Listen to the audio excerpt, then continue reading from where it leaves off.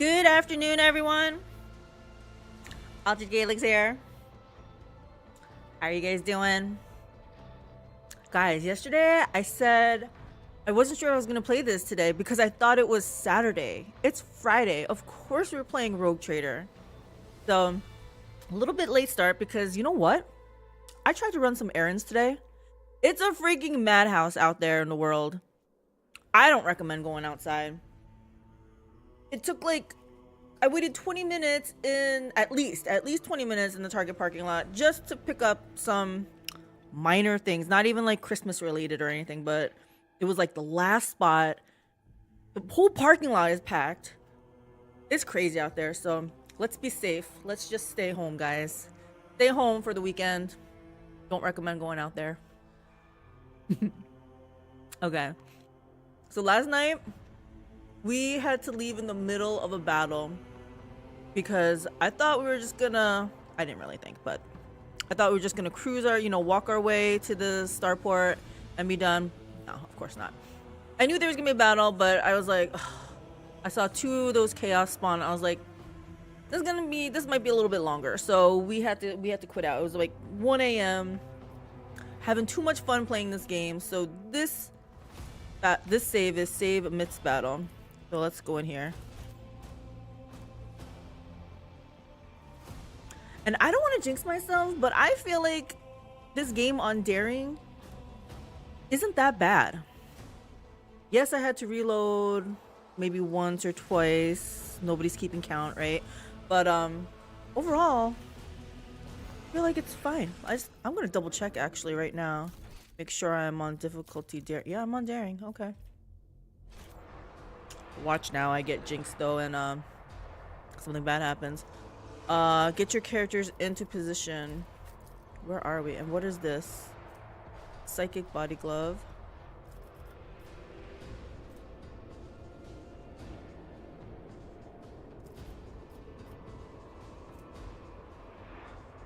What does this psychic body glove mean?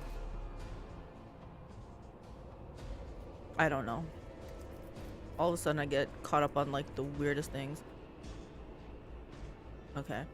Yeah, we're stacking on damage for Argenta. I feel like I've noticed I use her the most. I have, is it 2 officers? I'm an officer, she's an officer. And we just dump our bring it down onto Argenta. Unless Argenta can't reach and then our melee is there. Okay, anyway, enough of that. We picked a fight. Let's see what we're gonna be doing here. Okay, so we're gonna pick a choke point. This is as good as any, I think. We even go back here. A tighter choke point even. I'm thinking maybe even we stand over here, right? Because if they come around the corner, they have to stand in this.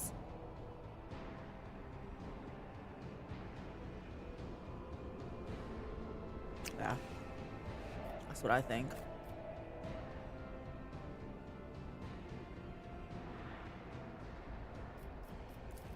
Abelard, you can't come back this way?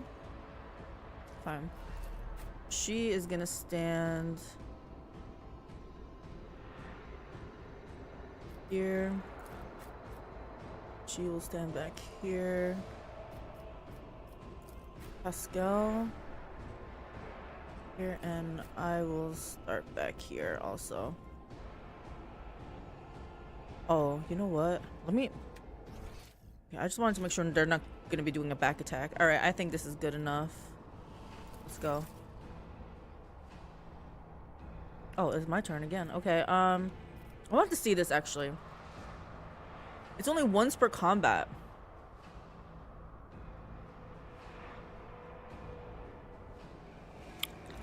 I hope there's an ability that makes it more than once per combat, but it's fine.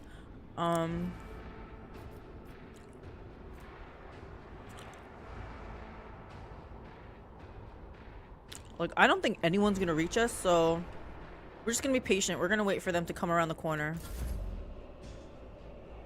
I can buff people up though while we're waiting. Let's do Henrik's.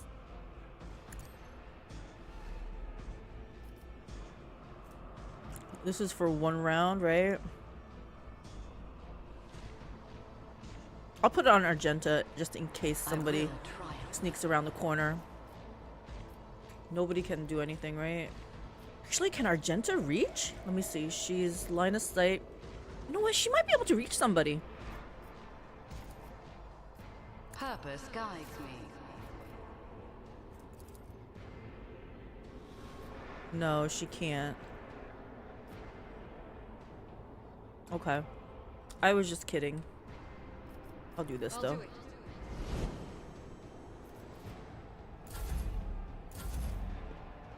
Yep. Come on in, guys.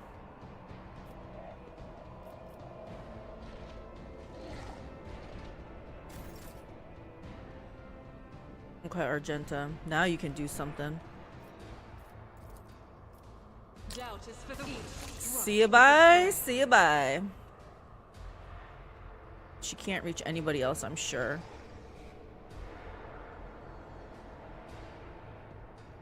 So I don't need to run and gun.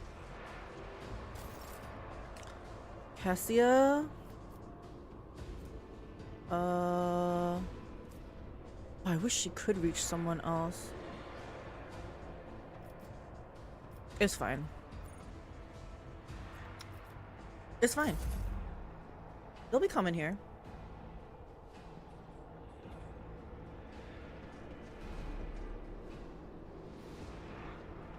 I'm gonna move Henrik's to be up over here also. Thing is, I actually do want them to come around the corner. We're gonna give everyone some resolve. Resolve, right? Yeah. Let's buff Abelard. And I don't think this is gonna be needed, but it's free. Might as well do it.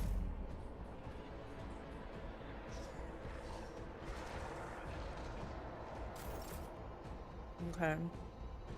Pascal.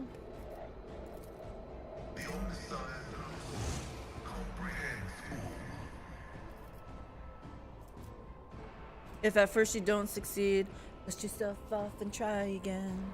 Dust yourself off and try again. Try again. Hey, Big Bad Russian. What are you up to this weekend? But I can't reach these guys. I can't reach anyone. So we're fine. We're fine. You know what? He doesn't need to, we'll just move him over here. I managed to finally find a cleaning lady in my area. Nice! I'm gonna watch someone clean my house. Make sure they're doing it right. I don't think we're gonna need this, but we'll just do this also. Why wasn't he at full health?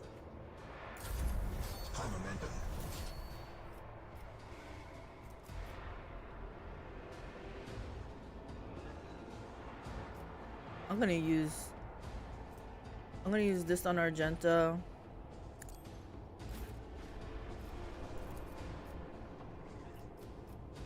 Faith without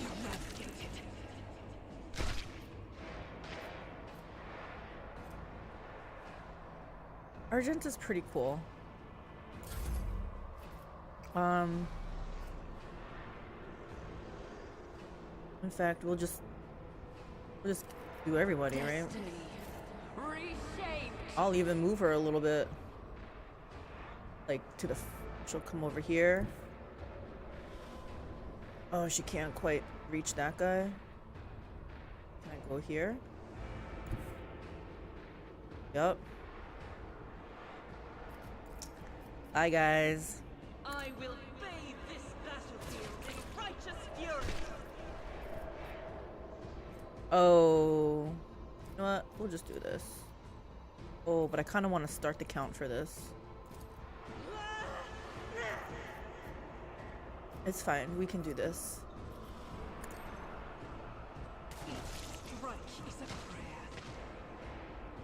Oh, that's it? Fine. It's fine. Oh, I should have had her dash over. I forgot. She buffed with... Oh, I can buff her. I will triumph. I don't think anyone else is gonna be going, honestly. Yeah, so see, she's not gonna be able to do anything either. Yeah, we're just gonna stay back here. I'm not even scared. I'm not even scared.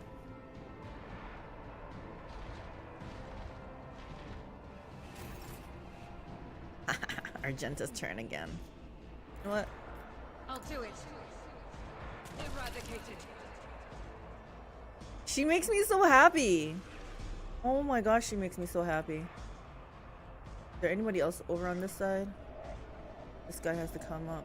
I'm just trying to position her better because these guys are going to be coming up the stairs. So I'm going to dash her over here. As the Emperor commands, I act. We can't get anyone else. Oh, wasted action points. Cassia, look at this. Maybe I should just move up. She's got that smile, that damn smile. Argenta? There's nothing for Cassia to do either. She's just gonna stand back here. Yep. Walk on in, guys. Walk on in, one at a time.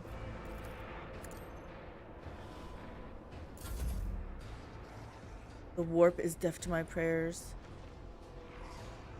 There's still 701. These guys take so long. We're just waiting for them to come to us. See, look at this. Purple stuff hurts them.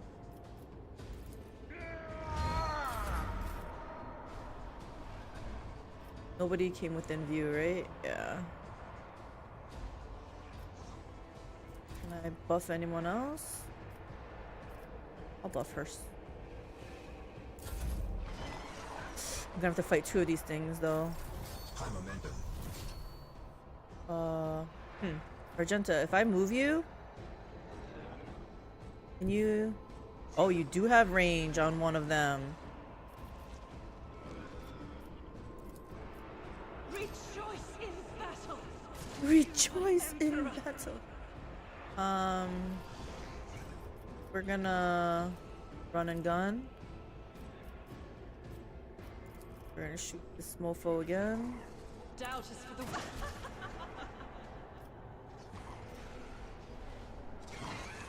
Might as well do this. resides in the will of the righteous.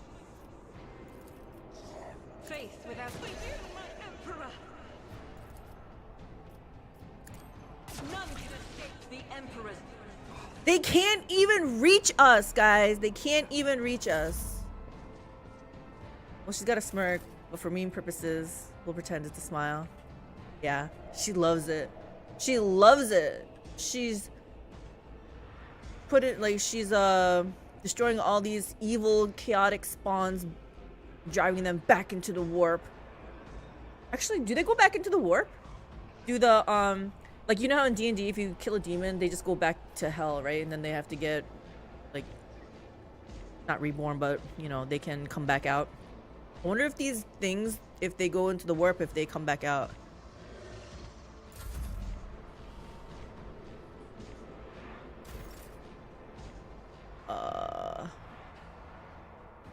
You know what? I'm gonna have a move over here.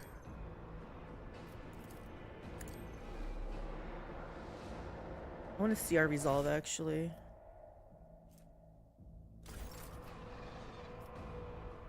Can I reach anybody? No.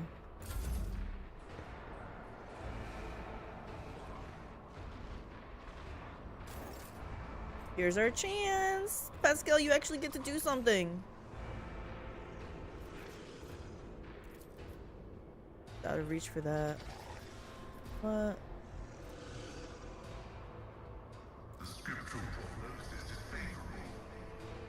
Can he reach? Oh, he can. He's really bad.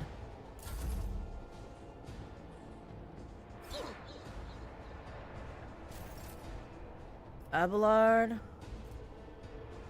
Can you reach him? No. Just shoot at him. You can't even reach. He needs a long range rifle. Victory is imminent. You know what we're doing, right?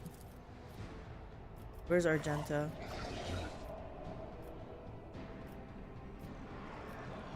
One step closer. Oh, hold on. As We're gonna the do Emperor this. commands, I act. I'll do it. She's so good. Oh, I should have buffed her with this first too. I guess I can't reach with that. This? Argenta's turn. As the Emperor.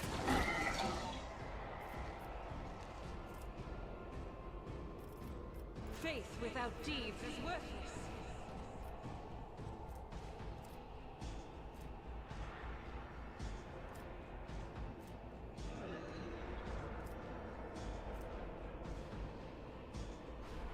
What's...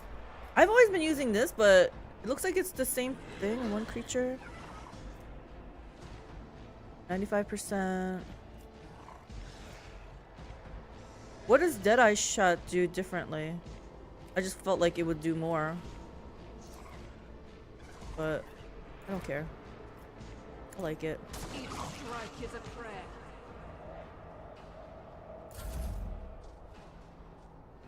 Two, three. I don't think anyone else can reach.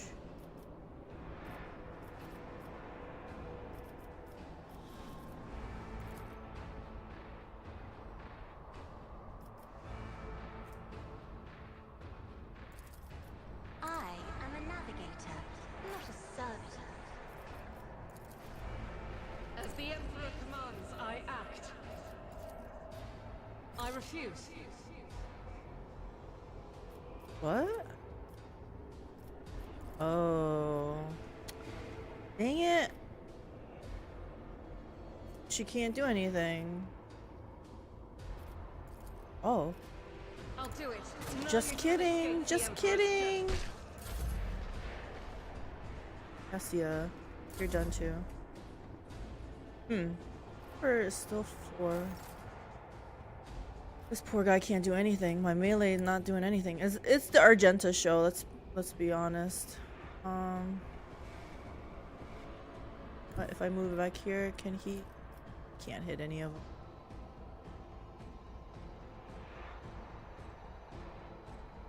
I'll put my psychic abilities to use.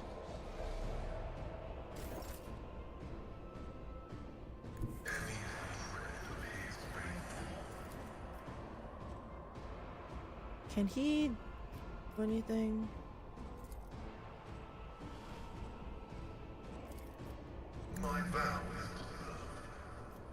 Yeah, Hales, it's not your turn. Oh, he actually hit.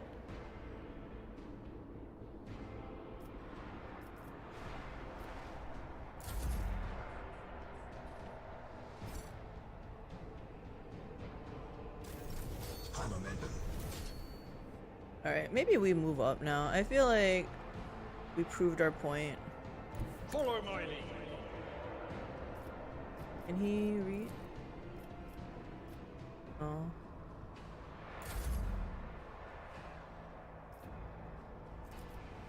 We're gonna do this up. Ruin beckons.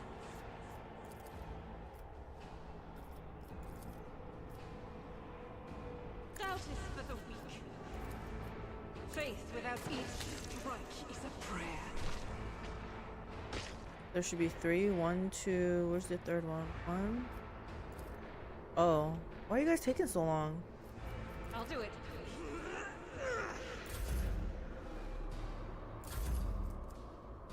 Oh.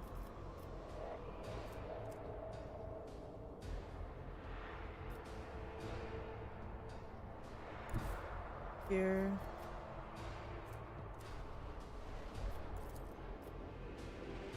We're getting bold now. The Emperor will be undone.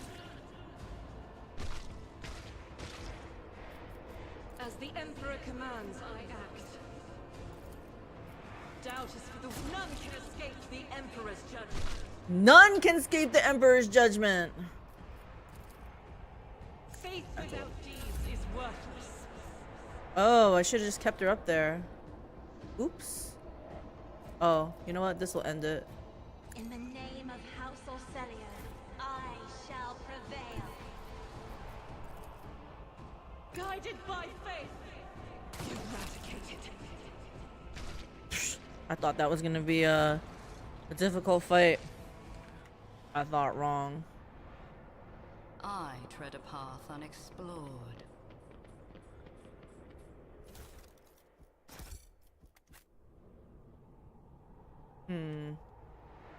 Get all the loot. Too bad the big boys, those chaos spawn, don't drop any loot.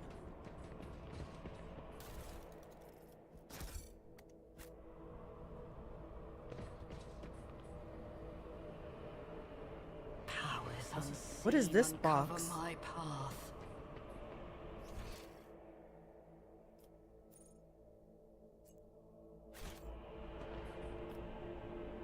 I see a loot box. We gotta go get it. Let's seize the opportunity. Probably this.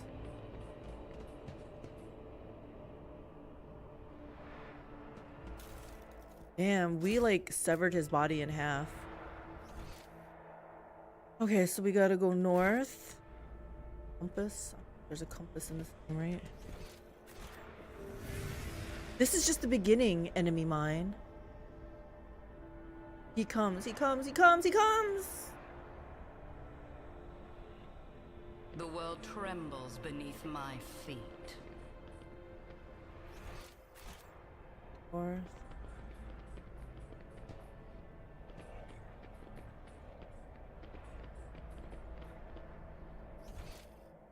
Up here. If he's gonna be coming, he better come soon, cause we're almost at the I tread a path at the unexplored. ship. Like inching my way. They are coming, one following in the other's footsteps, the Aurora of the morning and the Aurora of the evening.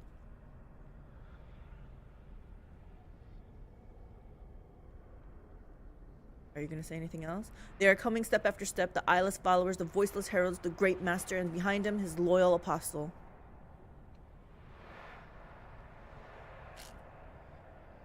The one time I can actually read fast enough, they go really slow. Hear this, enemy mine. We are mere shadows, followers. You are not yet to meet him who has endowed us with secret knowledge. Secret, secret. I got a secret. That is, of course, if you survive this day, the day of the coming of the final dawn. So far, we're doing good. Don't want to jinx it, but yes, so far we're doing good. I better save. I don't want to jinx it. Something's gonna happen here, right? My ship is gonna break right before I reach it, right? I can't.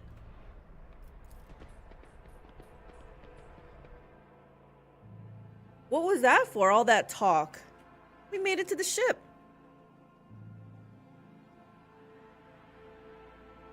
Is she on my ship?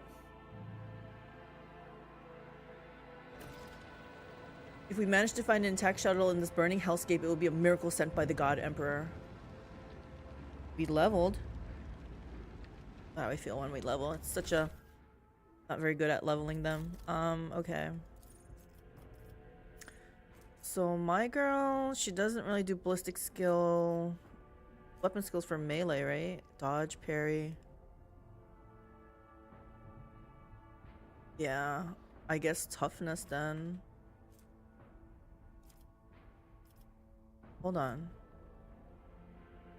With all forms of ranged weapons, does that also mean like the lightning and stuff like that? A high ballistic skill indicates that a character is a deadeye, someone to be feared in a gunfight or skirmish. The base hit chance for range tags within a weapon's effective range is 30% plus ballistic skill. I'm just gonna add toughness. Okay, we're gonna go. I'm either gonna add nimble or one of these things.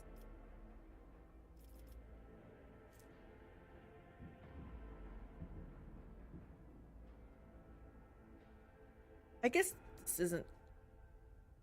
I mean, I'm always buffing, right? So just one action point cheaper, but I feel like that's a lot.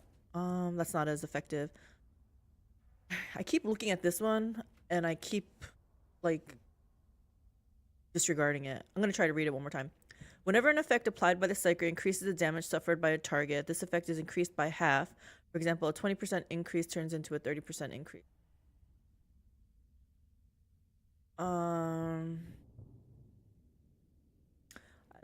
I wish I need an example. Whenever an effect applied by a Psyker increases damage suffered, because I guess maybe it's bad for my girl. Maybe it's bad. Maybe it's better for like either a melee Psyker or more offensive, right? Because my girl just does the buffs.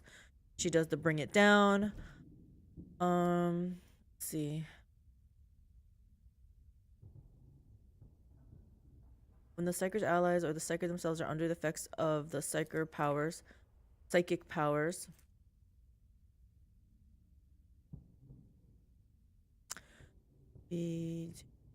Of archetype abilities and some attacks. The main difference from normal abilities is that they can only be taken by a Psyker, are separated into unique disciplines, and using them will degrade the veil.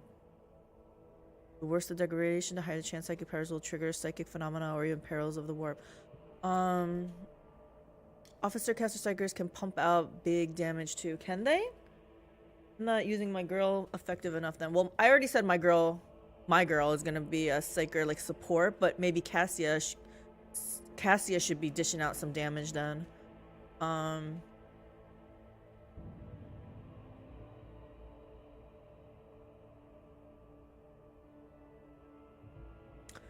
Okay, so whenever I buff anyone, they'll get 5 toughness, and toughness adds to like their wounds, right? It's like HP. Shrug off injuries, as well as how easily they can resist toxins.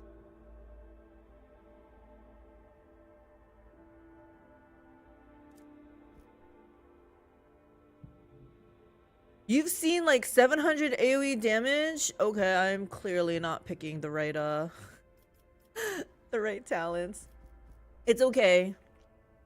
We're not following a guide or anything. I'm just kind of picking whatever makes sense, and I don't know, anyone who's watching might not make sense to them, but in my head it made sense at the time. Strange Vitality sounds good. Like I said, this girl's a support, so anything that can support people. Yeah, no need to min-max. Yeah, I'm just having fun, you know? Yeah, exactly. Thank you, Big Bad Russian. Yeah, I'm just picking, and what sounds fun, I'm just picking it. I just hope I don't pick something that is completely useless to them, though. That's the thing. But that's okay. It'll be a learning curve, right? It'll be a learning experience. I mean, it's fine. It's fine. You know what? I'm just gonna do the Strange Vitality, because this girl does buff people. So why not give him extra toughness? Now this guy I'm trying to play as a debuffer, but I feel like he wants to be a meleeer, because even his heroic thing is dismantling attack, which I'm pretty sure is a melee.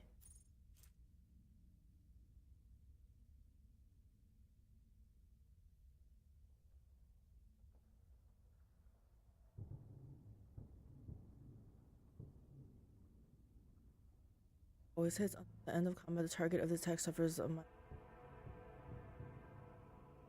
Yeah, I don't know. I'm not sure how to play this guy yet. I haven't figured him out. Like Argenta, yeah, we know how to play her. My girl, I'm just a buffer. Even Henrix, I'm like, yep, I know how to play him. Abelard's kind of just a tankier guy. Tankier melee. Henrix, I'm trying to make him the more DPS damaging melee. But Cassia and Pascal, I'm not 100% sure. So we're gonna figure that out. All right, let's see, Pascal, what are we doing with you? Ooh. Okay, neither of these sound good.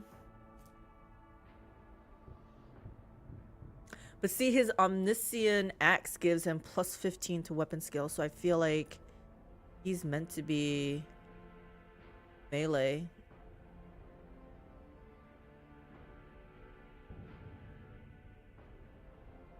He has so little hit points though, and so little armor. I feel like, how the heck do I put him up in the front?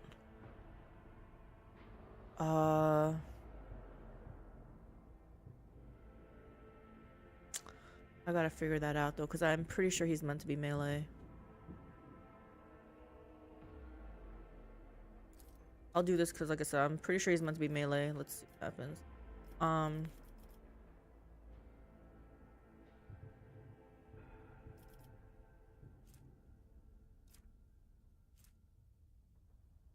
He wears robes. I don't.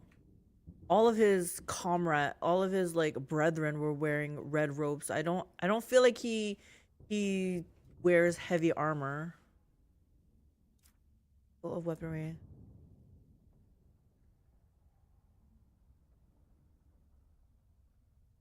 Plasma, melta, or power weapons.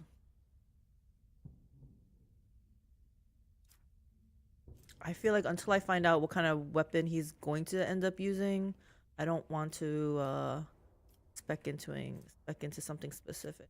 I know I can respec, but I don't know, so it's fine. Wait, we'll hold off. There's got to be something else I can do. Oh, does he still have no, he can't do it. It will not die. So I guess if I choose this, he'll have more hit points, and then I can maybe think about putting him up on the front line. Let's try that, because his lack of hit points is what... I don't know, I'd still be scared.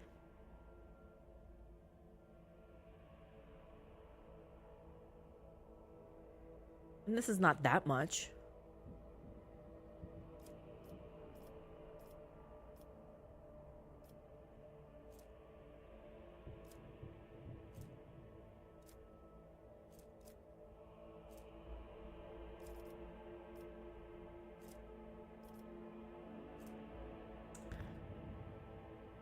The reason I kind of like this is because the words, it says it will not die. And I feel like since he's a cyborg kind of person, or it will not die, I feel like it makes sense. Not that it makes sense, but it has a good ring to it. I'm gonna choose that. And maybe I won't be so scared to put him in the front. Shoot him. This guy, I know what we're doing with him. Maybe. Toughness. And let's bottom here.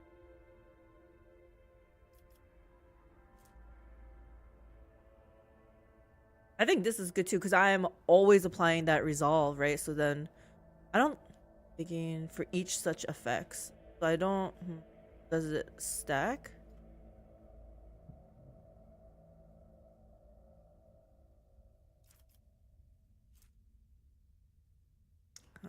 The damage was dealt to a target adjacent to the Psyker.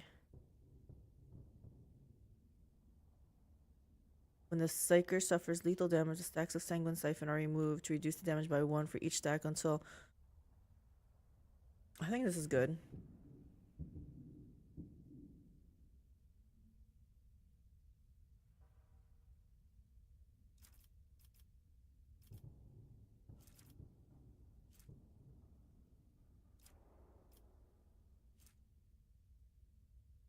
First turn of every combat, so it's only once ever in a combat. First turn of every combat.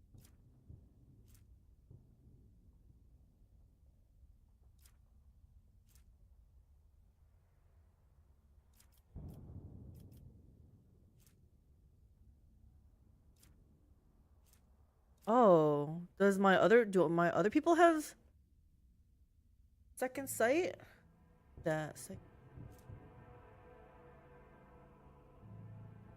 Oh, these two. So Cassia should definitely have these.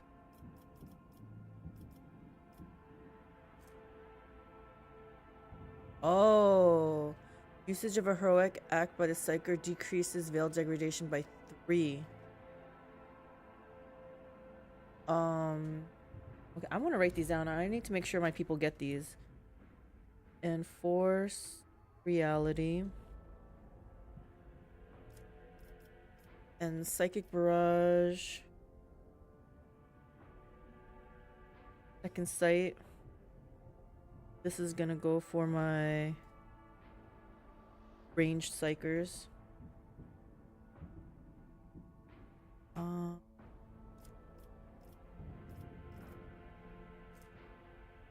It costs no AP but deals direct damage to the psyker. Next psychic power used after this ability will not trigger psychic phenomena. Oh, so I hurt myself, but I will not trigger psychic phenomena.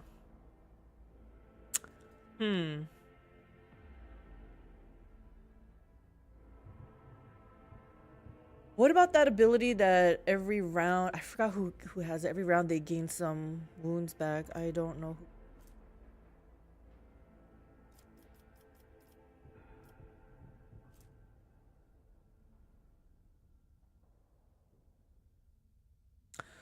I'll be right back, guys. Be right back, Burb.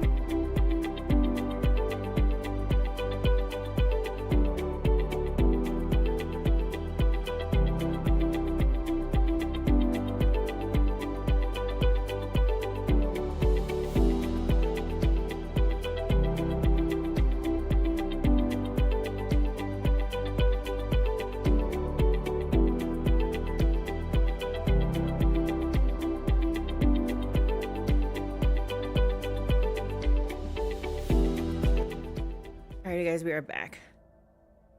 I blame this. All the caffeine going right through me. So you're saying Cassia should have had it. Okay, I'll check her. I feel like I did take it on some of my people. I just don't remember who. I kind of like this, but he's not the one that... It would have to be on my range psychers. I have to... I'm going to put this also down. Inscribed. So, because... I'm guessing if I heal using Psyker powers, that taps into the warp, right? So I would have to use this and then use a medkit, maybe? I'm still not going to use it on him, though, so... Force weapon. This is also part of the problem. I don't know the weapon types. Power weapons, I'm guessing like chain sword sounds like a power weapon, but what I don't know what a force weapon is.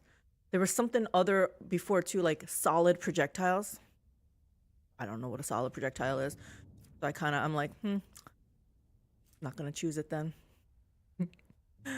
Psychic powers have a 25% chance to regain AP spent on psychic powers when veil degradation is 10 or lower.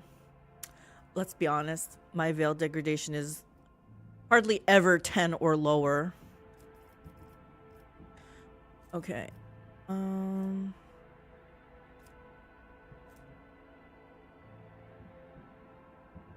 want this guy to just do damage.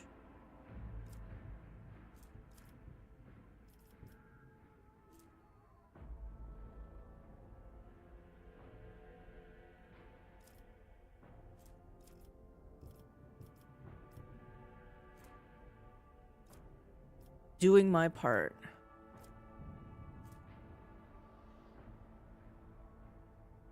This is also good, but he's rarely under 40% wounds, honestly.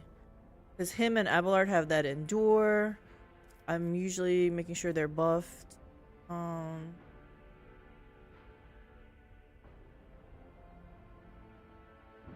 He might like this.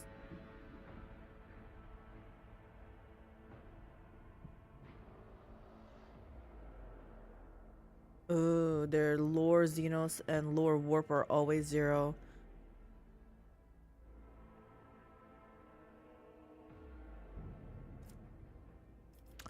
Ready to work. Night Slayer. Oh, what about this? Critical hit chance is increased by Resolve. And we're always casting, like every round he's casting Resolve. I like that. I'm not even gonna think twice about it. That's what we're choosing. Okay, Argenta. You should be easy too, right? We know how we want to work her. I feel like I can choose a weapon specialty for her. Yeah, that's pretty good. Yes, sounds like I made a right choice. Or a good choice. No right or wrong. It can be good. Like whatever weapon she's using, I like it. I think she's using a bolt weapon. Psyker's stack resolve. God, your S is kind of sticky esky. Scale off resolve.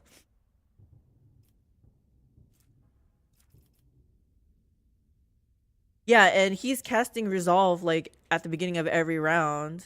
So yeah, he's stacking the resolve for sure. Okay, before I start her, I do want to see her, what weapon she's using. Sins hidden in the heart turn all to decay. I actually want to see something.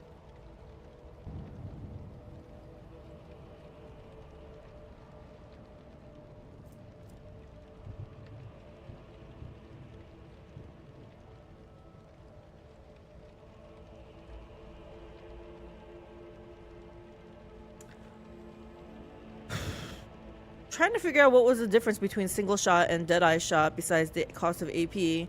I just assumed this one would be better because it's, first of all, it costs 2 AP and has the little sniper scope crosshairs or whatever, so I thought maybe longer distance. But when she was in battle and I was hovering over both of them, it looked like everything was exactly the same, so I need to figure that out too. But that's not why we were what we were looking at. We were looking at what weapon she was using. A longless.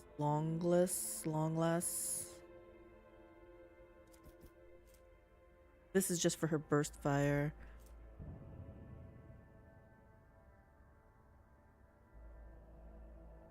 Laser las, I betcha, right? Targets in cover and targets with high dodge. The reason why it's not that I know I can respec, but not that I'm worried, but I feel like I have to respec Alder from level 1, and I don't want to go through that hassle. If I could respec like 1 level at a time back, then I think that'd be good. Mouse over them. Although the UI here leaves a lot to be desired. Don't any of you have the guts to play for blood? I'm your huckleberry. That's just my game.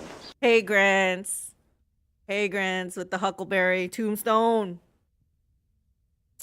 Yeah, they did make the respecs more accessible. Yeah, so it's just like a chore. I'm like, oh, yeah, I can respec, but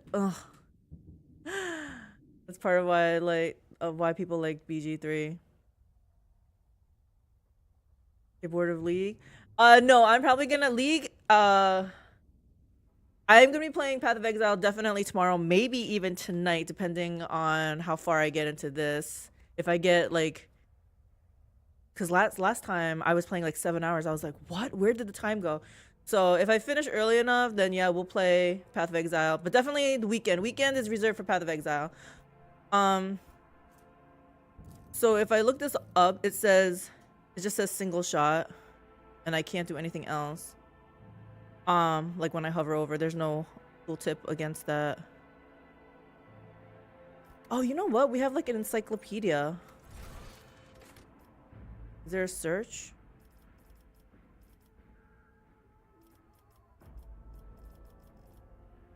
Burst attacks. Single shot. A type of range attack aimed at a single target. Such shots cannot hit opponents standing between the shooter and the target, but in the case of a miss... Oh, does Deadeye mean it can go through?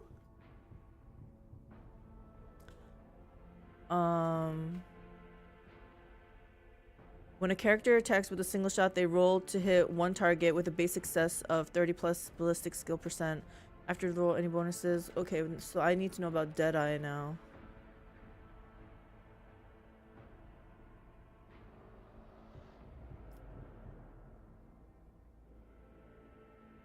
Deadeye is not covered here.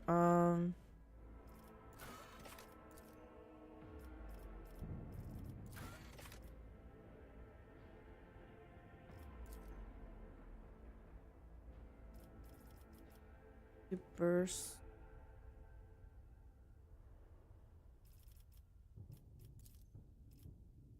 Energy.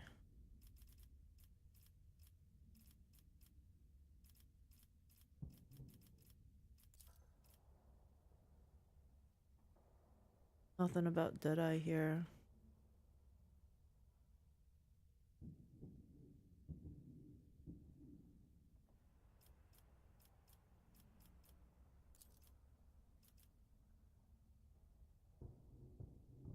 It's plus 50% effective range and plus 10% hit chance. That's what Deadeye is? So it is more max. I'm gonna have to check in battle again. I'm pretty sure when I hovered over both of them when I was Argenta, it was exactly the same, like their max range and everything.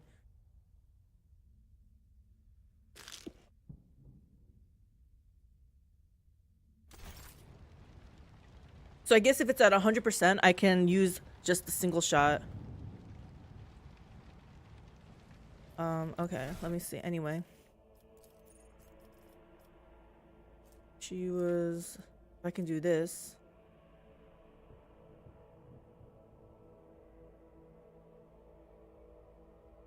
I mean, I kind of like her with that long range, but maybe I don't need a long range with her. I don't know. She does really well with this. With her. Excess hit chances convert to crit in this game. Okay, so then I guess it is better because we stacked that ballistic skill on her when she does that.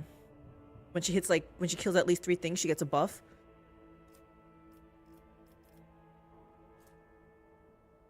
I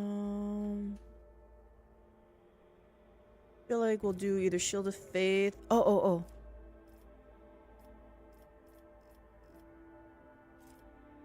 Mouse over ballistic skill.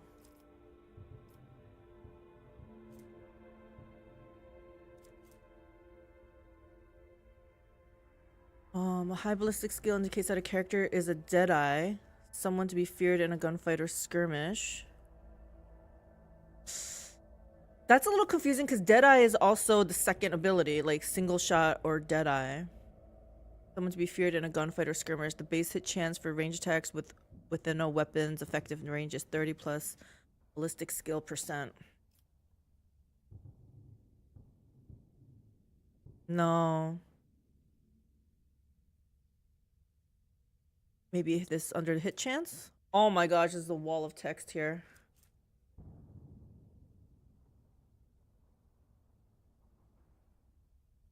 No, this is not telling me.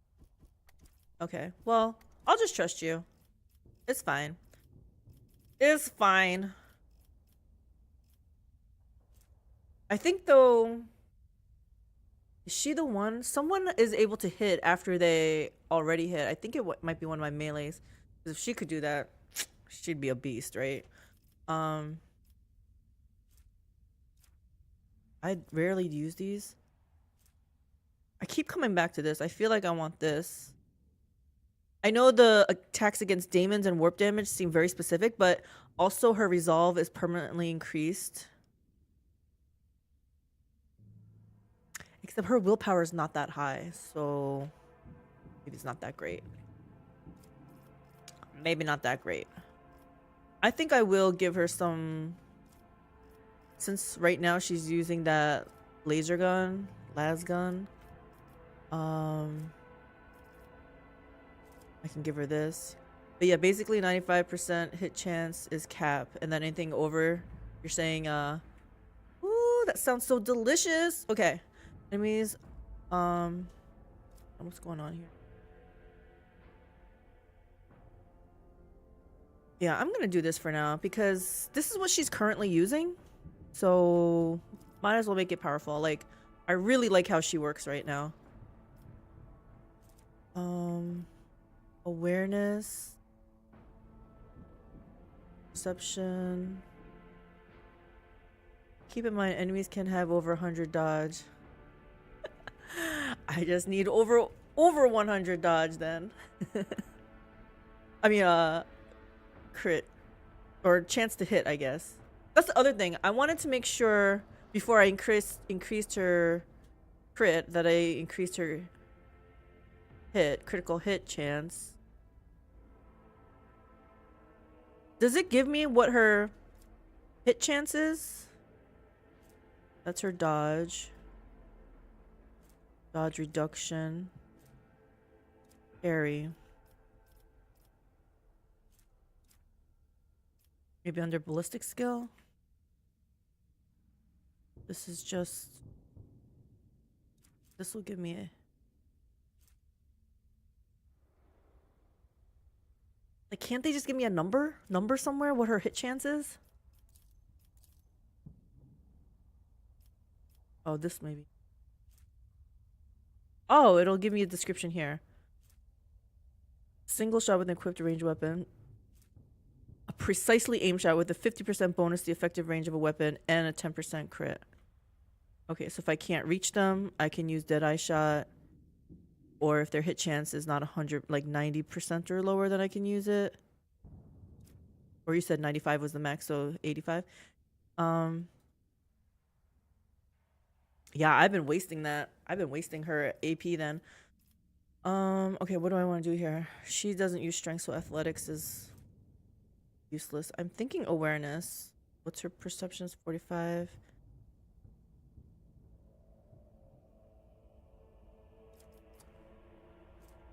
Medica. Yeah, her int is not that high, so even though she can do Medica, I'm not sure I really want her to. She could be... She'll use it in a pinch, maybe. Lore Imperium.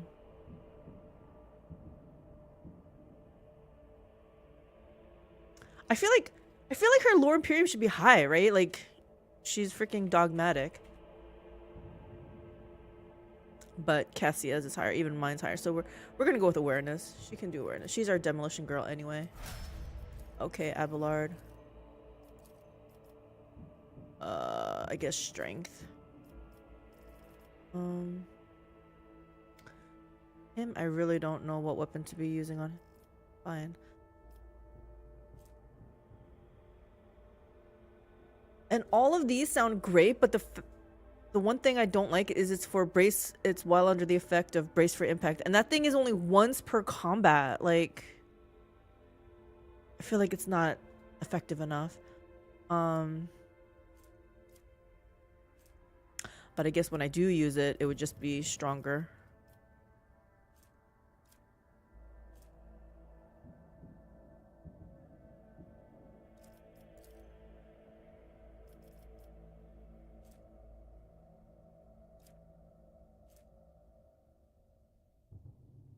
He's not really interested in doing more damage. He's our tank. Again, it also gives him 50% passive cover penetration. For Brace for Impact? But Brace for Impact, it can only be used once per combat. Again, not saying to take it, just pointing it out. But it's only used once per combat.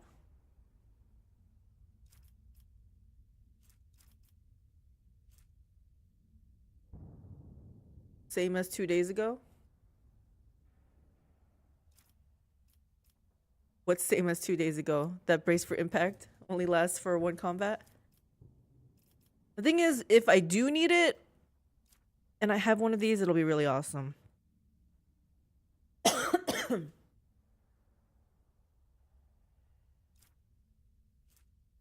That it has a passive component. Oh, okay.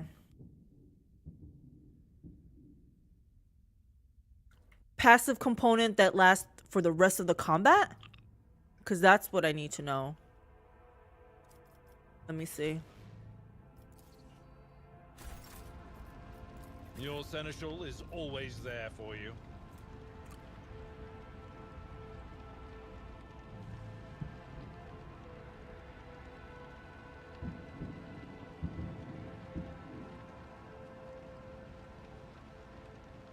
Oh, you were saying abilities are passive?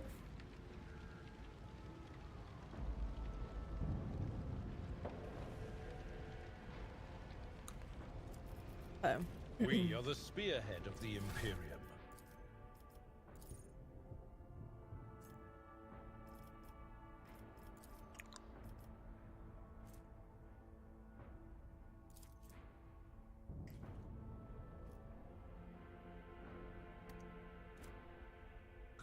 I know you keep saying this, Big Bad Russian, but my brain is still not comprehending.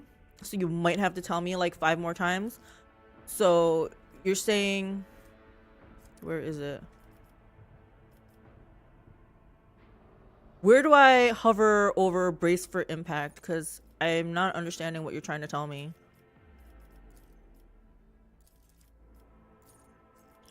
Where's Brace for Impact? Why can't I level up here?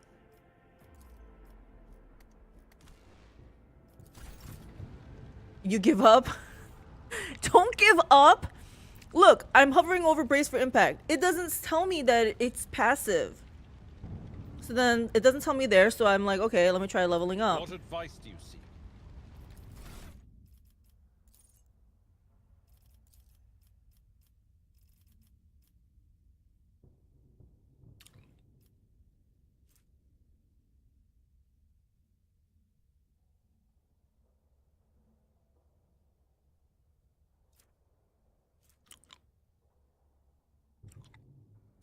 I'm looking for something that says gives 15.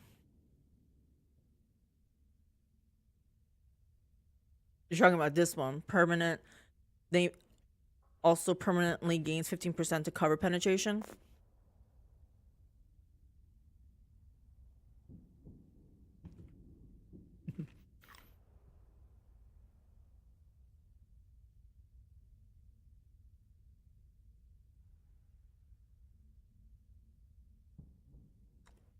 Okay, so then is cover penetration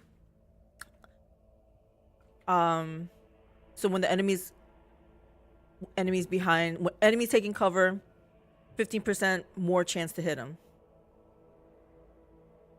Cover penetration.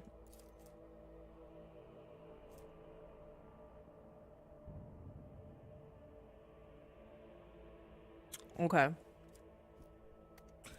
The problem is not a problem, but he rarely hits. Oh, that reminds me. I need to put a longer ranged two-handed weapon. Then that might be good.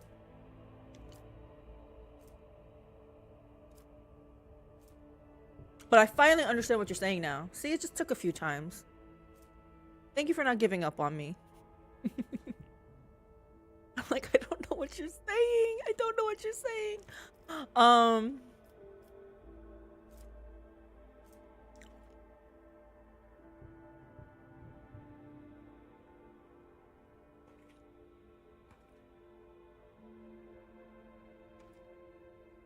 I kind of want this. His lore Imperium and lore Warp aren't that high, so them being always at 0 might not be that bad of a deal. Let me see who else.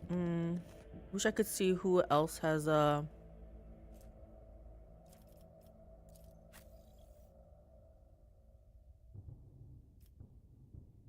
45 and 55.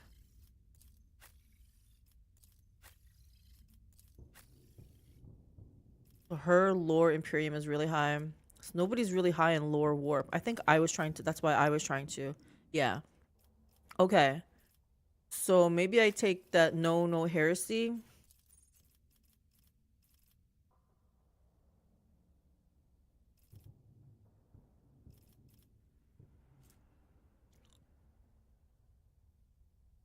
And their allies gain half the bonuses of no heresy.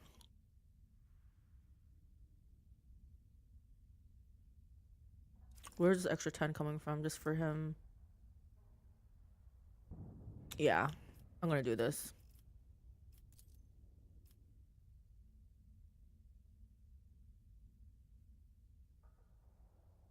Maybe next level.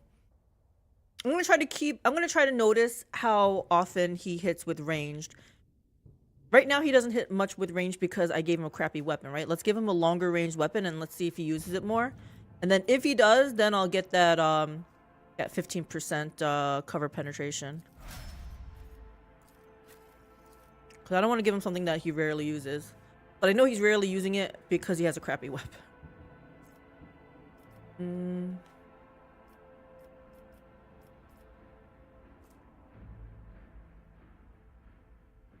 So she has pretty high perception. We might want to capitalize on that. Yep. Okay. This girl I know has a lot of stuff. Okay. First off, let's see if she has the enforced reality. She doesn't. I might have already taken it though, is why. Yeah. No.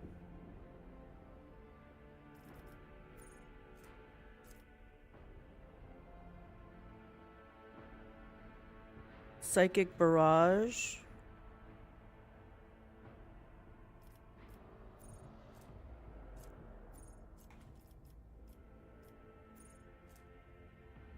What is this that I took?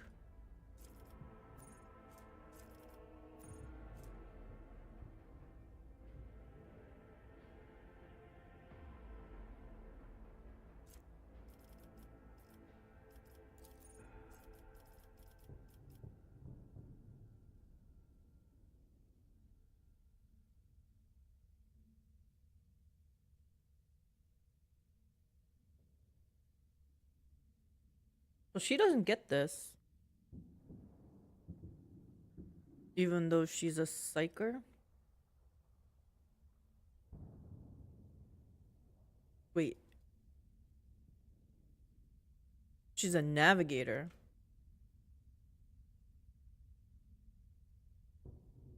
So she would not get these things. Okay.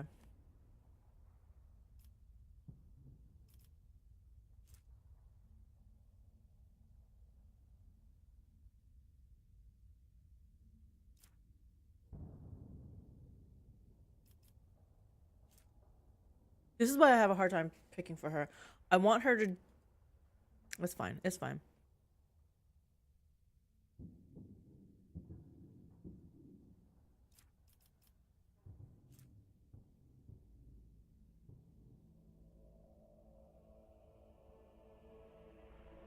Until the end of combat, enemies damaged by the navigator suffer an additional 5 damage from all attacks of opportunity.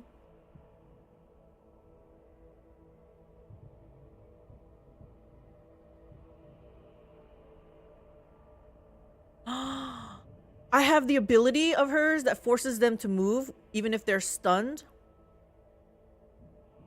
So if they're right by my melee and I use it on the enemy and they move. No, I don't. I could take it. I gotta take it next time. Because then they'll get plus 5 damage more on the attacks of opportunity. I kind of like that.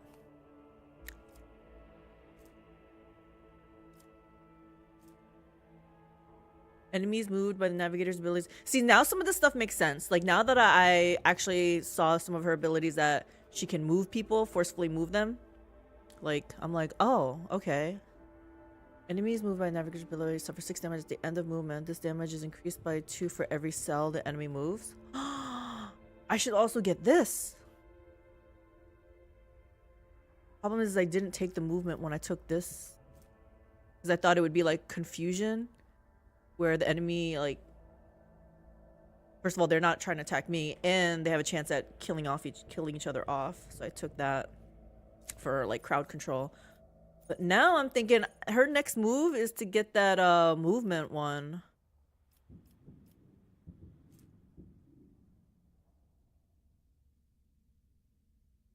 Problem is I don't have it right now. Oh, this one too. Navigator heals 6 wounds at the beginning of every turn. So she almost could get into melee range. Not that I want to put her in melee range.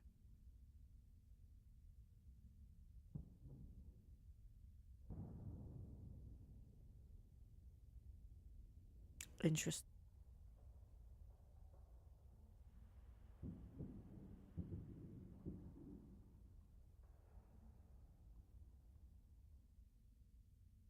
Trying to think here. Giving her a lot of hit points is great if she's gonna be up in the front, but so far she's always been kept in the back.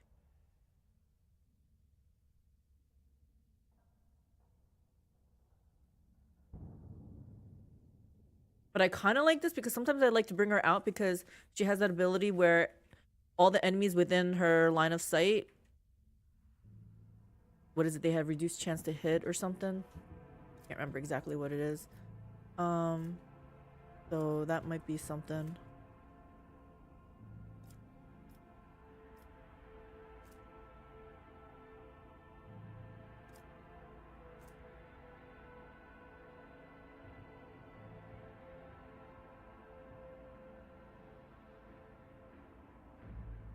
Willpower higher than toughness, yes.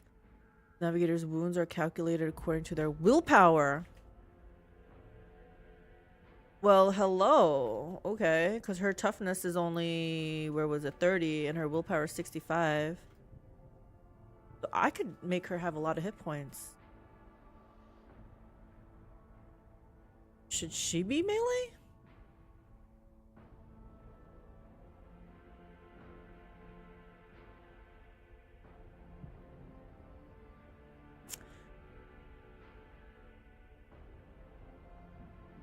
I'm gonna try this.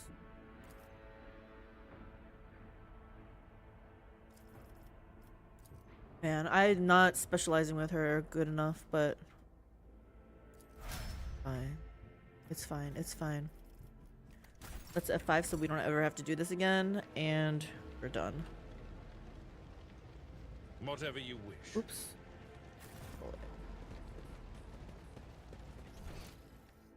What are we doing here?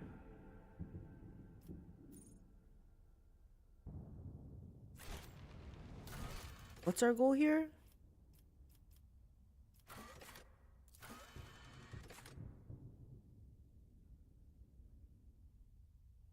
Starport. So we have to find a shuttle here somewhere?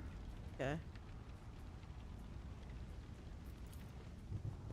Oh, that's not a shuttle.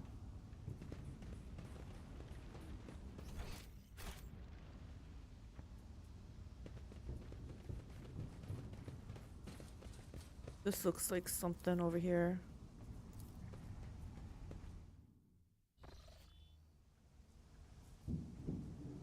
Oh, this was just to get that loot.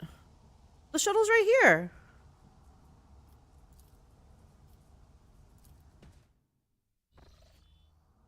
Okay, I'm gonna do something bold and I'm just gonna have him walk over here. For the Emperor! Of course they weren't just gonna let me make a run for it. Are we surrounded? I feel like it should be in the front. Oh, they are over here. Anybody? There's 6? Why is there 3 here? What does this mean? Sharpshooter, sharpshooter. Only 6? We've dealt with more than that. First of all, we can't position, so let's just see what they can do. Rebel agitator.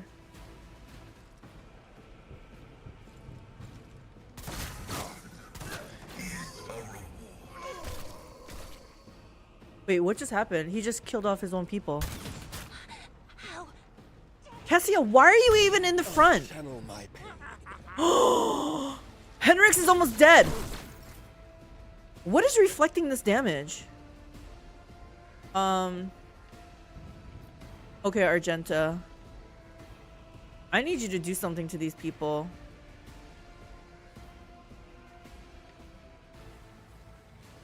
Let's give her partial cover.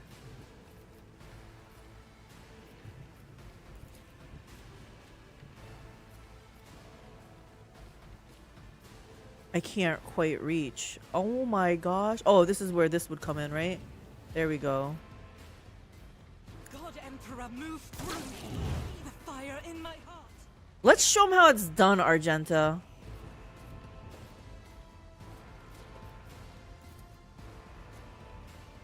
One, two, where's the third one?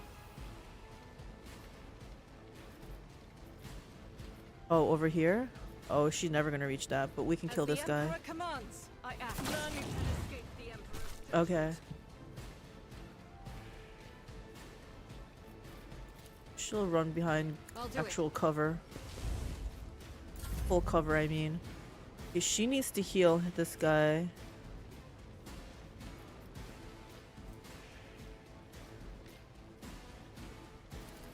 Let's remove that fresh injury. No guidance. Wait, what? Has to be fully healed, right?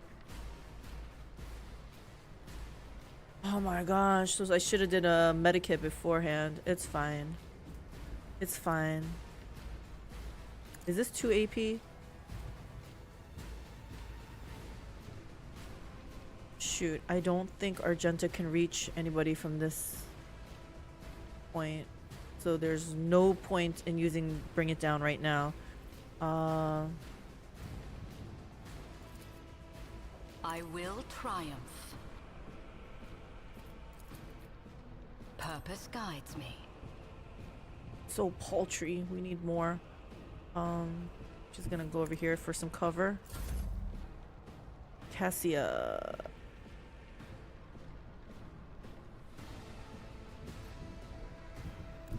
Step aside. The Just need you to- navigator is coming. Step aside. Step aside.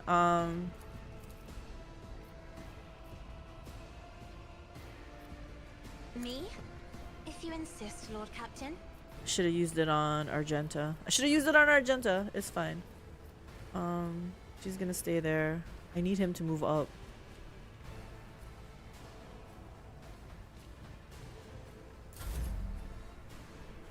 Yeah, he needs some cover. Partial cover better than nothing. Let's see to it. Smell of rot. He's definitely gonna endure. And we're gonna. I can't buff our. For the throne's glory.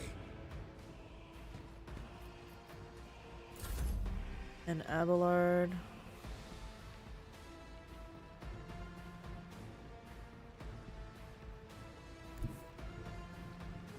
Go here.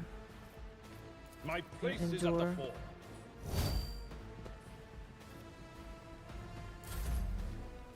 Pascal, I need you to take some cover also.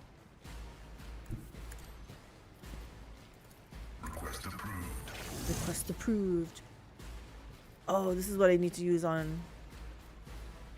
Flesh is weak. You have my thanks. That's it? I've suffered long. These sharpshooters are freaking like hitting me so hard. Argenta can't get at these guys. If she comes over here, can she reach him? Doubt is for the weak. Yep. And then need her to get into cover.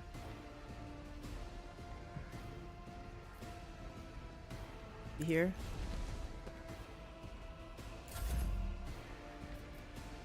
Oh my gosh, I should have used I needed oh, I think she can go against. Oh, she can't. Is it because I can't see her? One step closer. So she's gonna come back out.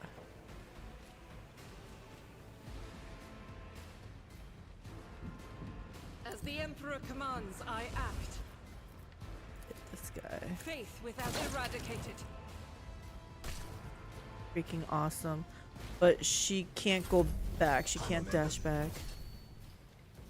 Oh! Should I do this on... I'm gonna do this on Argenta. She's gonna hunt down that guy. Guide my hand.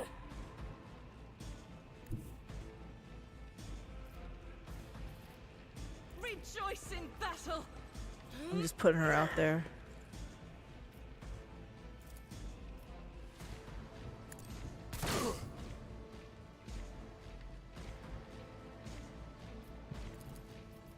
I'll do it. None can escape the Emperor's judgment. Freaking nice. Damn, they hit hard. Okay, I'm watching your back. he needs to use them. Your assistance is much appreciated. The one thing that is not cool is I can't use stuff from my inventory in the middle of the battle. Like it can only be it has to be equipped. Never doubt me. Cast your eye there. No one's doubting you. The Emperor favors me today. And every day. I better myself through my service. But I don't Duty get prevails. EXP for every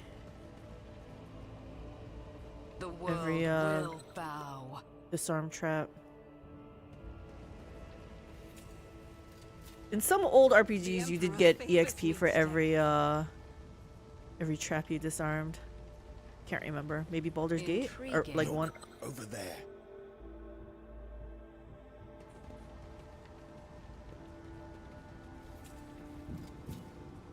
I better myself through my service. Scrappy lasgun.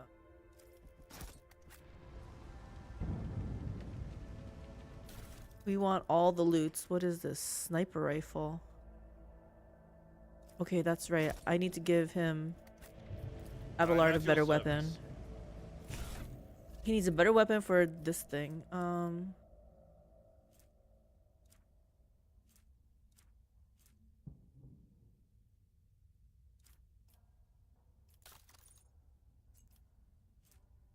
With a pretty good range. Is 10 good enough range? What about a shotgun? Range is only 2. No, that defeats the purpose. 15 sniper rifle.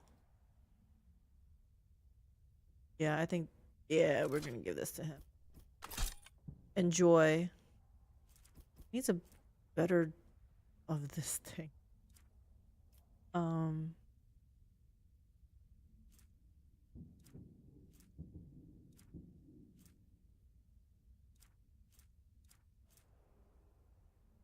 Who uses this? Blast wave sounds important, and it has a different warder.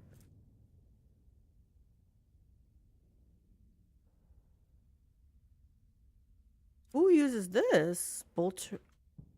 She probably uses this. Range is only 6. Burst fire. Oh, yeah, she can use this one. The range isn't as big. It's a lot lower. Yeah, I don't know.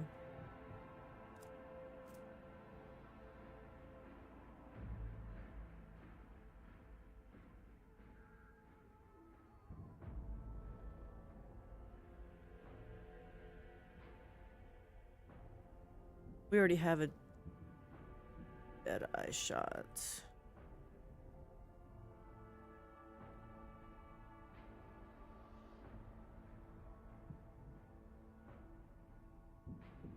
What does he use for ranged? Oh. I haven't even been using this. Okay.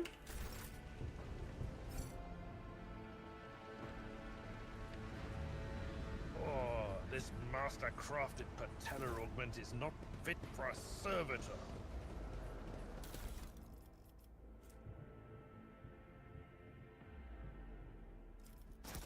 So these sniper rifles aren't better for her? I feel like I might be missing out. Is it modified las gun?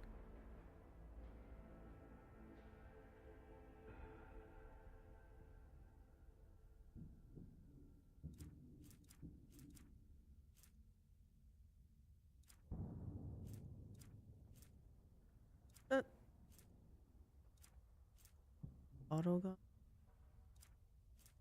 Shotgun?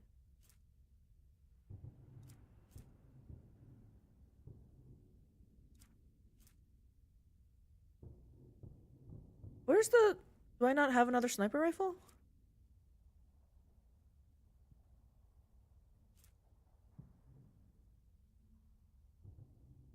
Not better.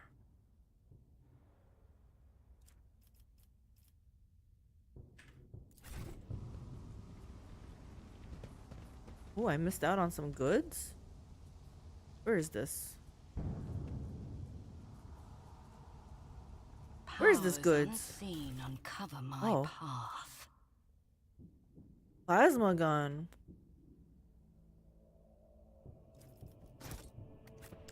You know, I don't know if it was meant for him, but I've been using a plasma gun on him. Technology breaks my heart. Figuratively speaking, my cardiovascular augmentation can withstand much more than high blood pressure.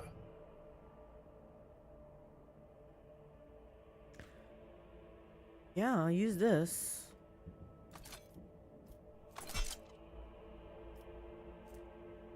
What did he have? Oh, he was using something that other people can't really use.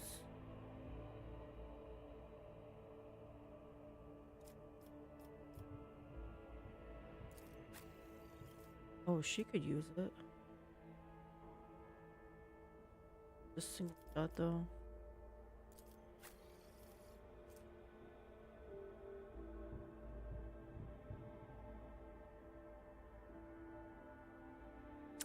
I like the idea of giving him Deadeye shot though. I think we're fine on that. F5.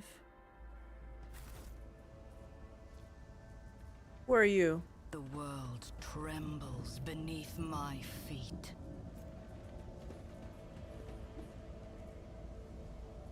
What is this? Where's the shuttle that I just saw?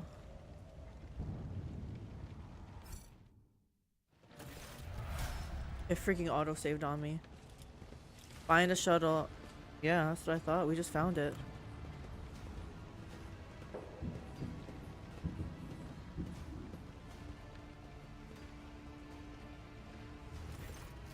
The stench of Physaline and blood blankets the starport. Echoes of shouts and gunfire drift over the landing pads. The shards of plexiglass crunch underfoot. You recognize Sergeant Malgar amid the crowd huddled next to the shuttles. He was a soldier who greeted you upon your arrival on Rykad Minoris. Yes? The sergeant's chest is fitted with a sturdy-looking flak vest bearing insignia customary among your troops. One of the enforcers you sent must have given it to Malgar as a gift. A group of bloodied and frightened people is wedged between Malgar's wardens and the shuttles. You recognize them as the governor of the planet and the members of his high-ranking entourage. Their expensive attire has been torn in the fight and many bare wounds left by bayonets. Examine the people in front of the shuttle. Sergeant Malgar, I demand an immediate report. What is going on here? Governor, would you care to explain to me what's going on here? Point your weapon at the sergeant. How dare you treat highborn officials in such a manner? Sergeant, where are the people who were sent to assist you from my ship? Yeah, let's examine. Let's see what's going on. Some of the nobles are paralyzed with fear. Others have succumbed to despair. 2 corpses are lying on the ground with their arms outstretched. Black blood has pooled under one of them. The other's skull has been split open like a nut, encircled by a pinkish crimson halo of bone splinters and bits of brain matter. What is going on? Yeah. Sergeant, you got some splaining to do. The sergeant spins around to face you, his face a twisted grimace of anger. Uh-oh. Our esteemed governor and his gang of cronies have been cowering behind us, and now when things get rough, they thought they could scarp her and leave us here to die. We've shed our blood for him and broken our backs to provide for him, and after all this, you think that's fair, you piece of grox shit? Malgar's stun baton hits the governor in the chest, causing the adornments on the governor's uniform to jingle in unison. It looked like it did a little more than just jingle. The governor spits out blood and opens his mouth, to respond when his head explodes. His body falls limp to the side, his remaining eye staring upward. The chorus of noble screams cannot drown out the sergeant's spiteful whisper. Enough. You've said your piece. For generations upon generations, the nobles of this world cared for Rykad Minoris and ensured the prosperity of its inhabitants. And this is your gratitude, peasant? For killing a nobleman, you deserve to be executed where you stand. Cassio throws out her hand, and Malgar's knees buckle. My mentor was right. The rabble truly have no honor. Abelard looks at the governor's body, his brow furrowed. Madness. Punishable by death. I'm still not sure what's going on. We don't have time for this. We need to get to the shuttle now. You are acting like an executioner. You think you have such a right? I agree. Let us save your people and escape this plan. Persuasion. Another in your position could have forgotten that the Emperor protects all of his subjects, but surely not you. It is your duty to help anyone you can. I care nothing for these people. Just get me and my retinue off this planet. Point your weapon at the sergeant. You will drop your weapon, servant, or I will end you like a rabid dog. So I'm talking to Malgar, it sounds like. Or am I talking to Henrix?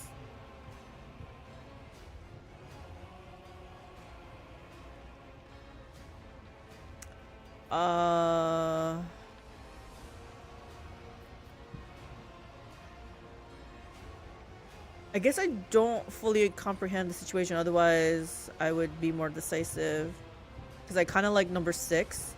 But that's if he really is like being twisted by chaos or something. I don't want to say I don't care about these people. I think I'm talking to Henrix.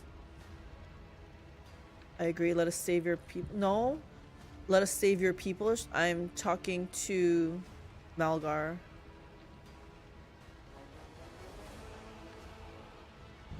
I feel like persuasion might be good.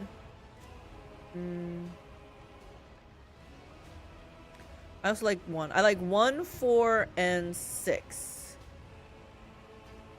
I feel like the situation is really hot right now. We need to bring it down a notch.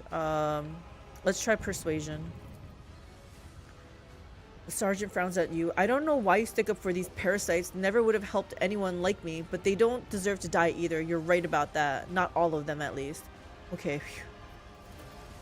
A dull thud comes from deep within the starport. Heavy footsteps shake the rock crate, raising an unpleasant tremor in your bones. What the heck is happening? Oh my gosh. Did they just destroy the shuttle? Oh, my people are ready. You thought you had killed Aurora, false believers. Woo! For I am Aurora. I am the herald of change. Behold the final dawn and die! Absurdity of your struggle amuses me. Oh, they did this to me again. I leveled, but I can't put points into my level right now. And let's see, what level is he? Oh my gosh, 342 hit points.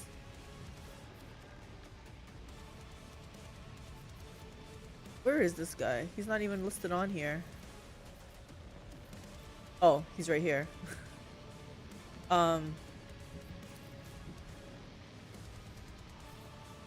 60% armor, 54% dodge. Aurora's hatred. When being attacked, this creature will unleash their hatred against the last attacker. Wow, I don't know what that means, but it doesn't sound good. Focus of rage. The Chaos Space Machine will attack the target marked as hated by Aurora. Oh, this is because of Cassia.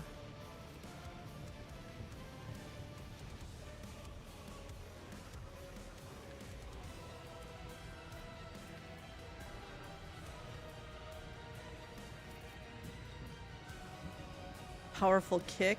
I'm sure that just knocks them back or something, right? Does it make them prone though? Oh. They have to pass a toughness resistance test. Okay.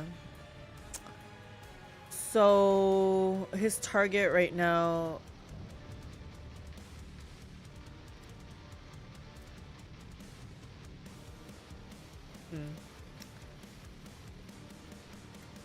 So the last one to hit him, so I have to make sure Henrik's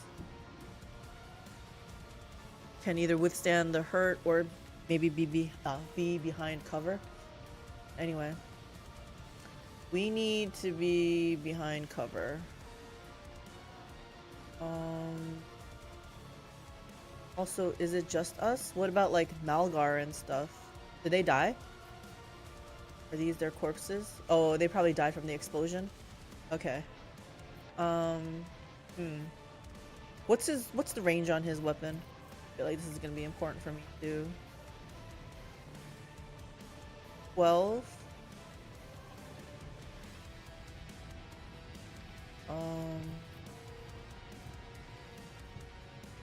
Wait. 24. Yeah, we definitely need cover. And have him be behind, have...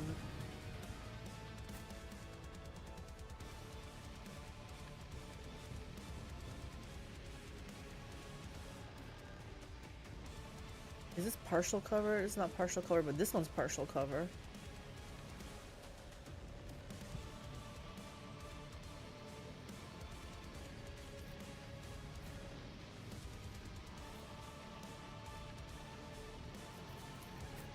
First off, I think I want him here.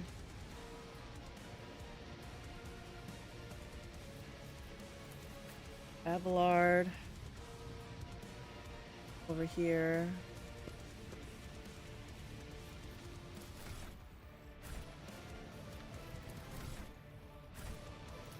Pascal.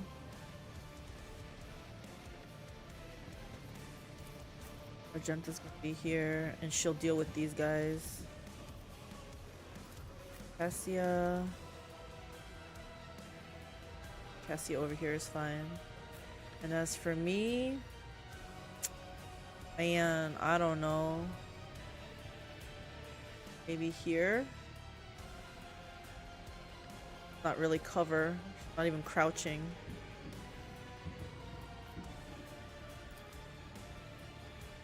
This is really bad, right? If he does burst fire, we're like right there. I don't know. We'll see.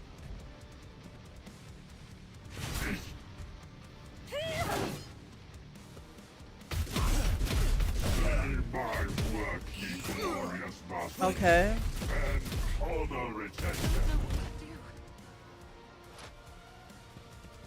He just freaking killed my best DPS. Okay.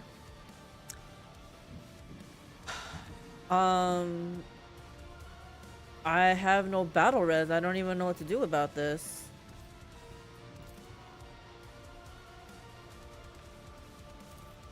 The scriptural prognosis is favorable.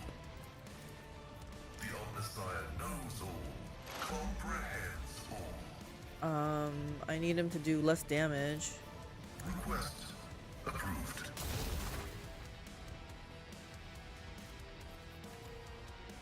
And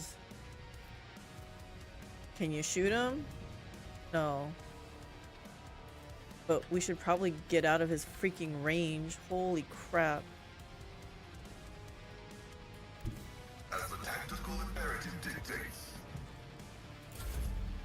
Stay behind me. Oh my gosh. Oh, I should have did this. It's fine. Let's do this. Indeed. Indeed. I need you to charge at him.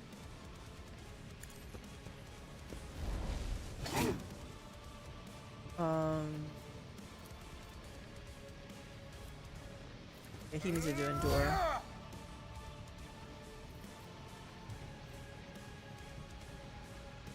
The warrior immediately restores all AP and gains 2 times what it was. Okay. For Von Valencia.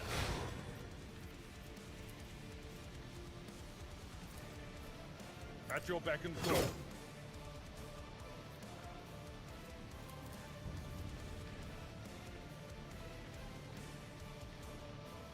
Maybe I use this to help with the deflection. I guess this is where it would have been really nice. Oh, it's 0 AP?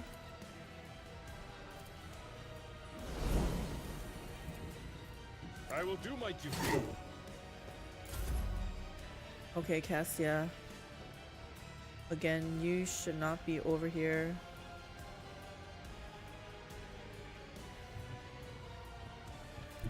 I'll put you here. Man, I don't even know who my damage dealers are now since those guys died.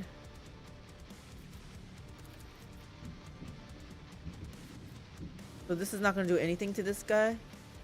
Is it because he's just chaos damage anyway? I can't not hit anybody else. So, okay, hold on. First off, we need to this. Be careful not to cross my gaze. Can I hit them? No. Why is there 6 of them? Oh my gosh, they're gonna be coming over here. We need better cover for sure. I can keep this guy busy.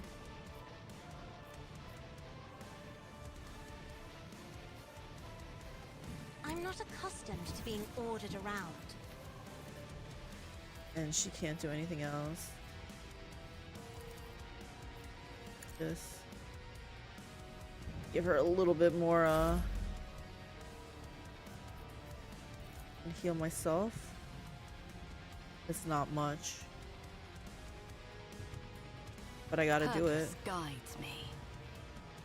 Oh, that's what Pascal could have did. He could have healed. I need no guidance.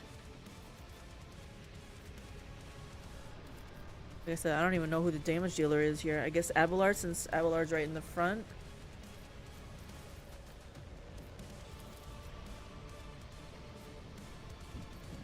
Do this on him. Oh my gosh, I can't even do it. I need to move her though. We're not safe here.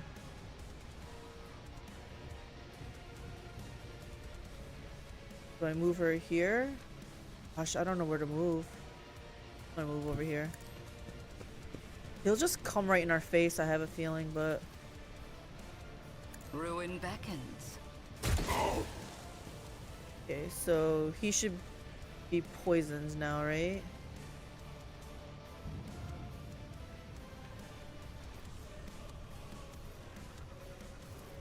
Yeah. These guys hit hard. They're coming for me! We're dead. We're dead. We're dead! Why does this guy keep going back and forth?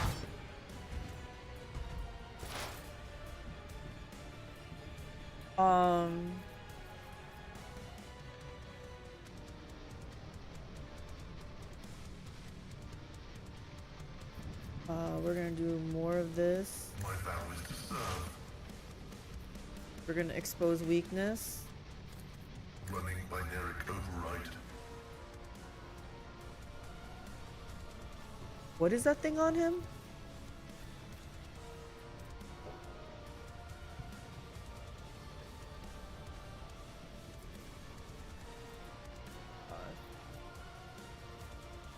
Does he have this on him? He doesn't. We need him to do less damage.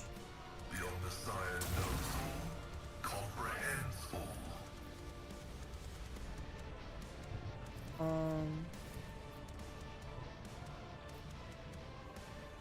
this guy.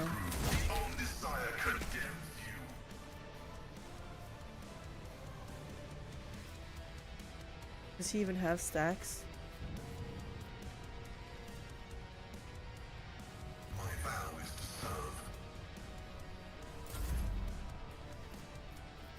Okay, Abelard, you need to do this. It will be done. You definitely need Indeed. this. And then you need to start hitting him. At your beck and call.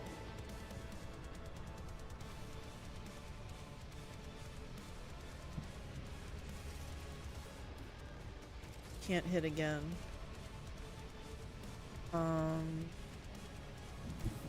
Tried over and here. tested tactics are the best ones. Okay, I think we gotta do this I'll on him. show you why navigators are feared. Cause this guy, he still has that, right? Yeah, so I don't have to worry about any of that. He's still got Endure on. It will be done. Oh, what is this? Pushes them away. Oh, you know what? What if I come over here and I use that attack on him? I've seen worse battles than this in my time. Oh no, I can't use this. At Oh, your can I? beck and call.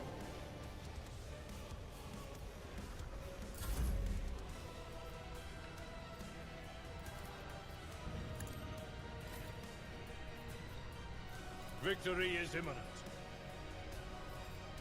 Oh my gosh, I didn't mean to do that. Yeah. I will do my duty.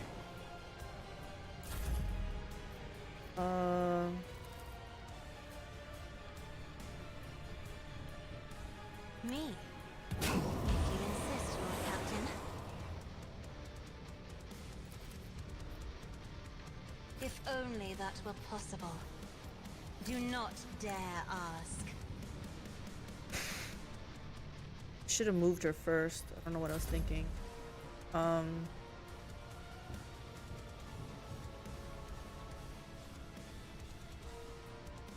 I'm gonna move her here. I need to heal myself. Amidst the carnage, I find purpose. That's such a paltry heal, but whatever. Can I cast this on him? No, but we're gonna. Oh, he can't do it. Is this because I can't see though? She's got no movement. Ah, crap. I think this is because of line of sight. I will not stoop to Yeah, no this. line of sight. That's my dog going crazy. She going crazy. I think I can't use this. He buffed? I can't do anything. I can't do anything. I screwed myself. I can't do anything. Where's he going? Is he gonna heal himself? What's... Am I supposed to stop him before he destroys all the shuttles? Oh, shit.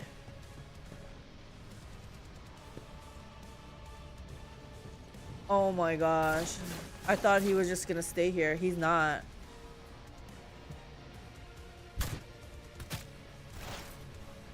That's not. Yeah, oh shit, yeah. Crap.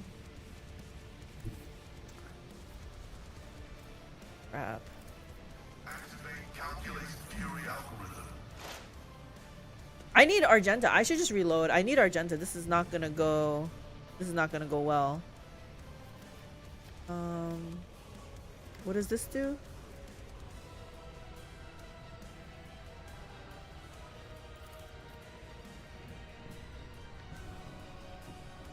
Request approved.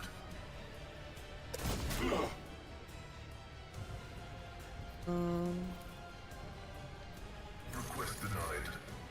Request denied. The Omniscient knows all, comprehends all. Abelard. Oh my gosh, we can't reach anybody. He can't charge.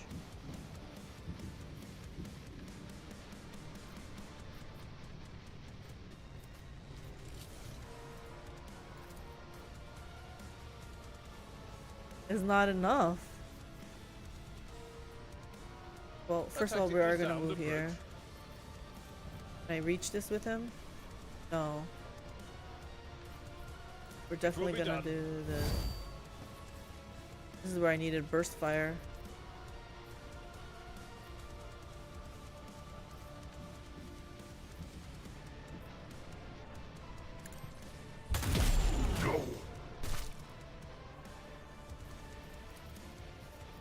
At your beck and call. I took care of this one.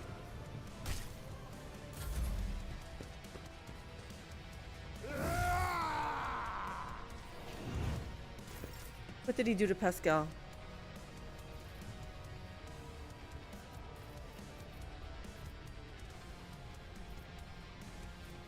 Provoked.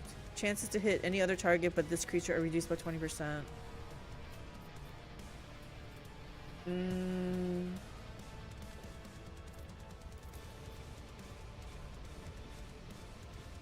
this a job for the serfs? Freaking nice.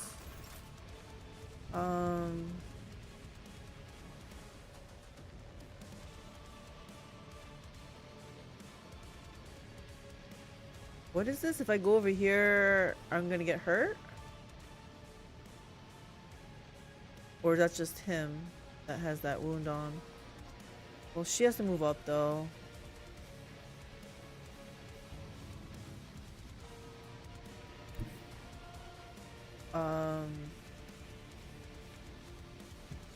Over here.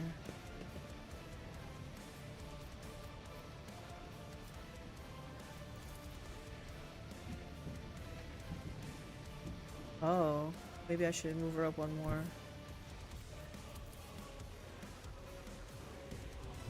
I have read tomes of military tactics. Freaking nice.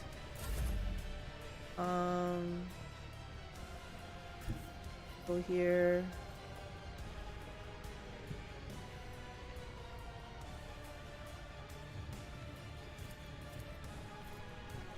If I give it to him, he can shoot.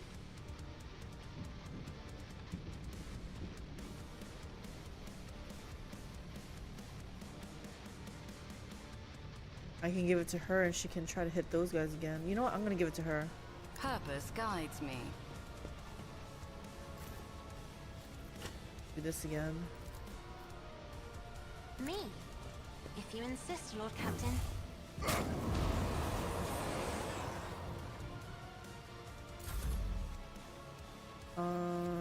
She needs to heal herself. I will triumph.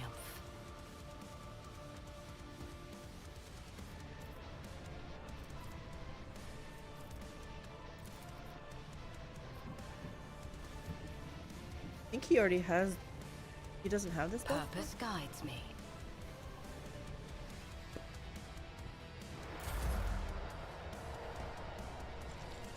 Help me, Lord Captain!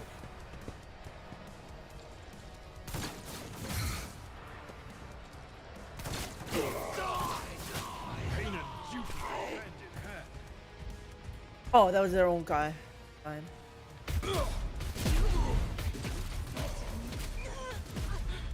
Cassia down. Less burden to bear.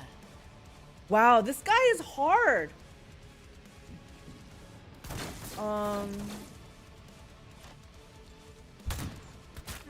Not dead yet. Another weakling claimed. Another weakling claimed. Okay. Okay, we have to rethink our situation here.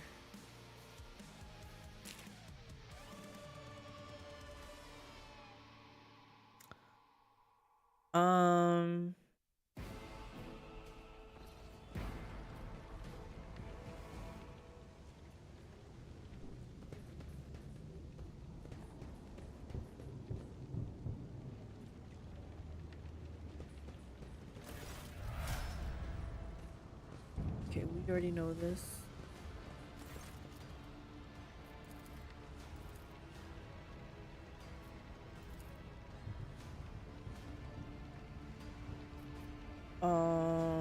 Governor, let's see what I'm gonna ask him this. Where are the people who were sent to assist you from my ship? They already went back to your ship, man. Malgar is trying to sound respectful, but his voice is vibrating like a talk train. Good people, your soldiers. They helped us out, unlike this carrion. Our esteemed governor and his gang of cronies have been cowering. Okay, let's see. We already know that.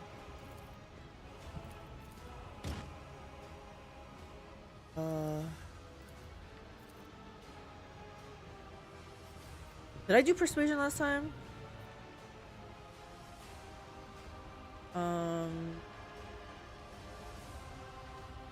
Yeah, we'll do this. Malgar aims his own weapon back at you and lets out an angry, almost deranged chuckle. Nothing scares me anymore, ma'am, so I won't falter. A dull thud comes from deep within the starport. Heavy footsteps. Yep, here we go.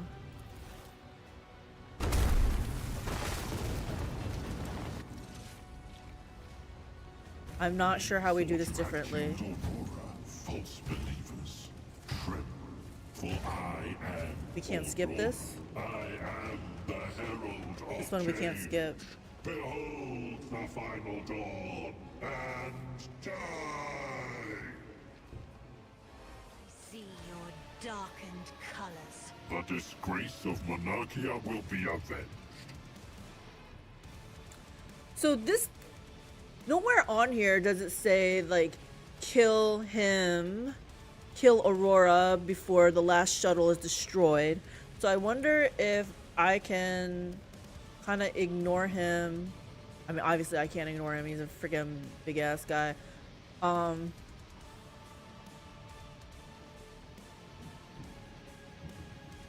Yeah, I don't know. We're gonna try to ignore him for right now because I don't know what else to do.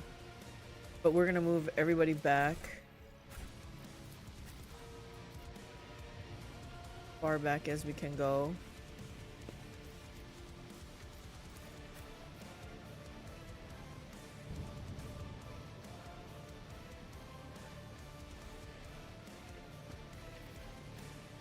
Further back. Well, maybe some cover. Maybe they just need some cover.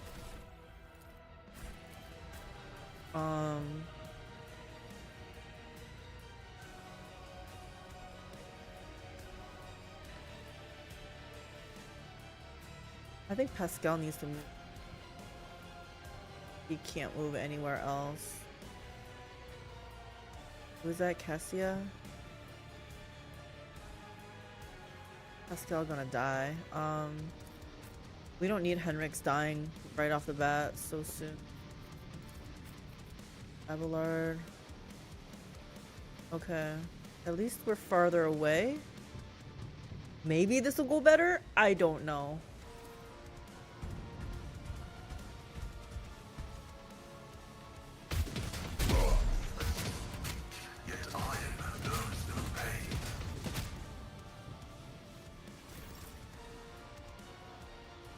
What is that monster's images? Twisted by corruption, oh Emperor, is my life meant to end so soon? Not yet. Not yet. We're gonna buff Argenta up though. Can she reach? She might be able to reach.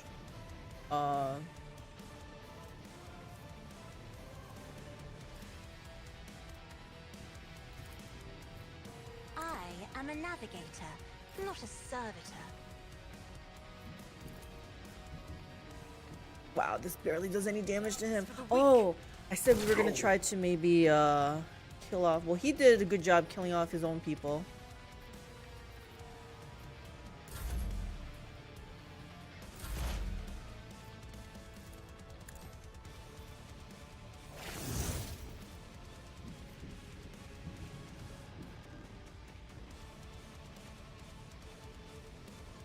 What if I should hide over here? Like make our way over here. Kind of late this round because my group will be split then. The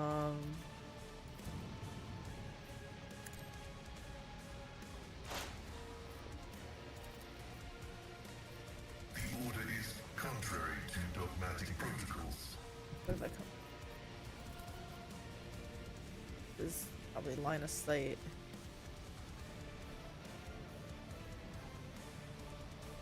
Oh, I don't want to move him yet. And I can't reach him.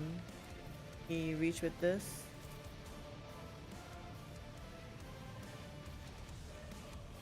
Yeah, but, let's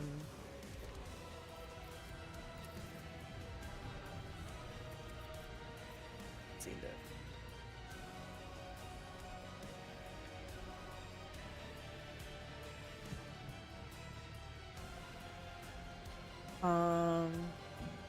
Yeah, I don't want to do the damage to him.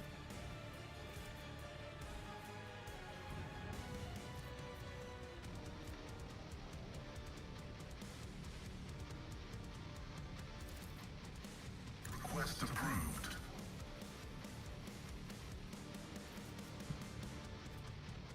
I can also do. You reach him with this. I can't reach him.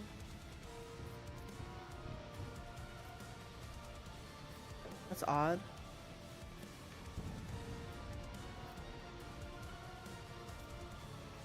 %35% chance. Actually, I should try healing. Let's try to play smart here, like. My competencies are not that universal. Can I do this? Initiating bioreformation protocol. Okay, that's good. You have my thanks. You're welcome.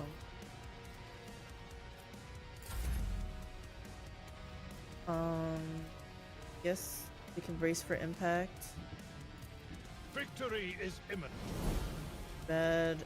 It's only for 1 round.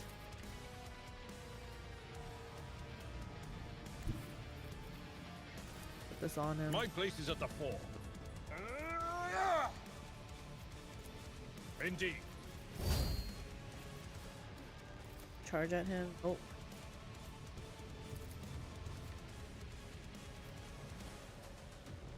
Why can't I shoot this guy? Like, it doesn't give him a percentage. Is it just because he's out of range? But he's able to hit him.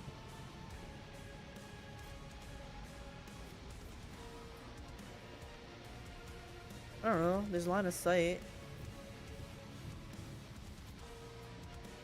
I'll try to hit him. It will be done. Okay.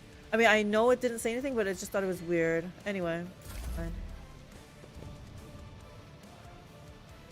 You need Argenta to survive. F me. Okay. But of Balls. course, Lord Captain.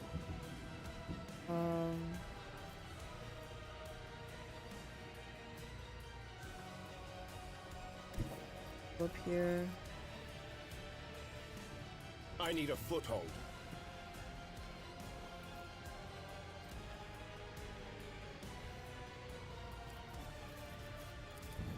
More trouble than it's worth. Can I actually shoot him? Oh.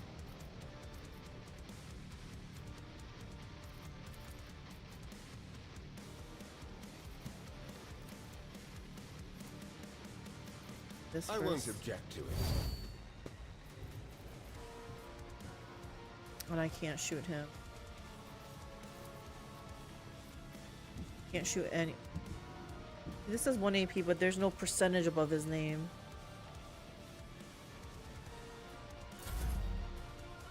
Okay, Argenta. First off, you need to use a medkit on Injuries yourself. will not slow. And then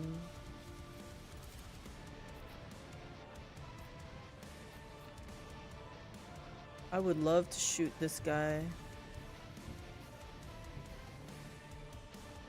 There's no percentage above his head, so I feel like that means 0.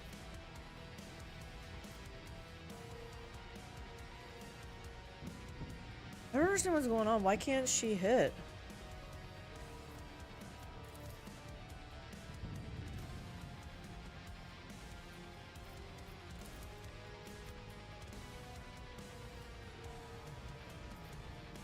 I need her to, maybe it's just because it's too far.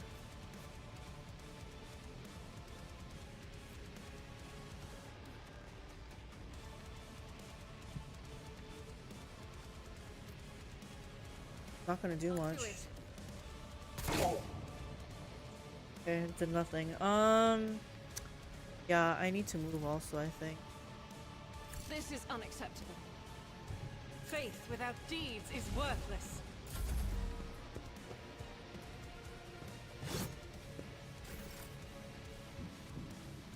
We're gonna move over.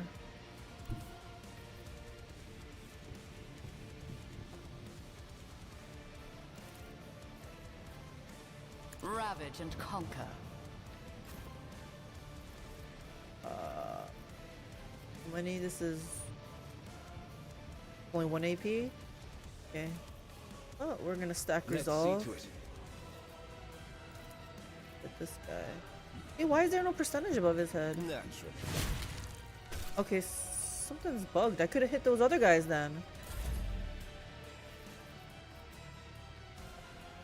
Gotta heal her. Hold on.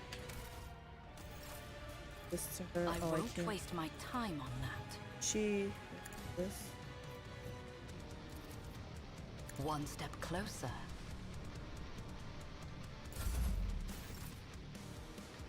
Cassia.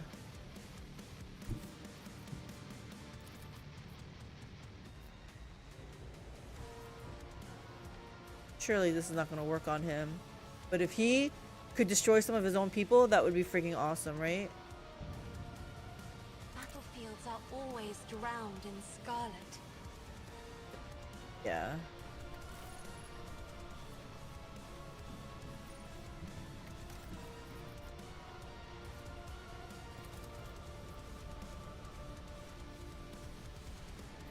On her. We're gonna try this on her. Me? If you insist, Lord Captain.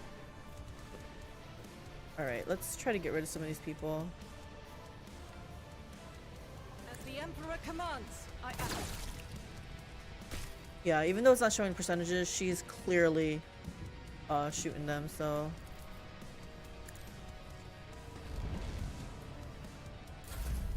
I'll paint your death in colors.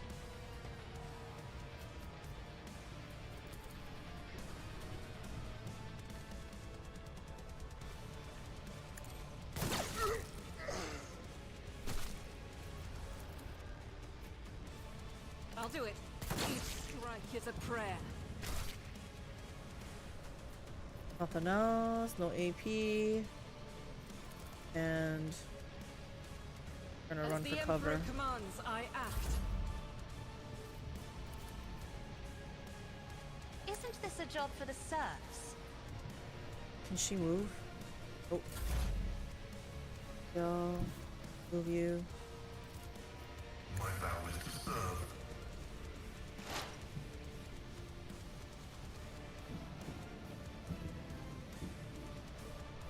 4 stacks.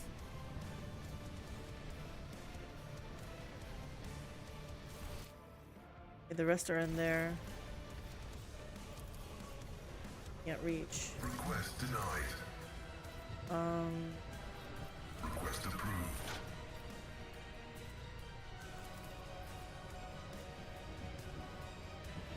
If I do this, then they can't. Oh, wait, what does this do again? Removes their armor and parry.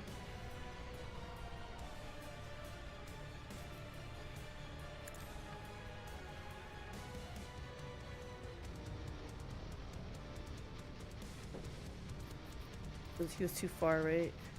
Okay.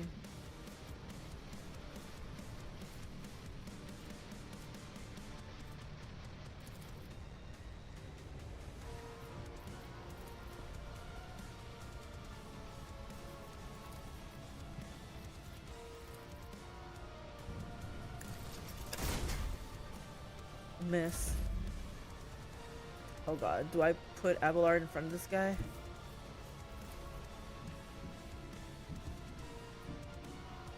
Tried and tested tactics are the best ones. I will do my duty.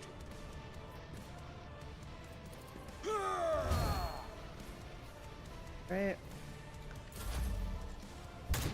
AlteredCalyx are That guy freaking hurts so bad. Oh my gosh.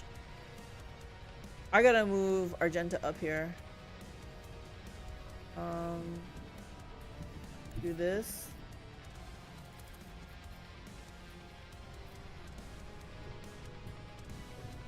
Get me a target.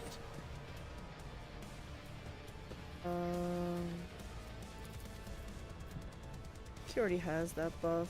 You have the buff? The buff on him. I can charge up to him too.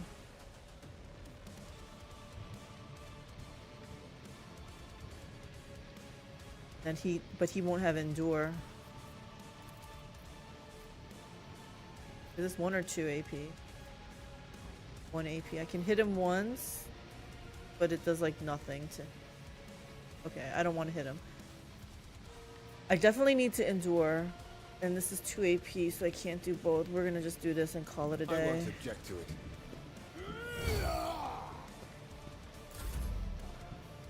Oh, Argenta. I need you to kill this mofo up here. I need her to move up. Wow, you cannot move up that much.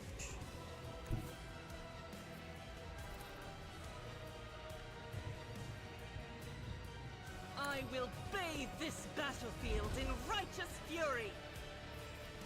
I'll do it. I reach? Please say I can reach. Yes. Out is for none escape the Emperor's. Good job, good job. Okay, so now we just have this dude to worry about.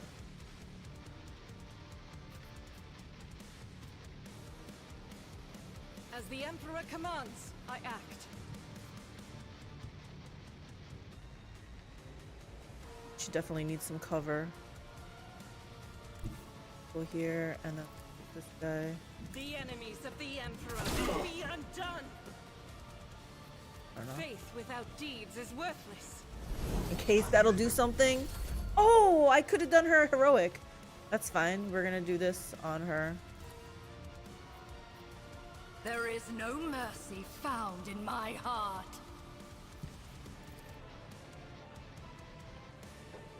As the Emperor commands, I act.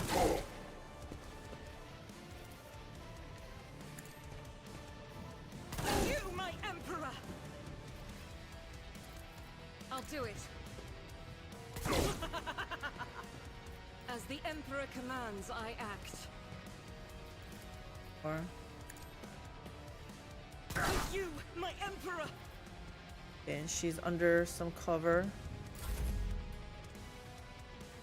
Me. Well, you know what we're doing, right? Except I gotta heal. Oh, he can heal himself. He might not be able to heal himself. He already went. It's fine, because you know why? We gotta get Argenta do some big buffs here. Big Purpose big guides damage. me.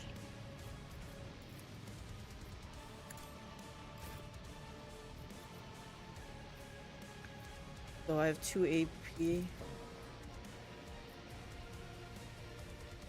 I don't think she can only hit once though, so I might as well hit it for make it count, I guess.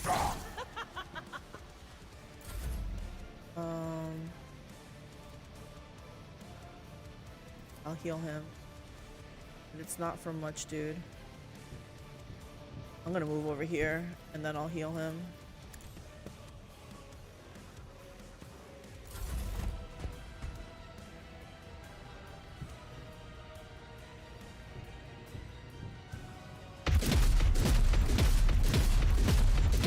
I love how that weapon sounds. It sounds really like heavy.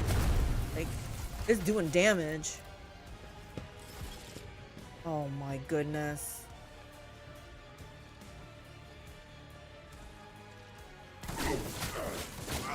Vengeance will be swift. Well, at least he freaking killed his own people.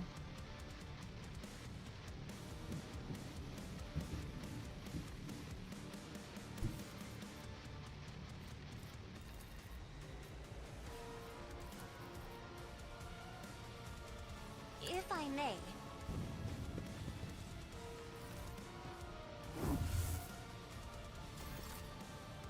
That's it? Oh gosh. I need to put this on this guy. The Omnissiah knows all, comprehends all. Can I reach him?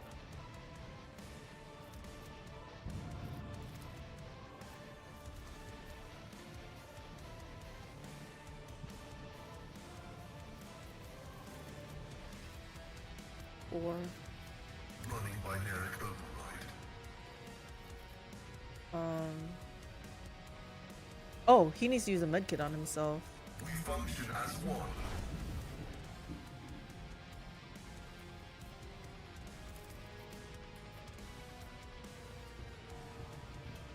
Cogitation failed. Gosh.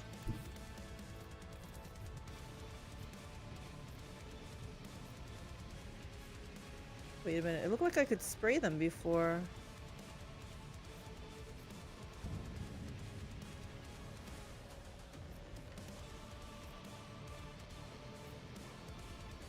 Where do I move him?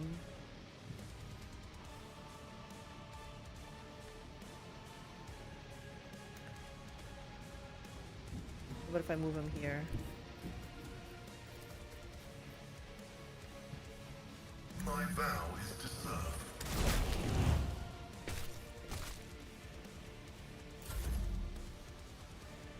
Abelard, I need you on him.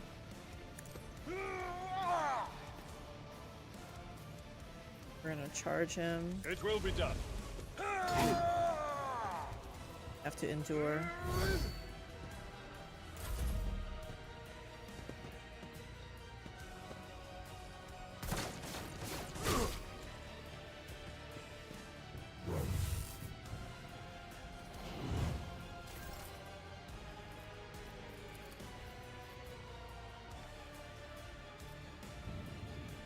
Here. Yeah. Let's see to it. We need to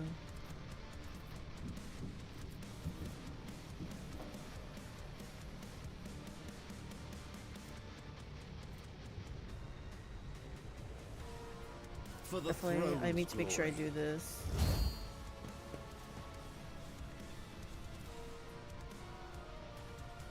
Like I need to get over here.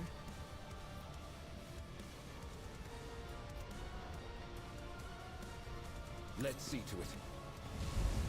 I'm done with this one.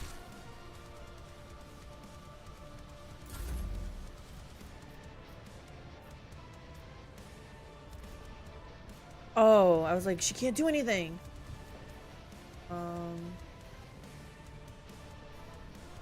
I'll do it. Okay.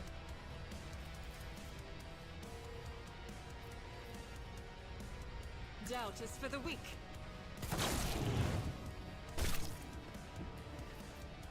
I should be using this. The other little guy.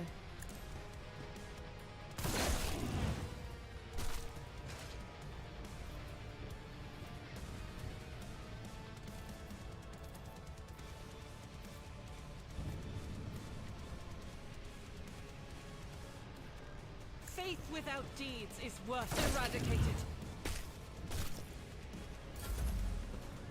Your reckoning is due. Freaking nice.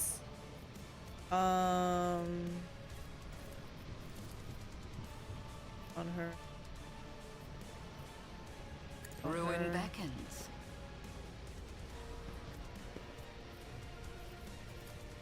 I reject the very idea. Target is too far.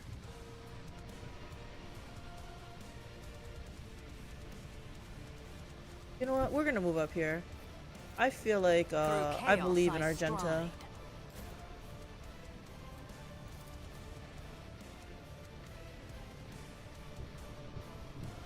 Okay, hold on. I want to do As this. the Emperor commands, I act. And then 1 AP. I'll do it. This is why I was chosen. It is why you were chosen. Look at that, 28 hit points. Okay. Buff you.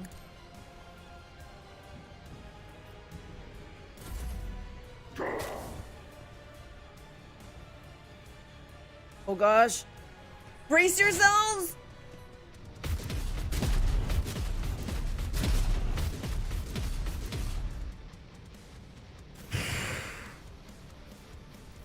You know what we're doing.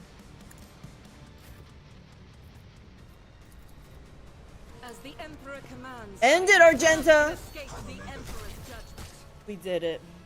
We did it. They said it couldn't be done. We did it. Yeah, let's do In thy this. light I stand, and thy light I crave. Everyone's dead. Everything Doubt is for the died. weak. Each strike is a prayer. Oh, I'm so happy. I'm so happy. That was the first hard fight. That was the first hard fight, guys. That was fun. I love the hard battles. You have survived an encounter with a heretic Astartes. Now I've seen it all, your ladyship. Praise be to the Omnissiah for manifesting the statistical miracle and invalidating an unfavorable tactical prognosis. Oh my gosh, I'm having trouble speaking. Anyone else want to say? Anyone else want to sing high praises for their rogue trader here? Oh, that made me so happy. Embrace true power.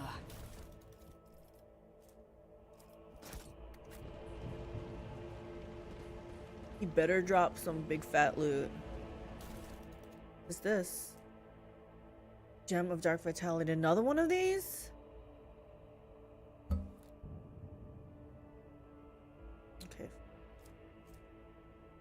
Heavy Bolter.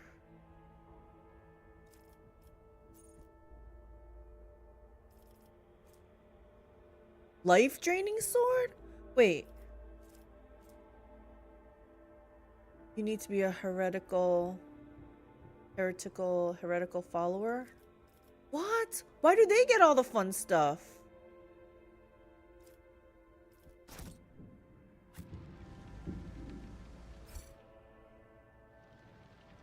Surely there's something for me, right? Let's seize the opportunity. No? Howdy. Hi, Kazik. How's it going? Welcome. Don't worry, the best helmet is dogmatic. But I'm not going dogmatic path. But I decided I'm not gonna... Like, I know there's dogmatic, heretical, and iconoclastic. And yes, they give strengths and stuff. But I want to play my character just how I feel like she should play. So whatever that leads to is what it's gonna lead to. I don't know... I don't know the liberal choices. Yeah. I am just gonna, like I said, we're just gonna... Sometimes my girl gets passionate and then she's like, yeah, that was really stupid of you to even try that. You're dead. And then other times she's like, yeah, you don't deserve to die. So we'll see. I'm just gonna let her be how she wants to be. Rebels sniper rifle. I felt like I need to see if this is better for her because this guy was doing a lot of damage against her. Against all of us. Yeah, 18 to 25. Yeah, this is what she's doing. Is that this one? Freaking awesome. Like I said, I wanted to go heretic just because F the Emperor.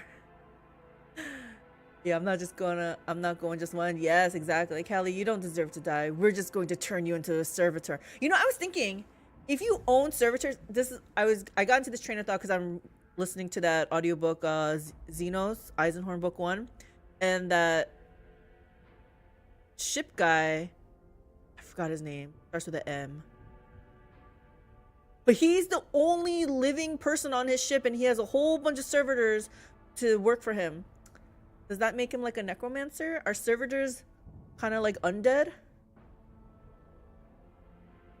They don't really have a mind of their own, right? But heretic is too stupid, so just going all over the place. But don't forget, whatever you go above level 3 first, you get locked into. I know that's the problem, but we'll see. Whatever you, yeah. They are lobotomized, enslaved humans. They do have a mind. They do have a mind, but it's useless, right? Because they can't break free. They're just like slaves. I feel I should spam that a couple more times to make sure.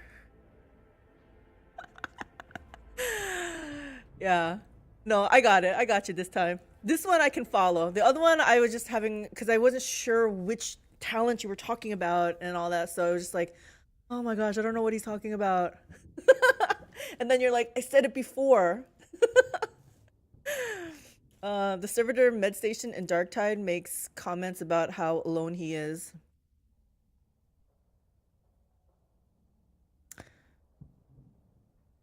So they can think for themselves? Huh. Okay. They are sentient? Okay. Can they express themselves? And can go rogue? Yeah, like the beginning of this fight, beginning of this game, there was a couple that went rogue. Like, can they say how much they hate being a servitor? Like, can they have emotions? It depends on what portions of the brain they turn off. You'll meet one here.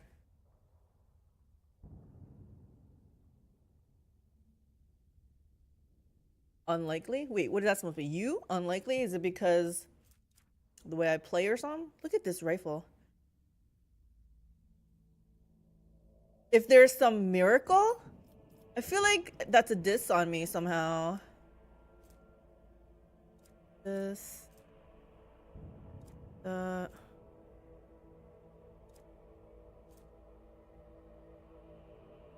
gotta sneeze. I gotta sneeze. Woo! It requires reading and attention to detail to figure out. Oh, okay. I see. I see what you're trying to get at.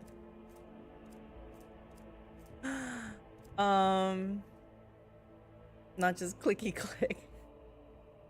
It's clicky click in the beginning, and then I'm like that puzzle. I'm like, oh, I actually gotta read. Then I write things down. But if I can get away with just clicky click, yeah, I'm gonna do that. I want my melee people to get better swords. These are better, right? Oh, and I forgot to use his Biomancer staff again.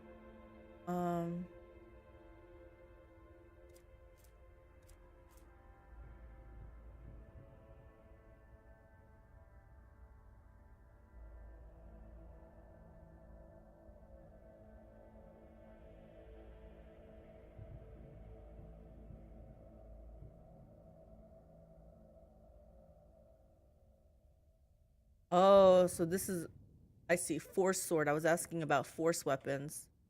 So maybe Psyker melee weapons?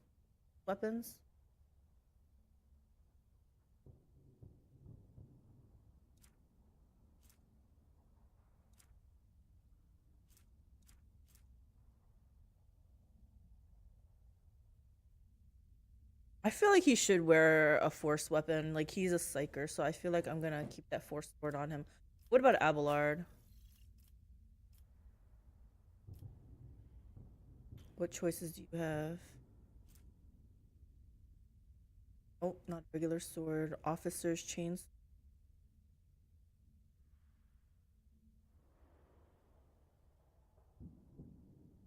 I feel like he should do this. Gave him the noble sword because I was like, oh, he'll just put some debuffs on them, but I feel like he's more of an officer than a noble, so we're gonna deal with this. Wrath of St. Judas.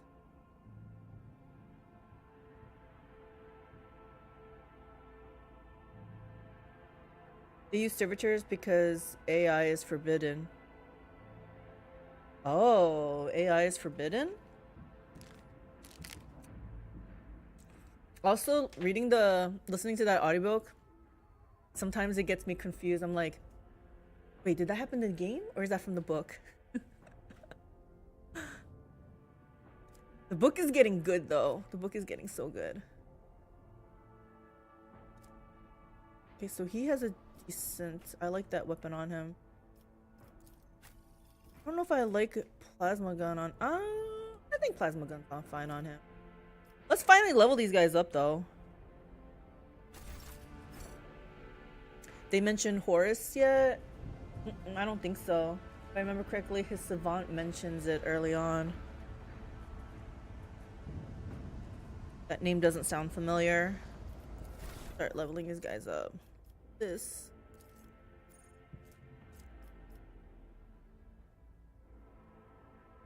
Is this highlighted? I think this is highlighted because this is what I already have, right? Yeah, okay. During their extra turn, the target deals plus damage. I think this is good because I always seem to put... I like to put this on Argenta. The target gains 3 times officer's fellowship bonus. Or temporary wounds until end of combat. He's known as the arch traitor to mankind that led the heresy against the Emperor with half the Space Marine legions back in 30k.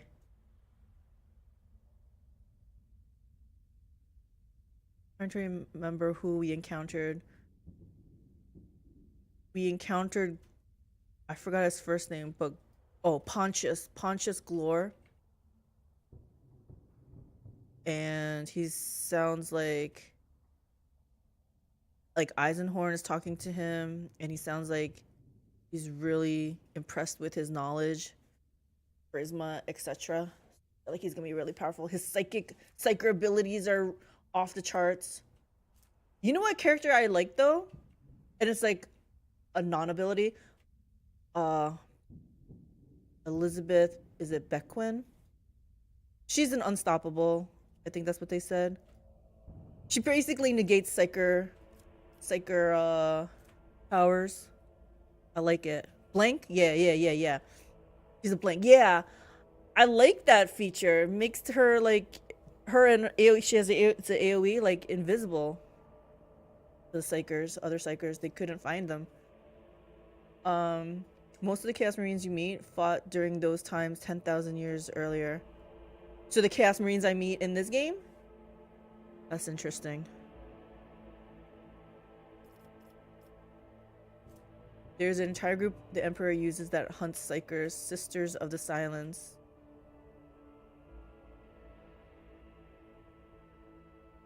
Who are all blanks. They run the black ships. Oh, yeah. See, I don't know. That really interests me. Blanks. I thought when they introduced that character, I was like, that sounds really neat. I like it a lot. The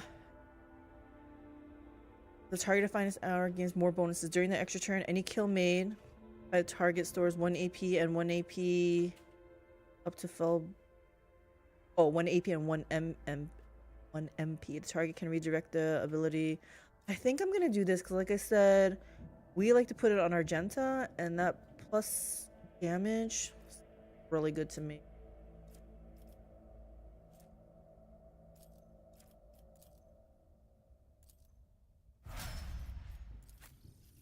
Okay, Pascal. Until the operative's next turn, the target cannot move. Oh. Like this, I never use this on him because he's not a melee in my opinion, but the game wants me to play him melee. Cripples the enemy. Dismantling tag also intimidates all enemies. That sounds good. The target also provokes an attack of opportunity whenever it attacks. That's funny. Dismantling attack also intimidates.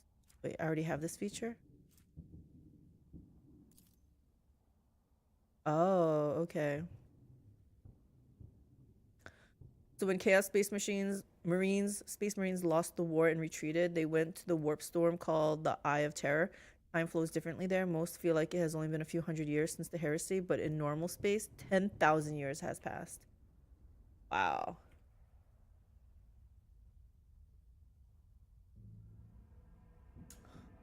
What was that? There was something gigantic that they encountered. I feel like it was a Chaos Space Marine though. I don't know. Like I said, I'm about halfway done with the book. Pretty good.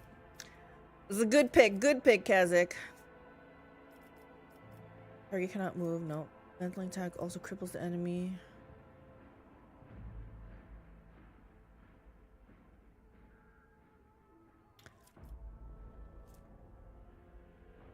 I think this is kind of cool because it provokes an attack of opportunity whenever it attacks. So whether it's trying to move away or not, it's just gonna get a free hit on it.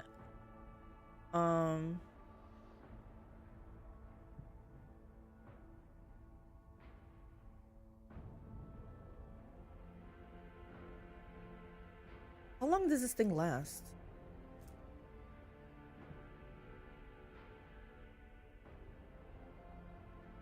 Until the end of combat. I think I want this then. Hashtag Horus did nothing wrong. Wait, who did you say is it blank? Argenta? No, I think her name was Beckwin. Elizabeth Beckwin. It's in the book. It's in the Xenos book, Eisenhorn book 1. Most of these Chaos Space Machine Marines, I keep saying machines, Marines, I've seen the Emperor and Primarchs in the flesh walking amongst them. Really? While the Space Marines and Imperium citizens, they are stuff of legends and faith. Wow.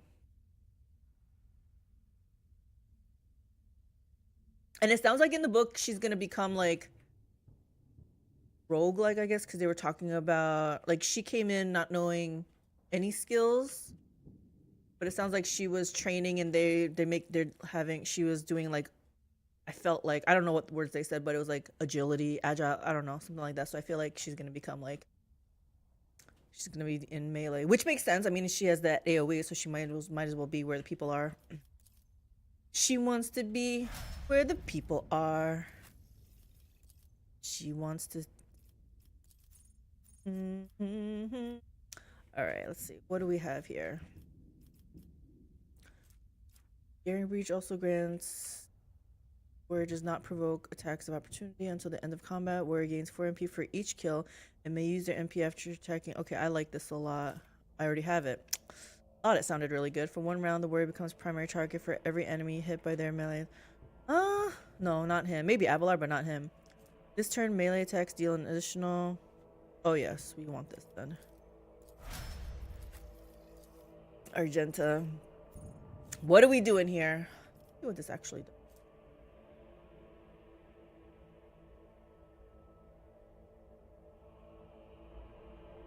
Only 1 loyal Primarch has come back. Guilliman, Ultramarines Primarchs. 1 glance of what he saw the Imperium has become made him want to die on the spot.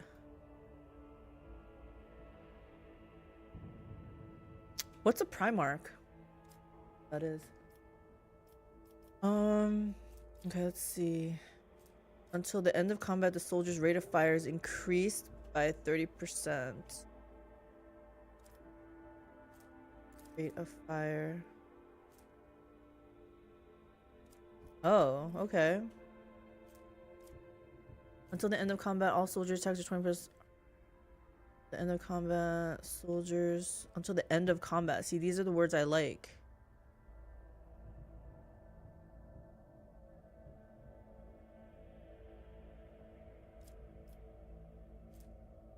I kind of like, actually, ever since I learned dash, it's not so bad that if all her movement points gets used, I just dash away. 20% harder to dodge until the end of the combat. Soldiers' range attacks gain. I mean, this sounds pretty. Oh, I already have this feature? Well, no wonder. It sounds really good. Until the end of the soldier's turn, each of the area attacks deals additional damage equal to the number of attack targets.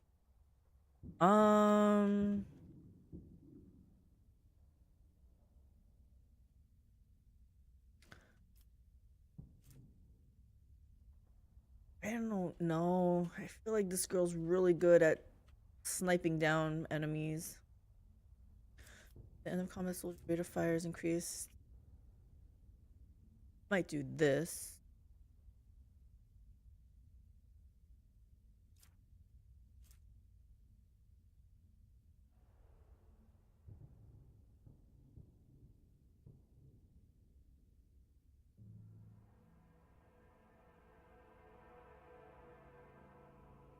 Maybe I'll do this. She'll be really mobile then. Son of the Emperor, fathers of the space machines. Oh, Primarchs are sons of the Emperor? Space Marines tower over regular humans at 8 feet. Primarchs tower over space ranging anywhere from 9 to 13 feet tall. Wow. Emperor during the Crusade made 20 sons, Primarchs, to head the Grand Crusade to reclaim humanity across the galaxy. During that time, they ran into chaos, corrupting nearly half the legions in what is called the Heresy.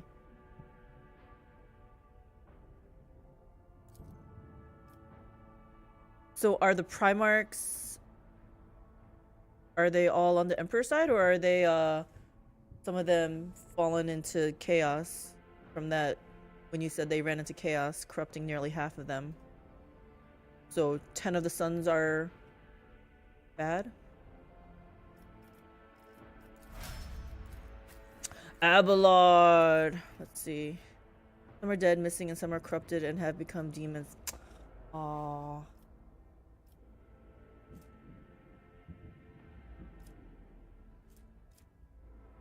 For one round, the warrior becomes a primary target for every enemy hit by their melee attacks. Also, the warrior gains parry and 2 deflection until the end of combat. This might be good for him because he, like I said, he's meant to be the tank. So I've been pumping like toughness onto him.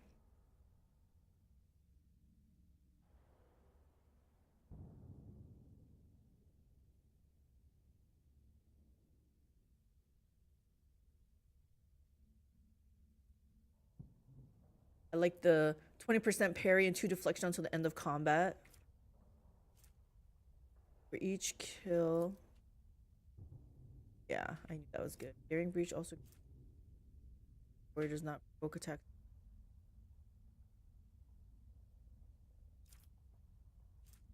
I almost think this. What's his strength?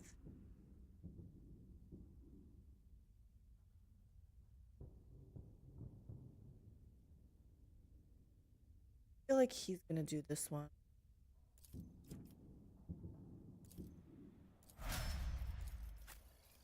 Yeah, just to give you an idea how powerful they are, Angron was able to bench press a Warhound Titan off of someone. It weighs over 100 tons. Everything is freaking powerful. I feel like there's some power creep going on.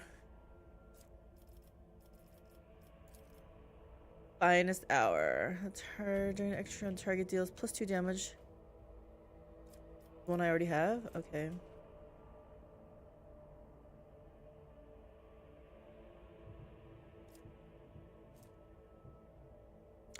Until the end of the officer's next turn, the target cannot die. Its wounds cannot be reduced.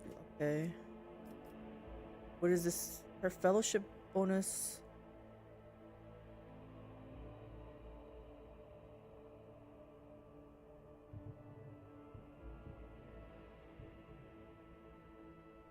This might be good.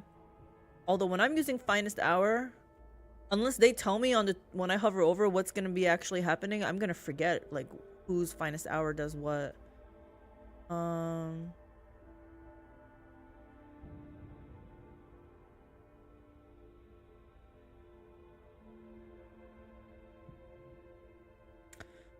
Target can redirect the ability with their remaining AP and MP to another target. Now, this girl's fellowship is pretty high, so bonus is 5, so up to 5 times they can restore up to 5 AP and MP. Oh, I feel like this is pretty good. Angron is the Primarch, now Demon Prince of the World Eaters. Eater of Worlds, World Eater.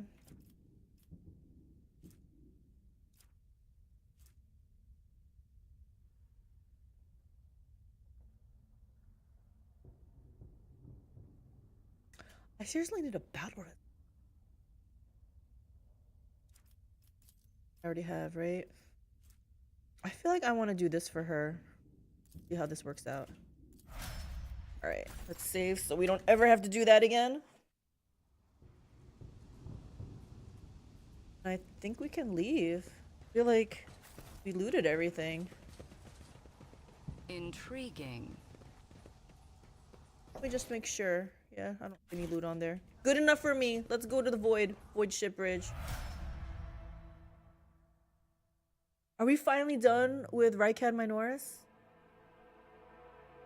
I thought we were going to be done with this place yesterday. And I was like, oh yeah, we're almost at the governor. The governor. Turns out he was kind of useless. Man, that Malgar, Sergeant Malgar, he let me down. I recommended him for a commendation. That's how he treated me. Look at me walking down. Why is that person showing me their back? Okay, now they're not. Okay. Voxmaster Vigdis. Thanks be to the Emperor, you are alive, your ladyship. We are most gratified by your return, and the crew is full of zeal to carry out any orders you may have. Before anything else, I will hear an account of what happened to the system's sun. What is the current situation on board? Why did you not send a shuttle to the planet for me? What is happening on the planet now? Do we have any hope of retaking the planet? I feel like it sounds like I'm whining. Like, why didn't you send the shuttle to the planet for me? Maybe because Aurora was down there? I feel like this one might be important because they're like, before anything else, I need to know what happened to the system's sun. I didn't know the system's sun was in peril. Lord Captain, we saw a number of ships approach the sun, black creations of inhuman make, amalgams of sharp angles and edges. They surround the star, and then, my apologies, but I struggled to find words that could describe that terrible sight. The Xenos made the sun vanish into the void. The interrogator closes his eyes and grimaces. Drukhari. You see Abelard's expression change as if a shadow has suddenly fallen over him. He rubs his temple wearily, as if we did not have enough troubles on our hands already. Would you care to elaborate, Henrix? Lore Xenos succeeded. The Xenos? Enemies of humanity? And how were they able to carry out their plan? Why were they not spotted ahead of time? Explain yourselves. I like choosing stuff that we've succeeded on, so let's try this. Henrix nods. A breed of the Eldari, the most cruel and devious of their kind. The design of their ships matches the description provided by the Voxmaster. Like all Xenos, the Drukhari. Okay, I want to know what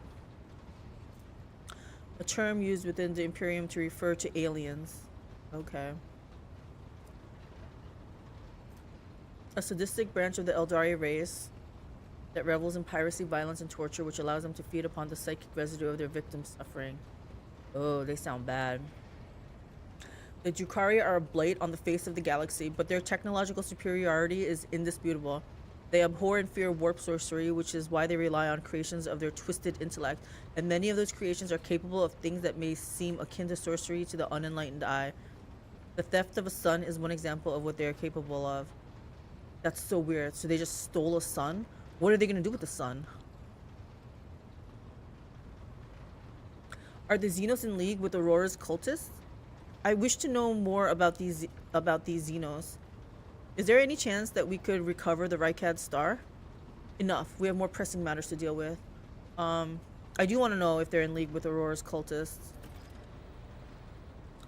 We can rule out that possibility. The Drukhari would never ally themselves with the arch enemy's worshippers. If I had to name one thing that humanity and these Xenos have in common, it would be a shared loathing for warp corruption. Okay. Henrix glances around. The situation calls for immediate action. Calyx. We can continue this conversation later if you wish, but right now, he gestures at the deck teeming with tumultuous activity. I believe you should assume command. What's the current situation on board? The Navigator Sanctum is no longer empty, but the warp engine is still refusing to obey the engine seers. Without it, we cannot perform a warp jump. Didn't someone say, didn't someone agree to be our engine seer? I think Henrix, right? Pascal's voice buzzes anxiously from his box. It may be angry, or perhaps it is lamenting the injuries that it has suffered. I will immediately initiate preparations for a prayer service. If the Omniscient grants me comprehension, I will appease the machine spirit of this vessel. Handle it. Why did you not send the shuttle to the planet for me? What is happening on the planet right now? Our augur operators are reporting numerous uprisings and other manifestations of the archenemy's power at various locations on the planet. Based on the fragments of communications picked up by our Vox operators, there is practically no resistance being offered by the governor's forces. Millions of people are converting to the blasphemous Final Dawn cult en masse and assembling in prayer circles. What? We just took down Aurora. Final ask, why didn't you send the shuttle? I do apologize, your ladyship, but we were unable to receive your request for evacuation. Oh yeah, there was that transmission, like, being all staticky and stuff. The Vox link was overrun with vile interference, screams, blasphemous hymns, and other equally sinister noises. Any who listened to the interference for a protracted period lost their sanity. Several dozen operators went mad monitoring the Voxcaster in the hope of hearing your voice. Each one of them waited in vain. Do we have any hope of retaking the planet? I fear that Rykad Minoris is lost. The situation is deteriorating by the minute. We must leave this system as soon as possible. However, there are still people on the planet who have not succumbed to heresy and who are worthy of rescue. Besides the small number of our own shuttles, we also have the shuttle salvaged from the starport. Yeah, there was at least one other shuttle. The dark eyes of the Sister of Battle flash. We must save as many as we can. This has all happened for a reason. Saint Argenta, whose name I carry with reverence and trepidation, is famed for saving the people of a dying world through the power of prayer. The God Emperor himself sent a star from the heavens that lifted the saints and her followers up to the sky, away from corruption and death. We must do as she did, direct all our efforts to saving those people who at this moment look to the heavens in hope of salvation. Uh-oh. I'm gonna have to make a choice, it sounds like. The lives of peasants are of little value. Our prime objective is to save the holy relic, the miraculous fusion reactor, and the electro priests who guard and tend to it. I'm not gonna lie, I feel like we have some pressing matters that we have to attend to. Like, if I could have saved those people as part of another quest, I might have. But I'm leaning towards Pascal. Abelard furrows his brows. Every moment we spend in proximity to a dying world, we're putting ourselves at risk. Your life, Lord Captain, is far more valuable than all of Rykad Minoris. The Von Valencius dynasty cannot be allowed to perish, and so, lamentable though it is, we must rule out the idea of any evacuation. Abelard is also saying this, and I trust Abelard, right? Henrix's eyes, like two deep dark pools, are resolutely fixed on you. The world is doomed, and its inhabitants along with it. The disappearance of the star was the final nudge toward death, the finale of the cult of the Final Dawn's plans. I once witnessed a similar event, a world that had surrendered to the servants of the arch-enemy and permitted corruption to enter too deep. At this moment, millions of people are bowing down before those who promised them salvation, and they are willingly giving over their souls to chaos, a sacrifice great enough to bring forth the demon world. Shouldn't we stop this somehow then? Can we nuke the planet or something? Our only hope of stopping this process is to retreat to a safe distance from the planet and conduct targeted bombing of the Electro Priest's monastery. Oh, all those Electro Priests that we helped. If we blow up the reactor, oh gosh, Pascal is not going to be happy with this. If we blow up the reactor, a thermonuclear reaction will follow. The world's oxygen will evaporate, killing off the entire biosphere. In doing this, we will save millions of souls from a fate far worse than death. And we will save Rykad Minoris from becoming an outpost of the archenemy. Whatever fate you choose for this world, I urge you to make haste, Lord Captain. Actually, Pascal said not to evacuate, right? So only person in favor of the evacuation was Argenta, I think. The planet is burning in raging flashes of crimson and purple. I can see it even from orbit as I see the storm is already upon us. With every moment that we waste, it grows ever more difficult and perilous to steer the ship through the warp's turbulent currents. I'm with the lady on this. Enough talking. We need to get out of here while we still can. Something lurking in the depths of your consciousness bristles at the passing thought of saving people. The spike of horror you feel takes your breath away. It is as if you are planning to steal the prey of a mighty predator. The planet is already wrapped in a thread stretching from the warp. It deserves to have a new master. Why can we not try to evacuate at least some of the people?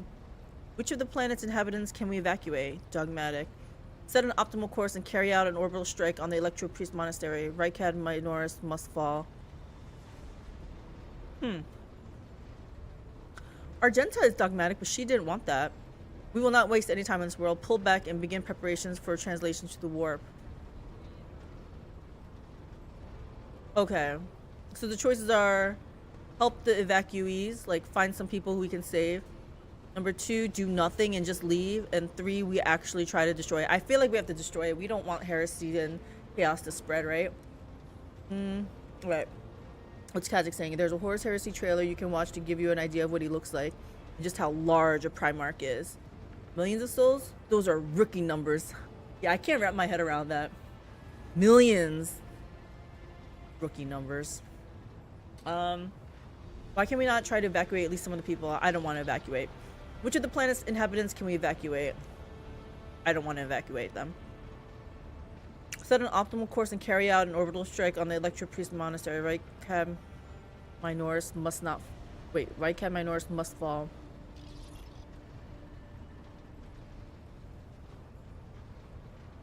I think we have to do this. We can't let the Chaos people have a outpost.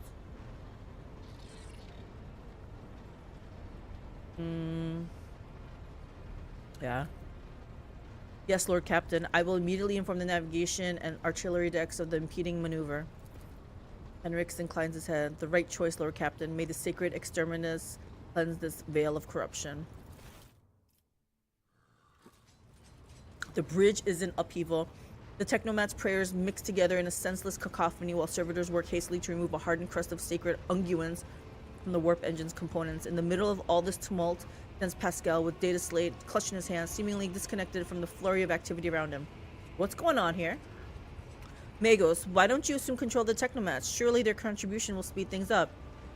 Pascal, this is now your ship and your temple. Start acting like it, you blasted cog. I'm not gonna be mean to him. Magos, if you do not bring the situation under control, we all will perish. Act swiftly. Crew, heed the word of Magos, Hanuman, Pascal. I kindly request that you take charge of this mess. I'm gonna ask what's going on here. The warp sextant is not responding to commands. The ship's spirit is rejecting our prayers in anger. I am currently calculating a plea that might appease the noble spirit. I'm gonna talk to the crew, but I feel like they're not gonna listen to me. If they're not gonna listen to Pascal, but maybe they'll listen to me. Thank you, your ladyship. You are right.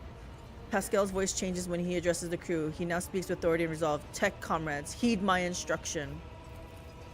The mayhem immediately subsides and the crew's actions fall into some indiscernible logic. The Omnissiah's servants start working in sync and the binaric clamor becomes a symphony of reports, which the Magos coordinates like a skillful conductor. I'm having trouble speaking today. Admirably done, Pascal. Do not ever act like a spineless greenhorn in front of me ever again. Now make this rebellious lump of metal take us out of here. I'm gonna say, good job, Pascal. Good job. The Omnissiah guides me.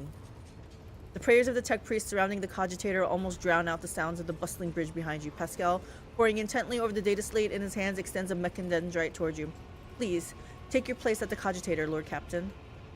First, explain what we're doing. I trust them.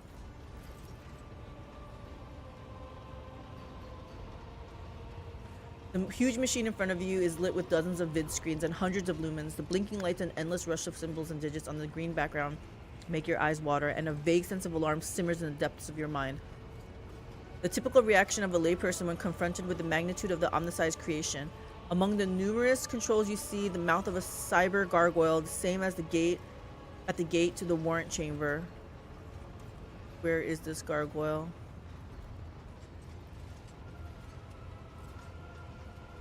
I don't see it. Pascal's voice becomes imbued with imperious force. Servants of the machine god, heed my command. Acolytes, prepare the incense instrumentation for the liturgy of machine spirit propitiation.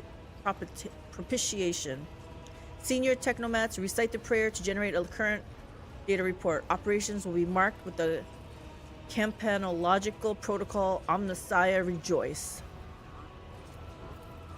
I must inform you that for the purposes of safety, complete reassembly of the warp sextant and updating of its data smith blessings are required. If this is not done, then at launch the volume of aggregate calculation errors could result in the destruction of the data crypts. But as we do not have 100 hours at our disposal, we must omit this procedure. Pascal looks down at the data slate in his hands. A minor deviation from the rate of operation for the sake of appeasing the spirit. What must I do? Deviating from the rate of operation? That sounds dubious, especially coming from you. Listen, can't you do all of this without me? I am no servant of the Omnissiah after all.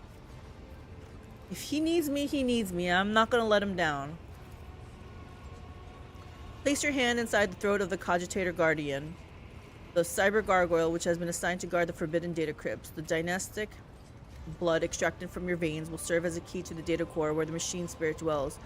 To it, we will offer our prayers so that we might bypass the protective protocol for defective connections and launch the warp sextant.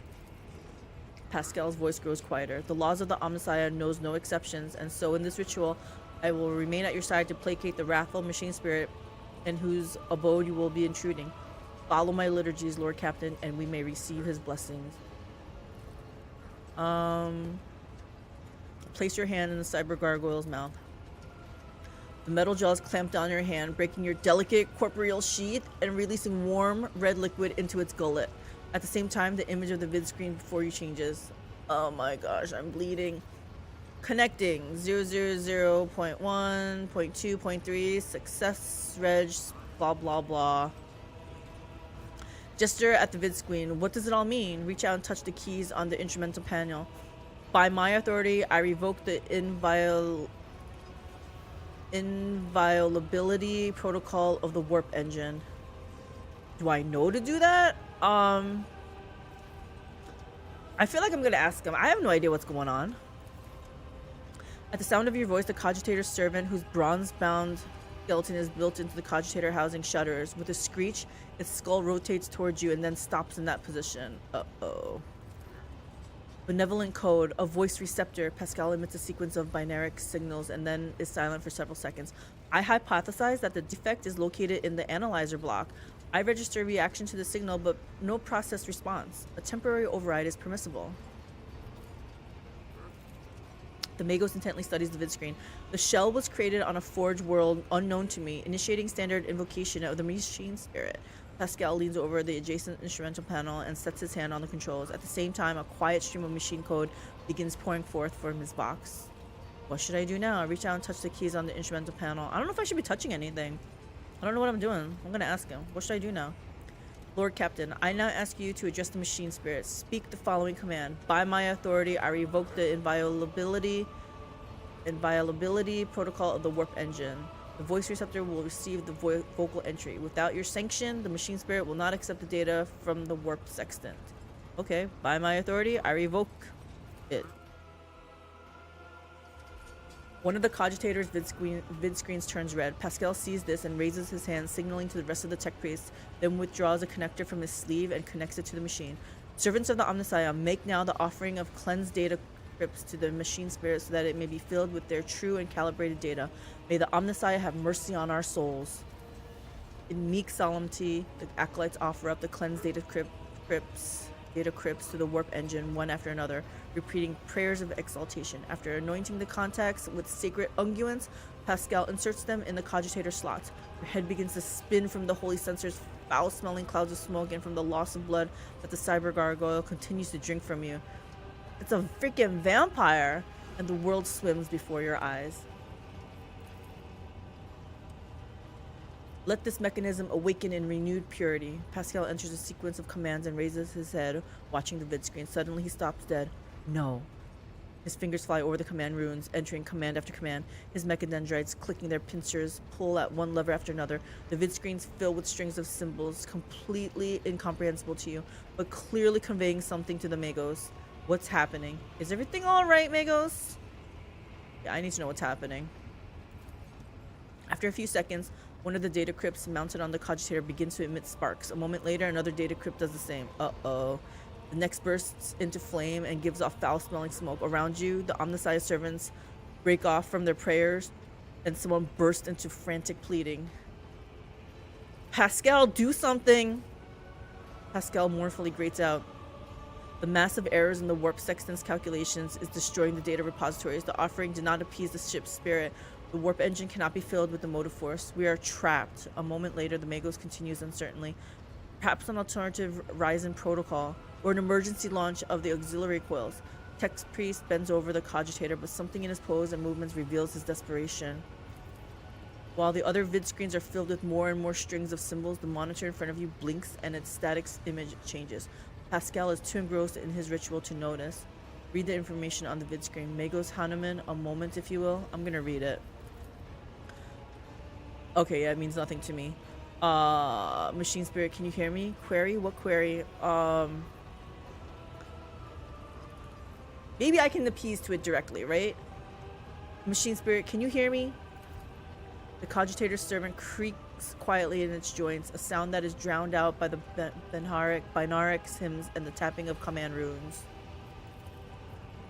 Prompt, ping, request response, injury, rescue, query. Rescue? Yes, Machine Spirit, rescue us. Machine Spirit, this is the Lord Captain of this vessel. Obey me and start the warp engine. O hallowed Machine Spirit, in the name of the Omnissiah and the Emperor, reveal unto us your power and guard us against our doom. Useless pile of scrap? The rogue trader commands you, rid us of your malady and submit to my will. I don't know if I have that kind of power. Do I have to talk like in old English for them to understand me?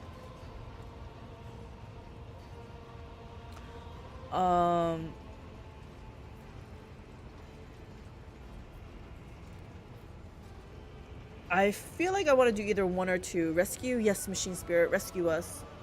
Kind of want to tell them who I am though, so I think I'm going to say number 2. Pascal's voice shakes with tension. That was not a non-executable request, Lord Captain. Even if voice was up there, because... Okay, yeah. I should maybe talk in their language. Pascal's next vocalization goes unsynthesized as he sees the vid screens begin to stabilize one after another. The strings frenetically galloping across the green background are replaced with stable images or regularly updating status reports. Only one monitor remains inexplicably red. Uh-oh. The Tech Priest's vox crackles in shock, but his report is as clipped and clinical as ever. Registering warp sextant activated. Registering data stream stabilizing. Registering 0 data errors found. Reporting. The warp engine is ready for translation. After a pause, Pascal adds, I am also reporting evidence indicating a Category 3 miracle fulfilling the criterion. Thou shalt witness the mechanism that toils in glorification of its function and in defiance of deactivation. Master Helmsman Raver. Lord Captain, Raver here. The crew are almost finished carrying out the orders given earlier, and I've just received confirmation from the engineering halls. I don't know what you did, but the warp engine's up and raring to go. We're ready to begin the translation to warp, your ladyship. What just happened? Yeah, I don't know what happened here. It must have been Pascal, right? Contact Raver. The Lord Captain speaking. I give the order to commence translation to the warp. I want to know what happened. Pascal pauses. I hypothesize that the ship's spirit heard our prayers and intervened. It summoned the power of the Omnissiah to do something beyond my comprehension. It appears the Omnissiah perceives and knows the power of your faith, Pascal. He would not have worked this miracle otherwise. Pascal, I expected you to save my ship yourself, not pray for a miracle. Your performance is unsatisfactory. We're not saying to. I know little of the Omnissiah sacred machines, but what I saw on the screen looked strange.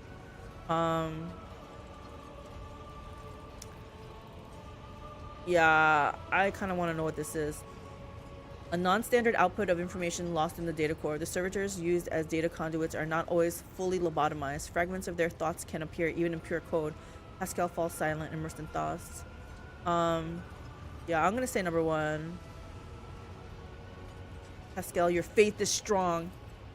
I hope he will grant me a revelation that will allow me to comprehend the nature of this miracle. Pascal's box buzzes with wonder and an undercurrent of exultation. Yep. Raver, let's go.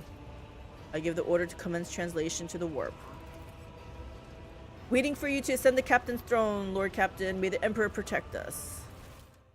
They're gonna show me walking up there? This is us destroying the planet, huh? Yeah. Necessary evil. All those people were getting corrupted anyway. Man, I feel like I'm dogmatic, not iconoclast.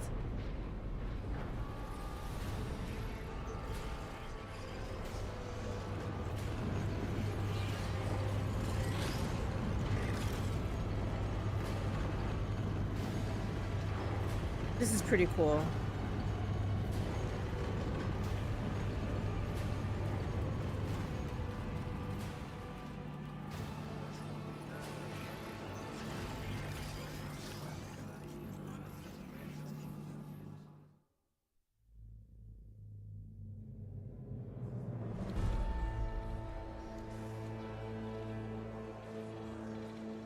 What are these floating candle skulls?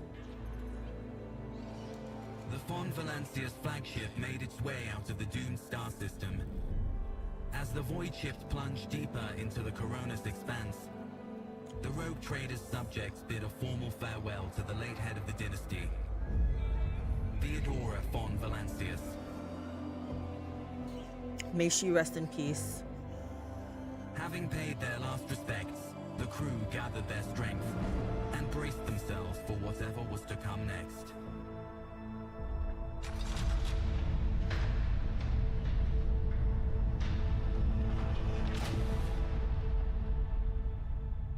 I think now it's okay to take down her portrait. You completed chapter 1! Yes. Although I'm not sure if I completed all the quests.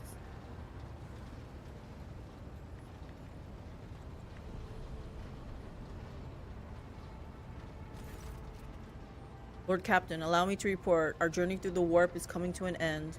Lady Navigator Orcelio informs me that we have reached the point where we can translate to real space in the Furbundus system. Lady Navigator and her pilots are awaiting your permission to begin the process. You reached maps on PoE? Yes! What spec did you end up going with? The Furbundus system is home to Footfall. Yeah, we need to get there. The only Imperium outpost with a functioning wharf in the Cronus expanse. The tech priests are begging you to have mercy on the machines worn down by the warp and to allow the servants of the Omnicide to inspect and heal the void ship's wound in the dock. The prayers and rituals will take some time, which our astropathic choir will use to establish a connection with the prime worlds of your protectorate, Gargonus, Janus, and Kiava Gamma. Master Zachary Weiss has recovered an invitation previously adrift in the Immaterium. The Liege of Footfall has humbly requested an audience with the rogue trader of Von Valancia's dynasty. According to Master Zachary, the message was tinted with shades of pleading. I quote, "Apparently, the Liege is anxious to meet as soon as possible." Lacerate, bleed, gladiator.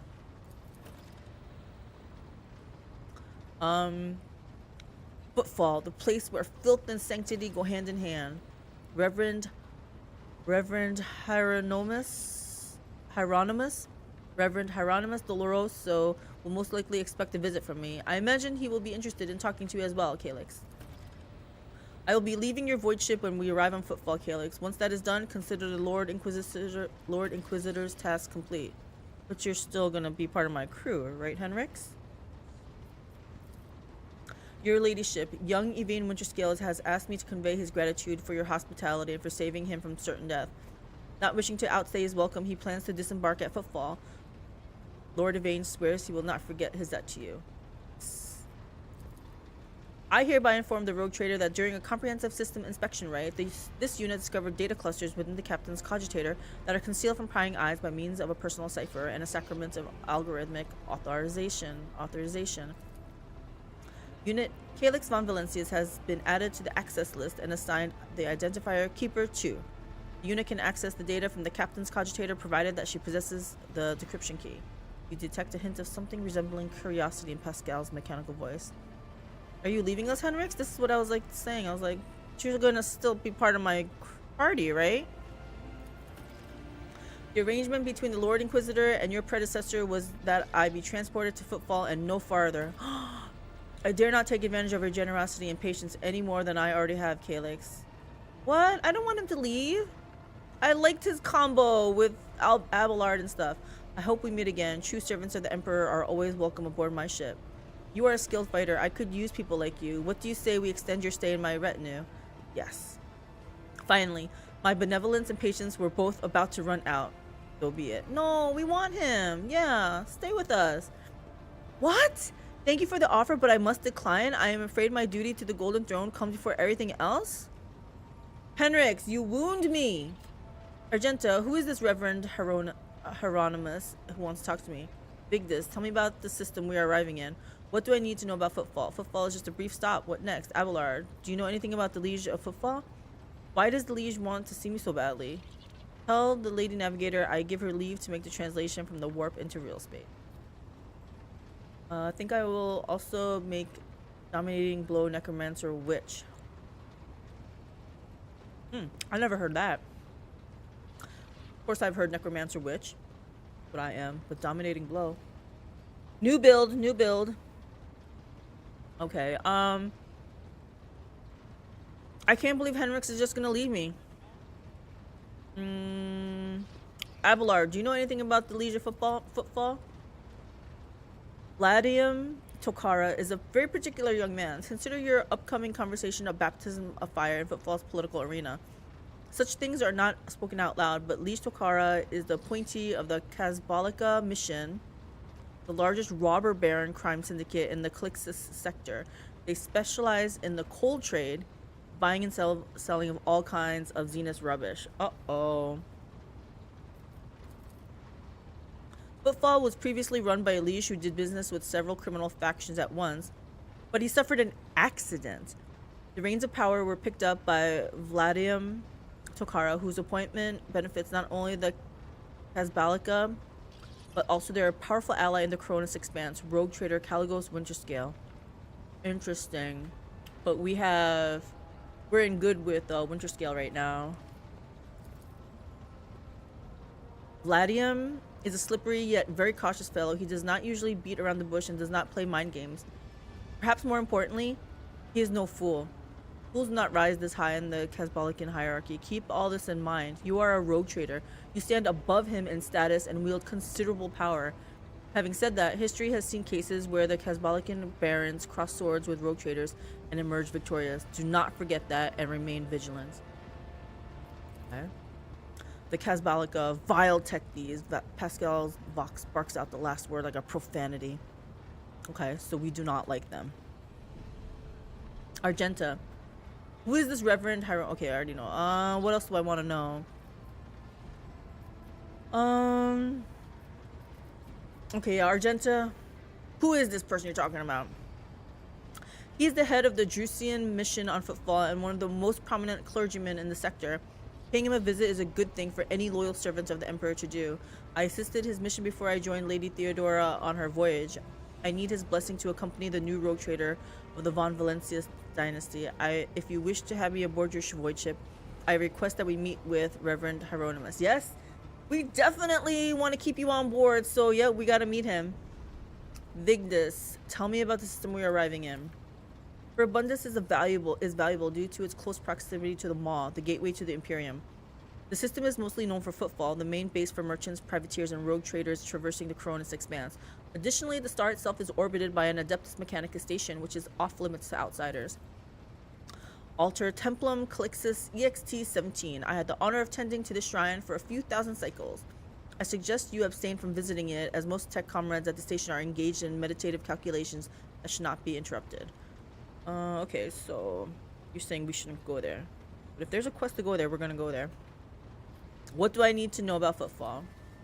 It is the largest port and trading capital of the Cronus Expanse. It has a dockyard that will allow us to inspect and repair the void ship, and it boasts its own astropathic choir, the Cronus Expanse Communications Nexus. Not to mention pirate hideouts, smuggler caches, and forts belonging to a dozen gangs, groups, and factions. In the Cronus Expanse, the Imperium relies on this as its outpost. The fringes of humanity's domain rarely resemble its central worlds, but so long as Footfall serves the God Emperor insofar as it can, it will be considered a citadel of the Imperium, although I have heard that the tithes it sends are underwhelming, to say the least. Due to Footfall's remoteness, it has developed its own rules and customs. Many of the goods that can be procured there would be considered heresy in the heart of the Imperium, enough to warrant summary execution. Moreover, footfall is the domain of the rogue traders who transcend certain imperial laws by virtue of the warrant they bear. Okay. Footfall is just a brief stop. What next? I actually don't know what the priorities are anymore. Let's find out what they say. As soon as we solve the issues plaguing the ship and establish contact with the key worlds of your protectorate, the time will come for your Magna Accessio, the official ceremony of donning the mantle of the rogue trader. It is mostly a formality at this point. You will already possess all the privileges granted by the warrant, and yet it is a major milestone in your personal history. The moment your name graces the list of heads of the Von Valencius dynasty. We are all looking forward to that day, Lord Captain. Okay. Why does the Liege want to see me so badly? Not you personally. He wishes to meet with the rogue trader of the Von Valencius dynasty. Lucara does not know about Lady Theodora's death and is simply seeking an audience with the powers that be. My gut is telling me that something must be very wrong on Footfall if our astropath managed to reach such strong emotion in such an anodyne message. We have no information, Lord Captain. The broadcast from the Footfall astropathic choir was the only missive Master Zachary has received lately. Alright. Tell Cassia, make the translation from warp into real space. What's happening? Vigdis begins issuing instructions. The massive ship appears to change with her every word. The bridge is set in motion as hundreds of people start to prepare for the shift to real space, and measured chanting fills the corridors to safeguard the vessel and its crew.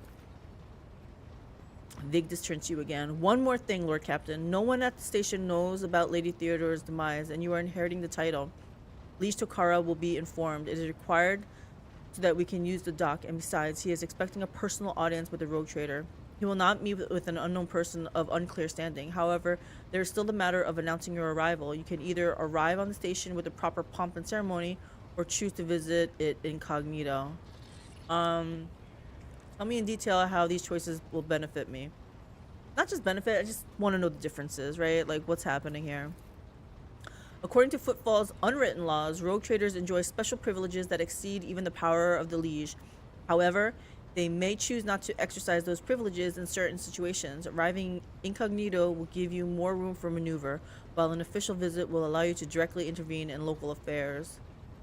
Do I want to intervene in local affairs? I guess I don't know what my goals are.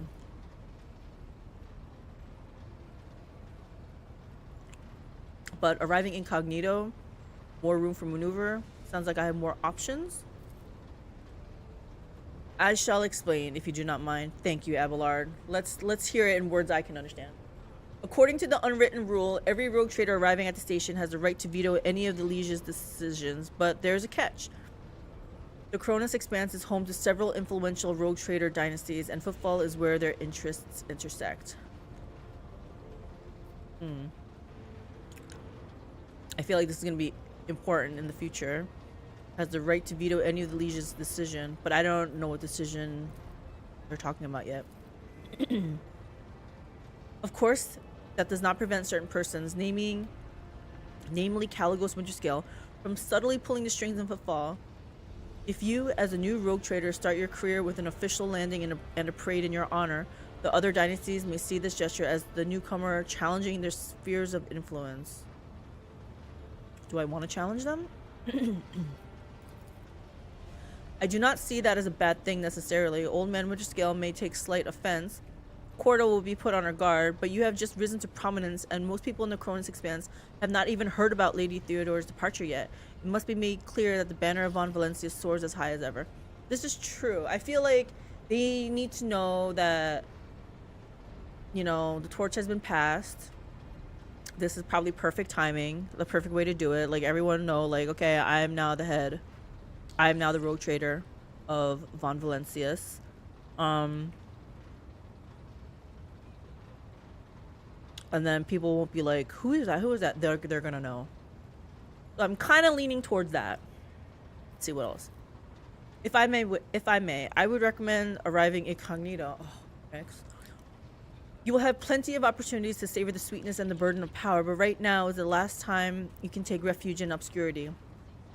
This way, Your arrival will not draw much attention, and the people will treat you as a person and not the almighty sovereign anointed by the emperor. It could turn some situations to your advantage. I feel like I trust Abelard, right? Abelard's been with me from the beginning. I mean, Henrik's shortly after, but I feel like Abelard is really loyal to me. I'm gonna trust Abelard. I have decided, tell the liege I will arrive officially as a rogue trader. And like I said, plus everyone's gonna know then. Like, I'm now the rogue trader. Theodore von Valencia is no longer here, but you all need to respect me. So we'll do that. It will be done, Lord Captain. Vigdis bows again. With your gracious permission, I will return to my duties. It's not that I don't trust you, Henrix. It's just I trust Abelard more. What is this lightning arc?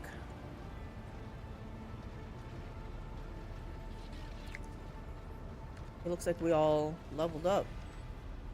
This is nice.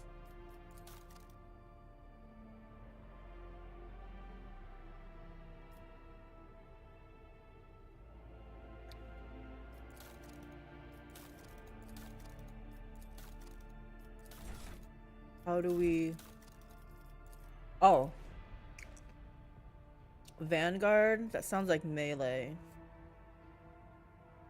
On the front line? Yeah, we're not front line. Master Tactician. Always in the thick of battle, using their leadership and combat prowess, Master Tacticians are able to harness the momentum of their party to enhance the combat effectiveness of their allies and themselves. Primary goal, scaling with party success. Long-term single target buffs. Momentum, versatility.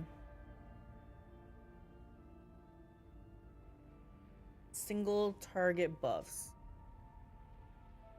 I can't believe Henrik's really left me. Grand Strategist.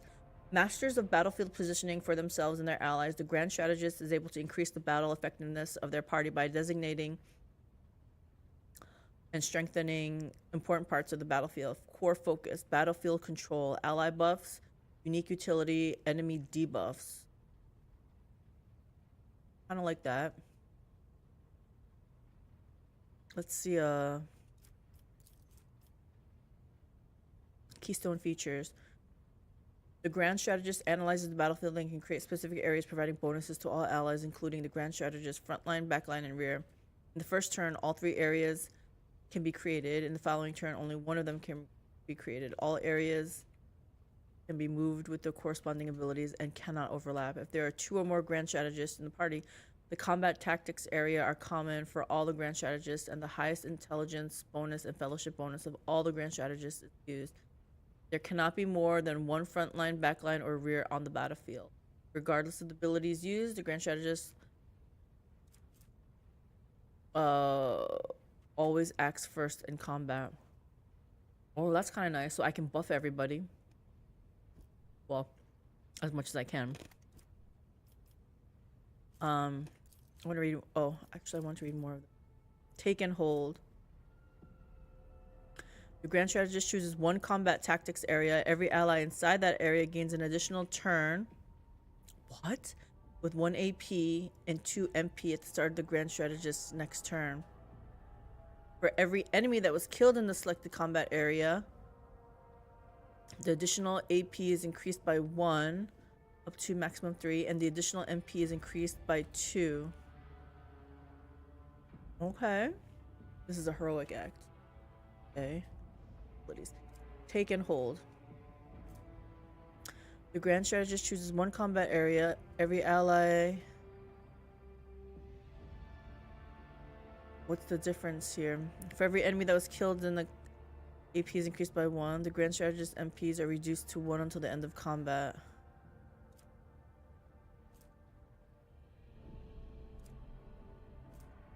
Oh, okay. One's a heroic act and one's a desperate measure. Okay, I got you. Characteristics, fellowship, willpower. Those. Let's see, mission. Test the advantage. The Master Tactician empowers their next attack to deal 4% additional damage for every stack of a tactical advantage of the Master Tactician has, and loses half of their stacks of tactical advantage. Master Tactician empowers their next attack. I don't want to empower my own attack. I want to empower someone else's attack. Tactical advantage. The Master Tactician gains 1 stack of moment. Wait. Okay. The Master gains 1 stack of tactical advantage per every 5 momentum gained by the Master Tactician or their allies. The Master Tactician begins combat with the amount of tactical advantage stacks equal to their fellowship bonus. Ultimate abilities: Last Volley. A 3x3 zone on the battlefield. All allies, including the Master Tactician, that have a line of sight to any enemies inside the selected zone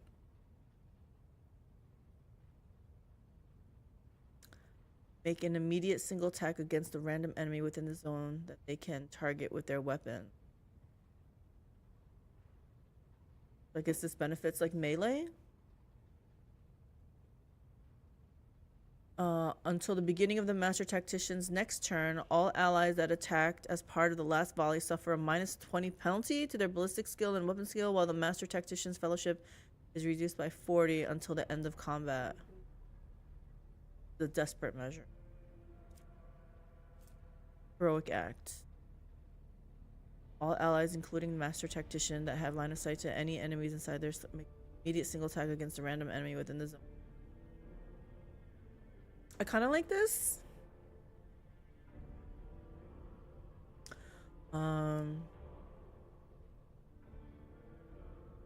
Agility, fellowship. These are all things that I am not very good at. I feel like maybe this is what I want. Fellowship is not that high, but my willpower is high. Int is perception. Toughness, kind of high. Persuasion is high. Commerce, pretty high. Demolition, no. Logic. Tech use is not high for sure. Lore Imperium. Lore Xenos. Lore Warp. Coercion and Carouse. Coercion. Why is her Carouse? Do what I want. Battlefield control, ally buffs, unique ability, enemy debuffs. I feel I like this.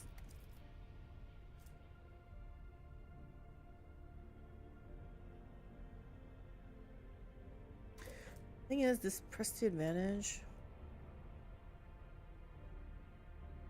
This is why I don't think this is very useful for me, because I feel like I'm not. My girl's meant to be. I'm trying to build her as a support, so she's not going to be doing damage.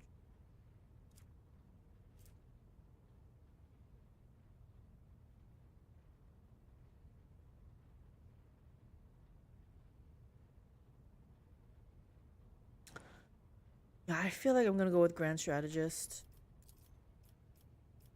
Okay.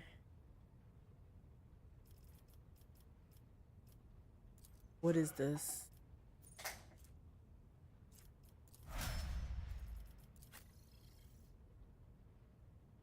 I don't know if I want this girl, but I like having this girl. The idea of having this girl better than oh wait, I have to have Idira also.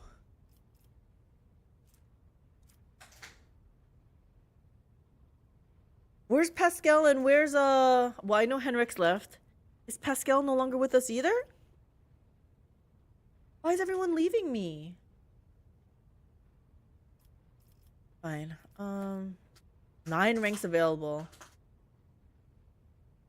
Can I not have her? I don't even want to do this. Hold on.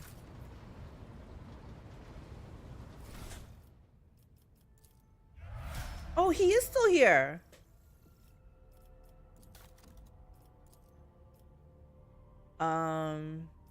What assassin is?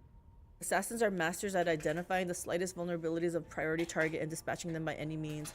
Core focus, high damage, dodge and dodge reduction, threat elimination, hit and run.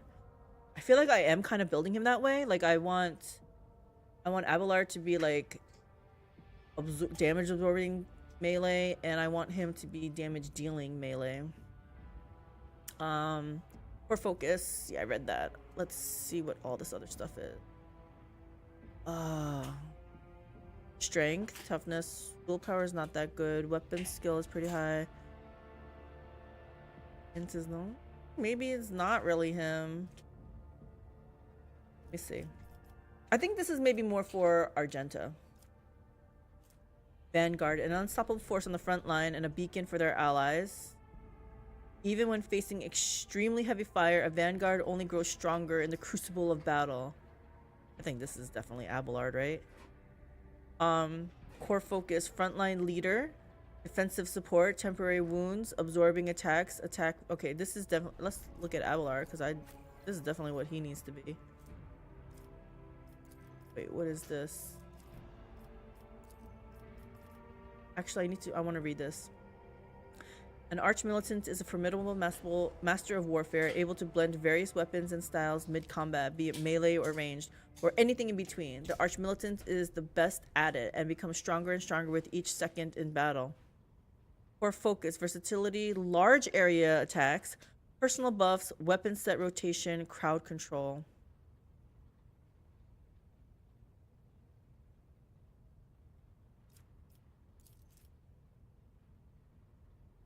Versatility. Whenever the Archmilitant uses an attack that is of a different type from their previous attack, the Archmilitant gains... Oh my gosh, so I have to rotate through weapons? I don't want to do that. I feel like that's more stuff I have to do.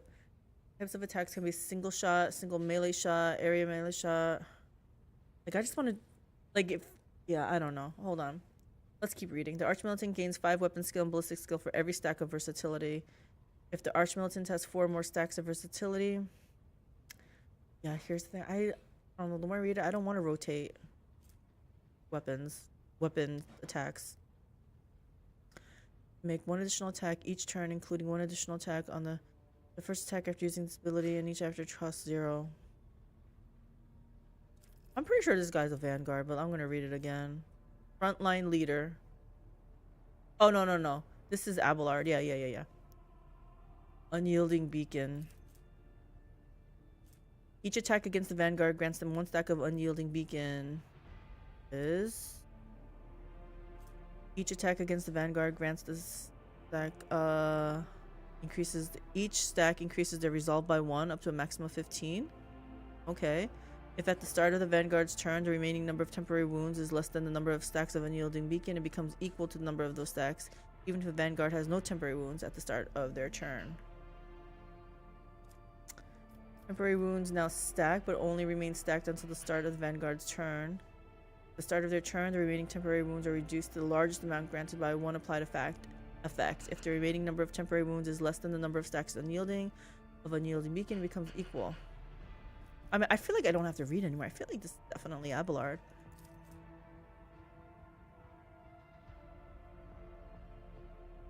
Yielding guard. Until their next turn, the Vanguard attacks each enemy that attacks the Vanguard's allies in a 3-cell radius around the Vanguard.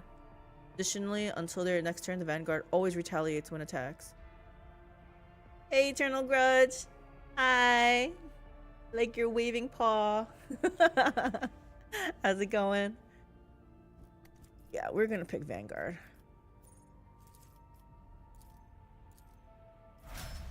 Argenta. Ooh, what's Bounty Hunter? Bounty Hunters are methodical killers. Sounds like her. Who leave trails of dead bodies in their wake. Sounds like her. A bounty hunter chooses their next target before the previous one has even realized it's dead. Sounds like her. Do I have to keep reading? Core focus, critical hit, defense reduction, killing priority target, repositioning. Hunt down the prey. The bounty hunter may mark any enemy as in combat as prey. Whenever the bounty hunter kills a target marked as prey, they gain a stackable bonus until the end of combat. The bonus depends on the enemy difficulty tier. Recharges at the start of battle. Wild hunt. Heroic act. All enemies within the area of effect of one cell radius. Bounty hunters simultaneously make several attacks. The number of attacks is equal to the number of prey in combat. These attacks are equally divided among all prey in the bounty hunter's line of sight. The attacks always hit and always score critical hits. How do we designate prey? Whenever the bounty hunter kills a target marked as prey, they gain a stackable bonus. Okay. Oh yeah, tier 2 archetypes. Exactly, right? These sound really good. Did you reach yours yet, Mark of the Dragon? I'm pretty sure she's gonna be bounty hunter. I don't think she's gonna be master tactician. Although buffing herself on this, scaling with party success, long-term single target buffs, momentum, versatility. Oh, that's right. I didn't want that versatility though. That's what it was. Just hitting level 9. Ah. We hit our first mega battle. I guess it was the end of chapter 1 battle. Literally just picked up machine guy. Yeah, this game's getting good. Game's getting good. Arch militants. I think this is what I didn't want. Large area attacks. No, my girl's a sniper. I like her as a sniper. I don't want weapons set rotation. I'm gonna X arch militant just on that fact. I don't want to do that. Maybe I'm reading it wrong, but I don't want to rotate through weapon attacks. I mean, let's be honest. I'm pretty sure this is her. Agility, what's her perception? 45. Ballistic skill is pretty high. Her strength is not that high. Willpower is meh. Uh-oh. What is this one? Agility, fellowship, ballistic skill, or weapon skill, perception.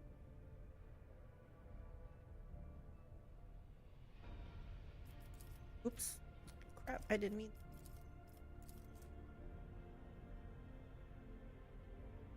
I still think bounty hunter, just going by the description.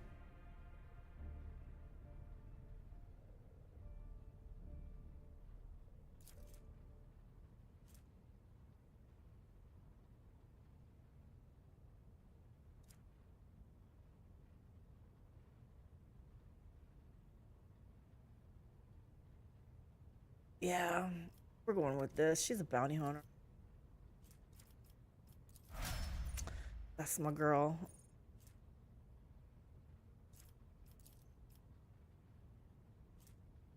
I have to mark an enemy in combat as prey. Whenever the bounty hunter kills the target marked as prey, they gain a stackable bonus. So before I start killing, I gotta mark them as prey. Oh, wait, what?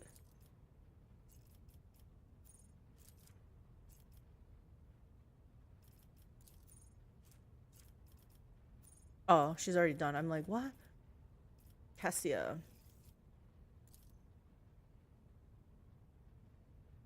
What did my girl end up picking?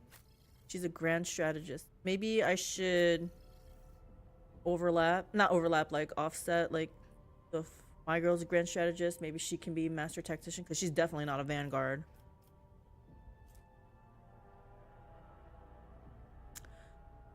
Long-term, but see, I don't know. She's not long-term single target buff. What does that mean? Let me read this again.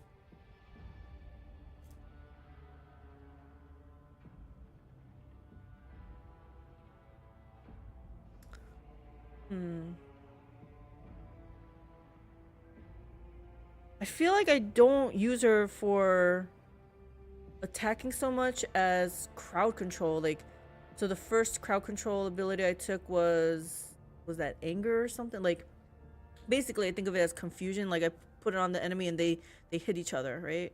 If it succeeds.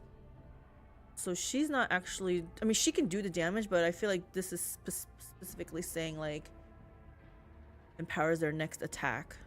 I don't know. She might have to be grand strategist also.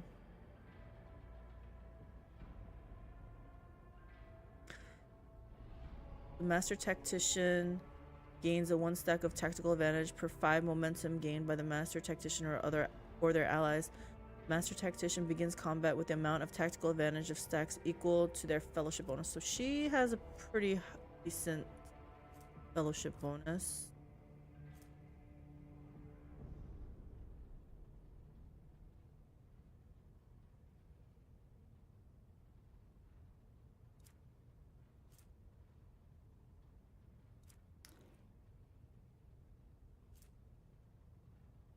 So she would select the 3x3 zone on the battlefield. All allies, including the master tactician, that have line of sight to any enemies inside the selected zone, make an immediate single attack against a random enemy within this zone.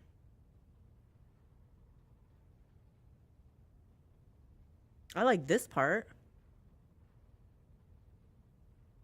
As long as all my people have line of sight to that 3x3 zone, they'll make an immediate single attack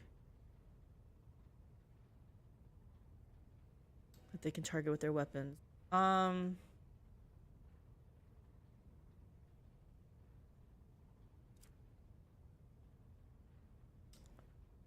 For willpower, 5.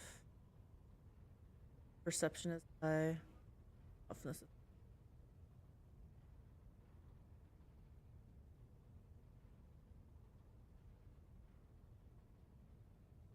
about this.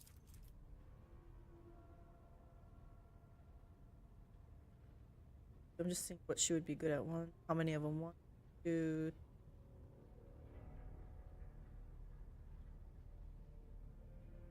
Persuasion. Oh, her persuasion is high. Commerce is high, I think, right? Yeah.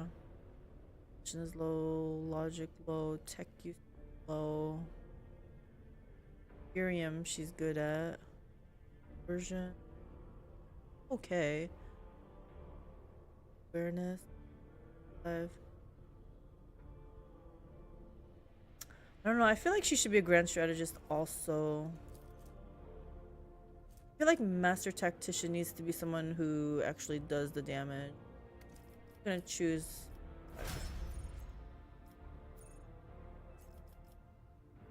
And honestly, I don't want to play with Rykad. She was just a hireling. Adira, I'm not very happy with. Although I wouldn't mind, just to avoid too much veil degradation, I wouldn't mind another like Argenta.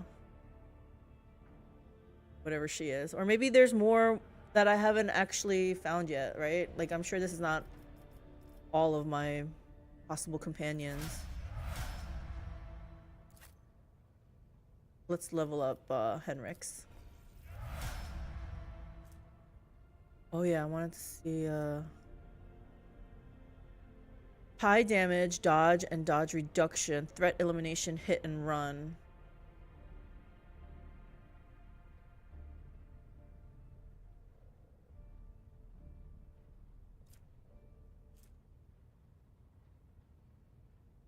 Oh, this is the tank one, right? Yeah, Abelard is this. So I'm gonna put him as an assassin.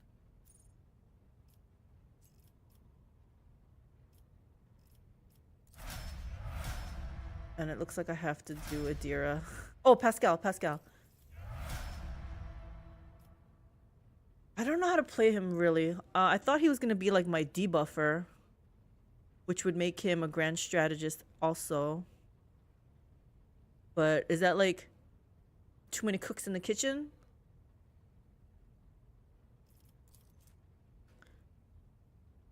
Grand strategist is able to increase the battlefield effectiveness of their parties by designated strengthening important parts of the battlefield.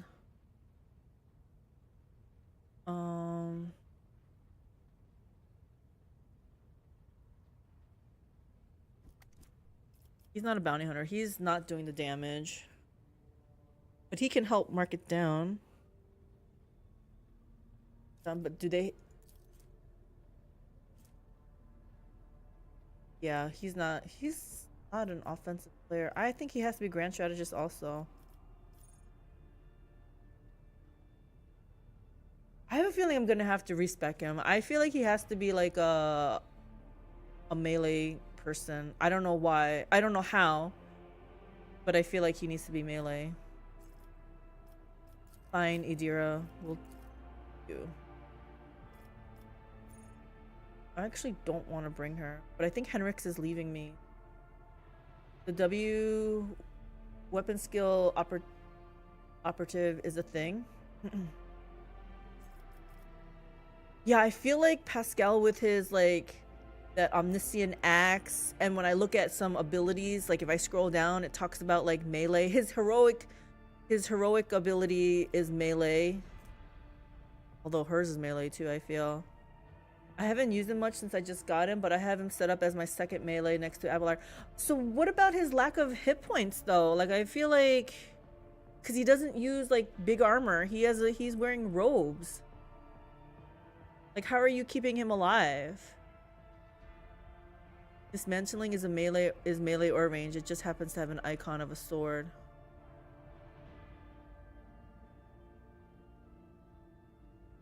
Okay. I feel like he's too squishy to be melee.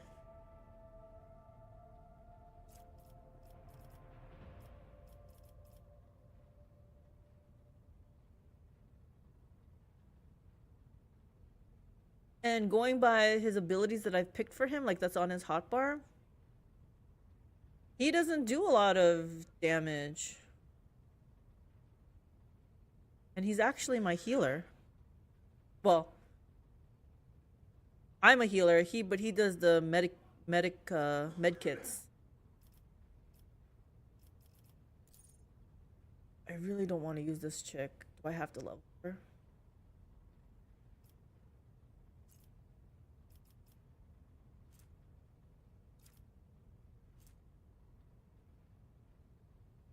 Wears medium armor, and you could always pick up heavy armor proficiency. His robes have a boost to armor based on his logic skill.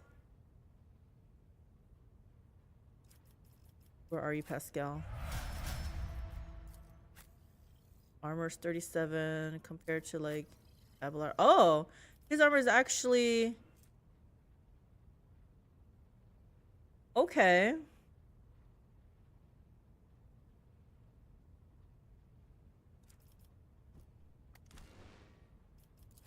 You know what? I'm gonna try to respec him then. Who is this?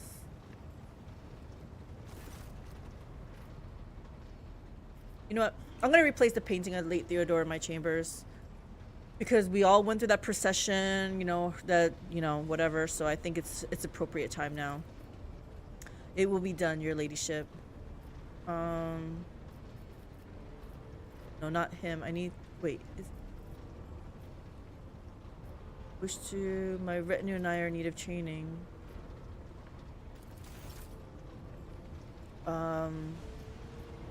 Here's the thing. I don't want to reset his. I wish I could just, like, go back one, but fine. What does this mean? Hold on. Let me save before I go in. This is beneath me. Okay.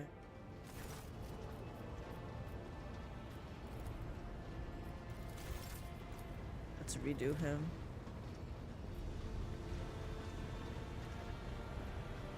All progress.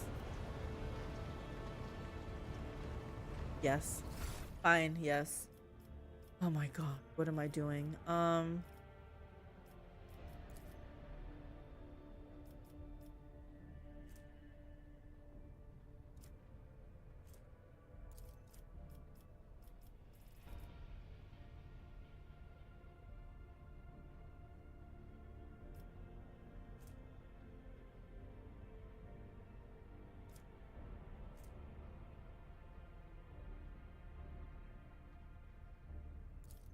This Tides of X.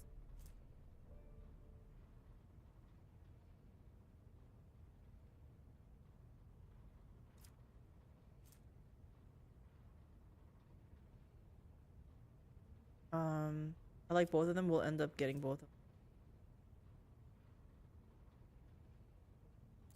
This. Let's. What's his perception? Hello. Let's bump his.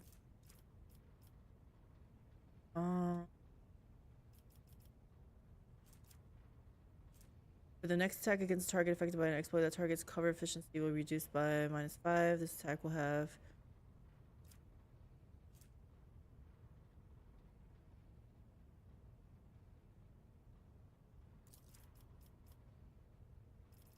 tech use and logic.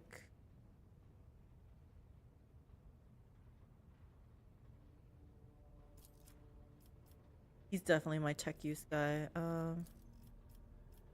So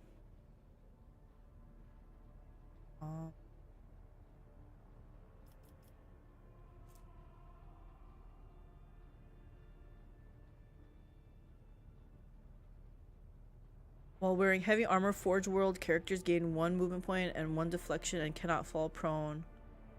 I kind of like that, but if I do this, I definitely have to go into heavy armor proficiency.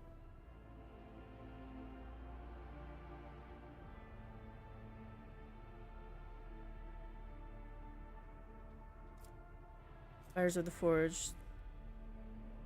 Gain 3 deflection against burning effect and flame weapons. Will be good if he is going to be in melee.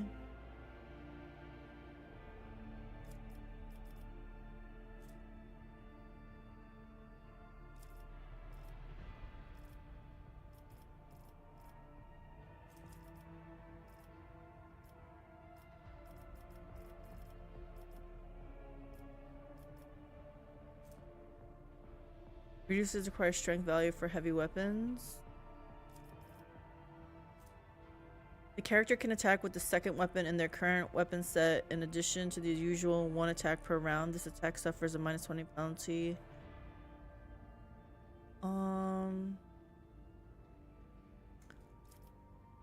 Weapon proficiency. Oh, maybe he can be my flamethrower guy.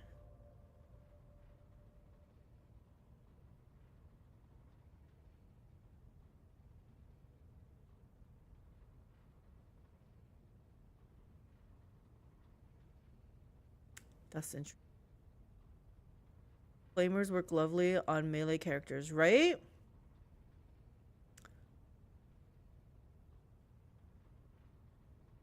I always hate it when they flame me. Let's try this. I'm starting to like this idea. Let's see. Enemy and 5 cell radius around the target, reducing their dodge and armor.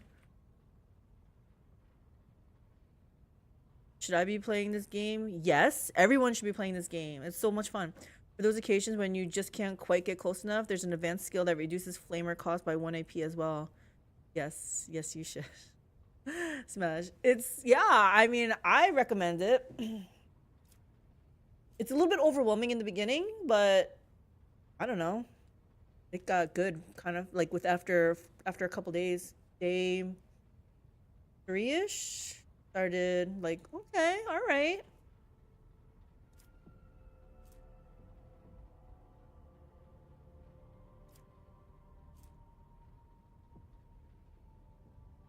Five cell radius.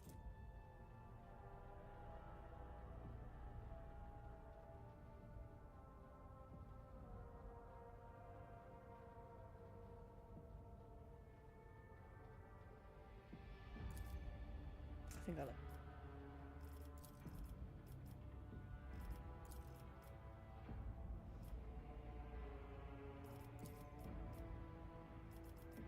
Fresh target.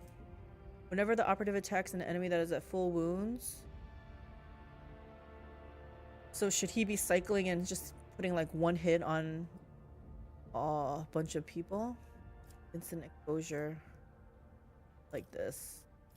Should I be picking stuff at the bottom here?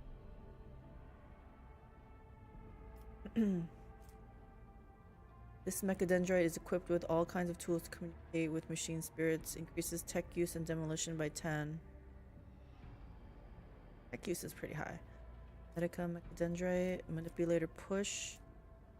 I think this would be good for when so he's with the other melee.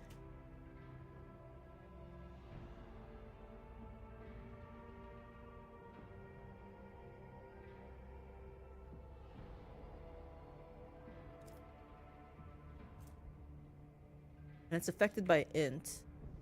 And he has high int. Well, kinda high-ish.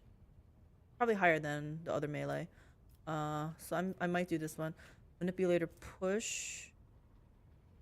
Pushing them up to 2 cells away.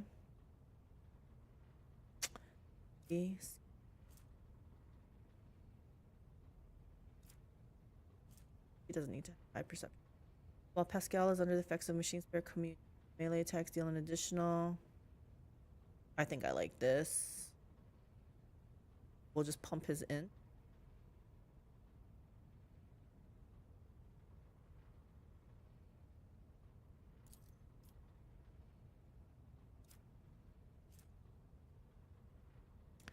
Gains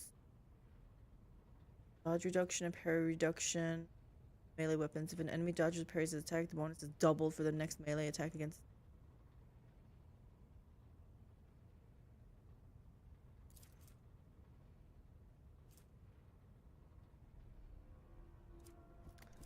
I kind of like that too. Overcharge protocols. Every time Pascal uses plasma or melta. No, we're gonna have him use flame throwing fire things. Machine spirit scan protocols. Machine spirit communion applies 1 stack of exploit on all affected enemies.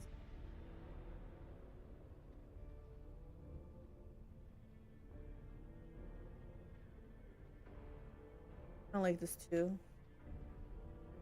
Like the first one I usually put on us, the group, and then the second one when it comes up I can cast it on, because it lasts till the end of the battle.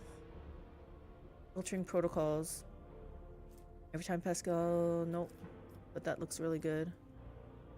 You know, I do like the idea of him also using like a plasma weapon. It looked like it was like electric, like lightning damage. He talks about like the motive force. But Pascal's attacks and effects of the exposed weakness ability gain bonuses against enemies under the effects of machine spirit communion, as if those enemies had 2 more stacks of exploit.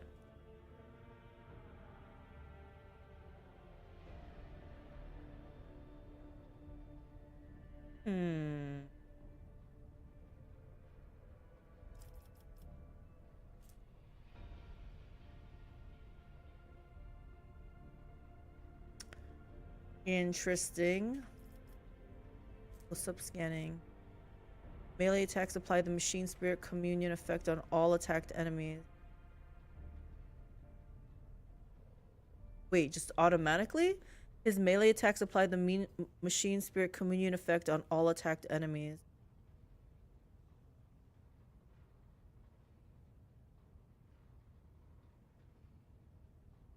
Interesting. We're gonna try him as ranged.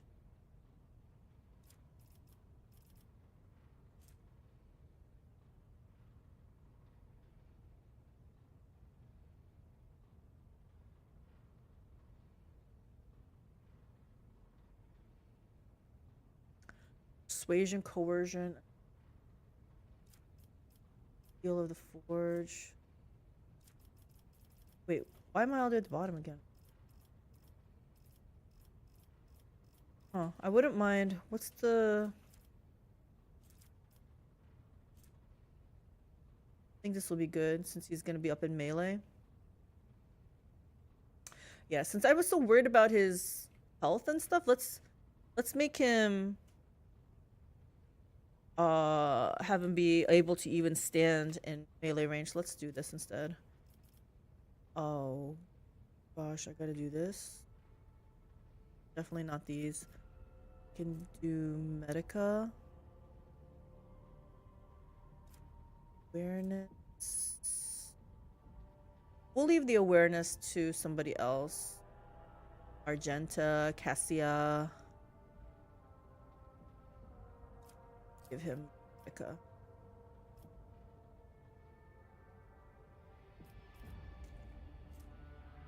While in cover, he's gonna be up in their face now. So let's see. Station. Operative's next non-area attack inflicts the intimidate effect on the first target hit by the attack and all enemies in a 5-cell radius around that attack. Damage dealt by intimidated enemies is reduced. What's his perception? This negative effect is doubled for enemies with less than...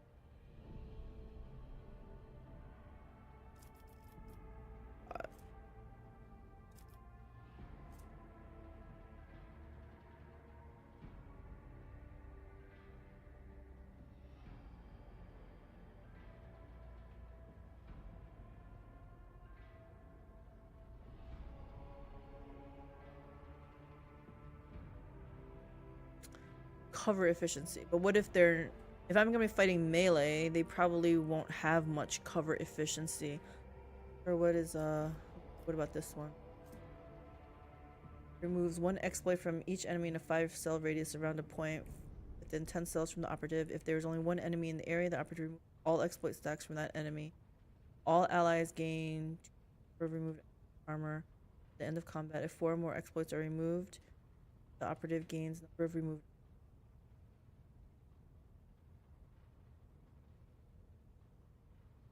End of combat. Okay.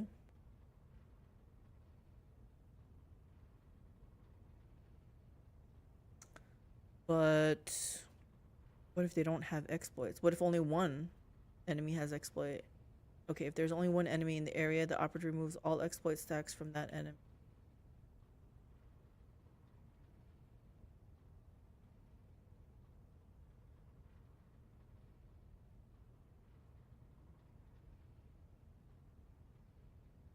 I feel like this might be good.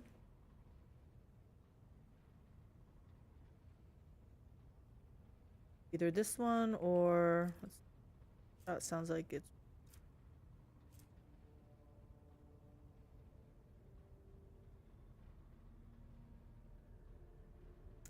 maybe this one, even though his perception isn't very high.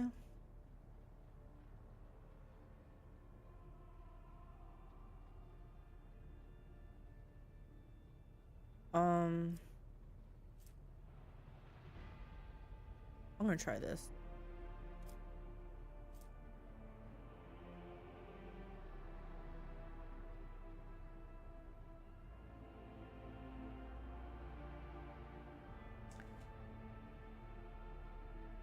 Inflicts the intimidated effect on the first target hit. So what's the intimidated effect?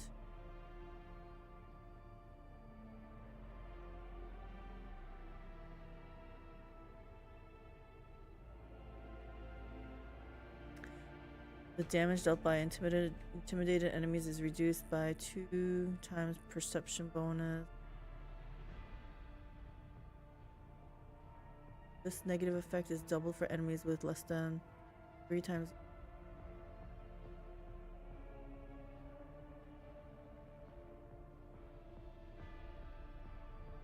Maybe intimidation.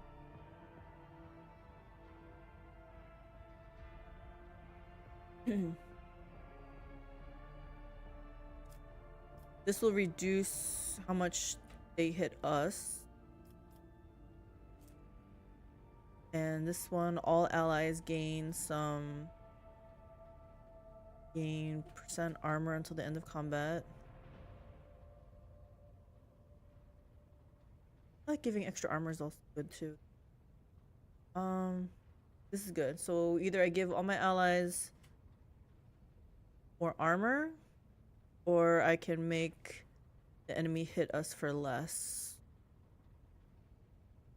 But this one, like I said, is dependent on perception bonus.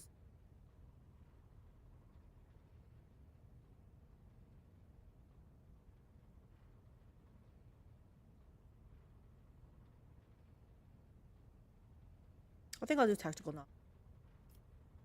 Hope that doesn't come back to haunt me, but we're doing.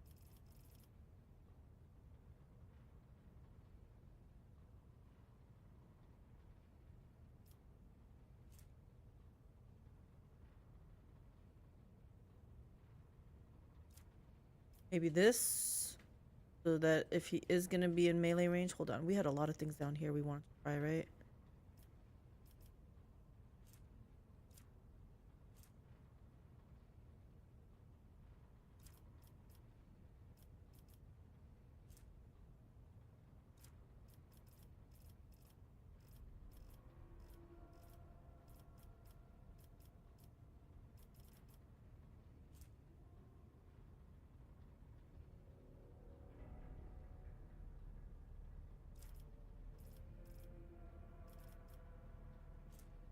Oh, this.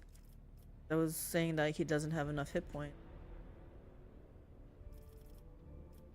Fresh target.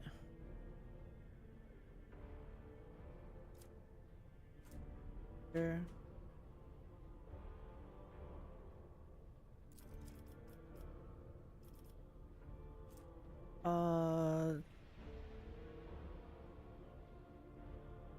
feel like we should up his... I guess his weapon skill's already pretty high. Should we bring up perception? Because there was that one thing that was dependent on perception, but I didn't take it.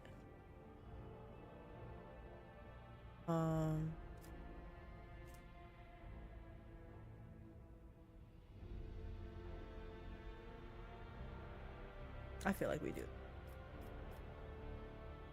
Oh, we can do more?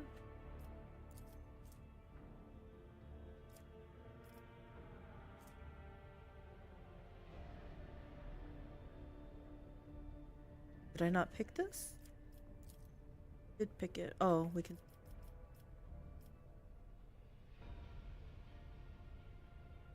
Want to increase it again? Oh, we'll do perception this.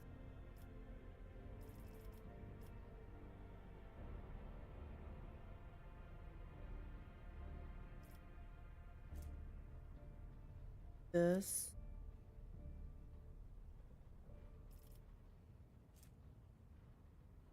Flame weapon attacks cost 1 less. Yeah, we need this because he's gonna be doing stuff.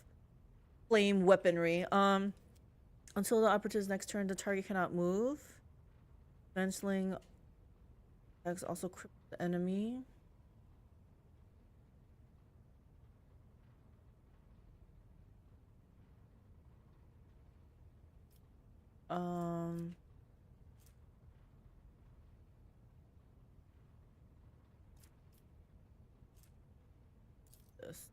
This reducing their weapon skill and ballistic skill by 30. I feel like I'm reliant on them doing less damage to.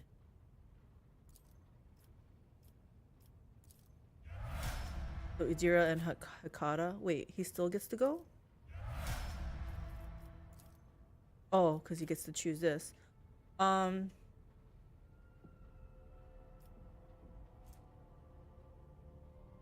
High damage, dodge, and dodge reduction. Threat elimination, hit and run. I don't know how hard he hits right now.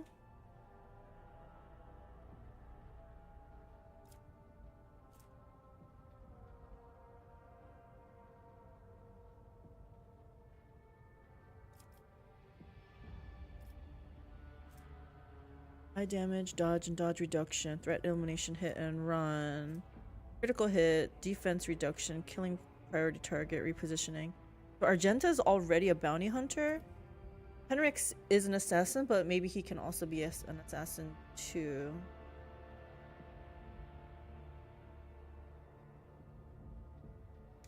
What is this stuff?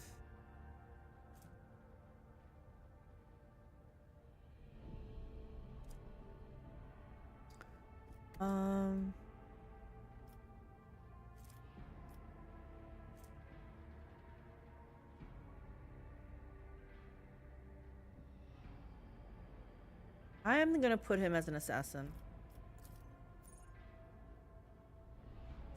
And so Idira and Hakata are the only ones left. I don't want to play with them. I'm not gonna do it. Alright, let's save this one as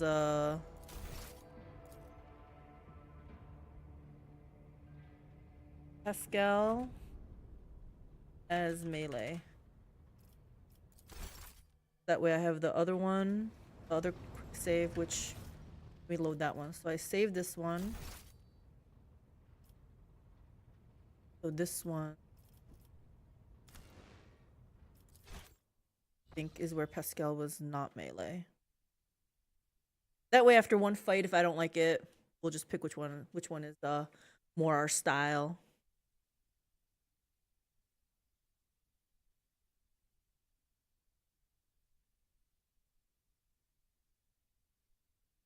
Oh, they're having a long time thinking here. Oh, nope, it just jumped. Okay, so let me see. The one where... Y'all...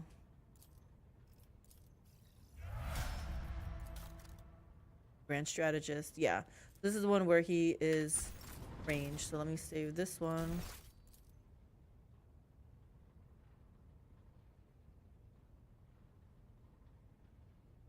Y'all as... ranged.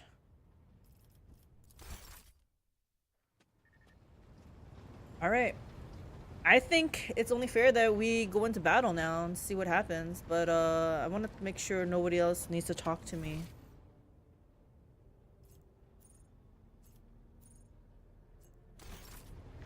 Make sure Vox doesn't need to talk to me. Oh, let me talk to Pascal. The Omnissiah knows all, comprehends all. Why am I questioning him? I want to know the truth about you. I feel like... Wouldn't he take slight to this? I don't think he would. He's not emotional, right? The request is approved. I did conceal certain information. I was a student of Archmagus Amanat, but I committed an act of betrayal after he deviated from sacred dogma. What did Amarnat do? He fell into schism and challenged the sacred boundaries of knowledge. The blessed Amanat claimed the limits of what is permitted must be expanded, because by refusing to explore certain law, we find ourselves in contempt of the seventh universal law. Comprehension is the key to all things. My mentor put forth a thesis claiming that we have stagnated, that ritual is now nothing but a cage for souls and false worship of the Omnissiah. He sought to break the cycle of mindless repetition because he saw the inevitable demise of our faith and all humanity at the end of it. Certain aspects of the Imperium have indeed ossified. His argument sounds reasonable. This Amarnat of yours is a dyed-in-the-wool heretic. That seems like a theological argument, not a political one. Fascinating. Should I just stay out of it? Fascinating. Acknowledged. So how did you betray him? The teachings of the blessed Amanat spread, and word of it reached the conclave of the Cognizance fleet. They recognized his teachings as tech heresy. Many tech priests suddenly vanished or were subjected to serve penance for minor transgressions. The students of Amanat, whose number included many enlightened and respected brothers, resisted. My prognosis showed that our most likely future was a schism and a fratricidal war that would destroy the Cognizance fleet. That was when I headed to the conclave. I wonder what made me even doubt him. Like, I only knew to ask that question because it was an option, but I don't feel like anything that has happened so far would make me doubt him. Even during that ritual, I was just like, yeah, I trust you. And I just let him do whatever he wanted. Uh-oh. I confessed, then handed the information about my mentor's research over to the conclave. Brazen, anathematic studies of the Forbidden Law. The conclave could use that data to summon Archmagus Amanat to stand trial and compel him to repent on pain of excommunicate traitoris. His subsequent fate is unknown to me. So you betrayed your mentor. You acted as a loyal son of the Imperium. You acted as a loyal son of the Imperium should. I do not think I will be able to trust you now, traitor. I think that's a little bit harsh. I'm just gonna... Let's just go along. I feel like this guy's like really logical. I don't feel like he would betray him without like reason, right? This statement is true. However, I took this step out of loyalty to my mentor. He rejected caution and was leading us to a blasphemous war where he would become the first and most important victim. I did not want to witness his destruction and tried to force him to submit. Okay, so you were trying to help I him. wanted to return to my mentor and share his fate, but the conclave found me repentant and sent me to the station AlteredCalyx EXT-17, where I was to atone for my previous transgressions. You acted as a loyal son of the Imperium should. You are as good at finding excuses as you are at technology. I do not think I will be able to trust you. I think I can still trust him. These are so like polar. I feel like I need something a little bit more in the middle here. You acted as a loyal son of the Imperium should. I feel like that's not his intent, so I feel like telling him that is like pointless. You are as good at finding excuses as you are at technology. I feel like that's me belittling him, and I don't think that's true. Like, I feel like he's fine. I don't like any of these answers, to tell you the truth, but we're gonna say one. I pray that the Omnissiah grants us wisdom to overcome the dialectic differences that divide us. Yeah, see, I feel like he doesn't really understand that. So why did you go to Rykad Minoris? The tech priest. Let's just go down. I was summoned there by a message that was encrypted with the Blessed Amanat's personal code, and could it be interpreted in several ways. One thing was certain: we were in danger, and I had to go to Rykad Minoris. The tech priest named Abel. So who is he? Assessing his personality is difficult. The spirit of Brother Abel is different from that of most people. 10 comrades of the cog call such persons quiet ones.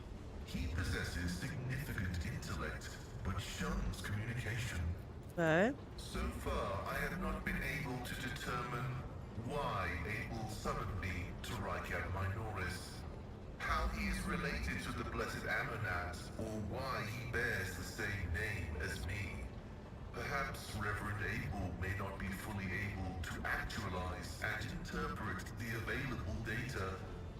So what are you going to do next? I was wrong when I assumed it was the Blessed Archmagos Amanat. He admits he who was assumed wrong? the guise of Abel Haneman. But there is a connection between him and the Reverend Abel, and I intend to uncover the nature of this link. I too would like to know this connection. So good, you're gonna be working on it. I have no more questions. Acknowledged. I will return to ruminating on the search for the Blessed Amanat. May your...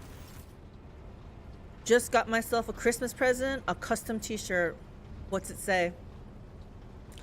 What's it say, or what's the image? What is this? Sounds like something fun.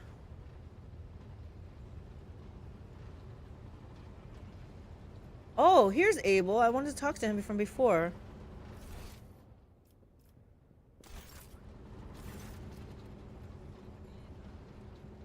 Oh, you don't want to know? It's not very politically correct. Okay. The person you saved from the Electro Priest Monastery, the servant of the Omnissiah who calls himself Abel Hanuman, is staring intently at a cogitator's vid screen. Wires connect the sacred computing machine to augmetics inside the prayerfully bowed heads of murmuring servitors. Abel looks up at you. After a lengthy silence, he looks away and says stiffly, "The Omnissiah knows all, comprehends all." So, how you feeling, Abel? You were like near death. The tech priest stares intently at his feet for a while and then says in a halting voice, "The running of the binaric protocols was bogged down and dissolved in false commands. The filter has separated the correct signals from the incorrect. The running has been restored to its swiftness." Pascal speaks softly, as though trying to match the inflections of Abel's voice. Tech brother Abel has passed the diagnostics. The pernicious influence of the sacrilegious procedures has been completely eliminated. Statistically, most survivors of schematicals infestation are left with severe cognitive impairments. However, tech brother Abel's mind, being of a less typical nature, has not been damaged to so great a degree. Gaze into Abel's eyes. Tech brother Abel, you are free from possession, are you not? I trust that you pose no threat to my ship? Abel's voice quivers and his eyes dart around, desperately avoiding eye contact. You will look me in the eye, Abel. What was flawed has since been purged, but the shadows of the hunt linger. The cog is dismounted and no judgment has been made. In the absence of judgment, threat remains. Who will make the judgment? I will. Pascal places a mechadendrite on Abel's shoulder and repeats his voice, heavy like a wheel tread, crushing the dirt underneath. I will make the judgment that will avert the threat. His gaze falls on you. There is no need to frighten him. I wasn't trying to frighten him. He's just a little bit shy and doesn't want to make eye contact. What troubles him so? I assumed at first that this was caused by the shock inflicted upon his system by the schismatical attack, but my tech brother's words are a sign of a deeper reason for his unease. He foresees something that threatens both him and all those around him, and thus I stand ready to face this threat. Oh, look at this. They're becoming bros. What judgment do you two speak of?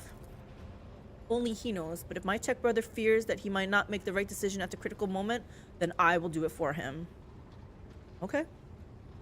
Why are you so concerned about him? He is not the one you were hoping to find. Answer unknown. I am registering a kinship both between our identifiers and one that is more profound.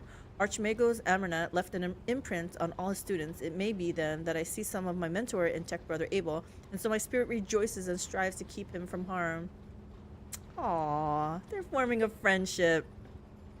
You care for him as if he truly were your younger brother. Exactly. I will try not to give Abel any undue cause for dread.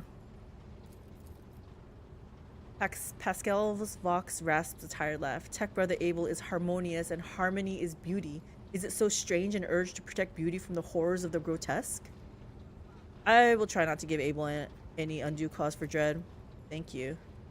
Why do you and Pascal have the same name? Abel freezes. From his vox synth, barely audible through the static, comes the words, the naming of the names is not an index to the text. The naming of the names is the text. Oh, Abel. And then Pascal's the translator here. Abel's answers can be enigmatic. His mind works differently from ours. He thinks in harmonic imagery and notices the symmetries and proportional relationships in the world around him. Poetry would be the closest analogy to how he perceives and interacts with reality. I never imagined there could be poets among the tech priests. Pascal, do you understand what Abel is referring to? Soften your tone. Abel, could you please explain what you mean?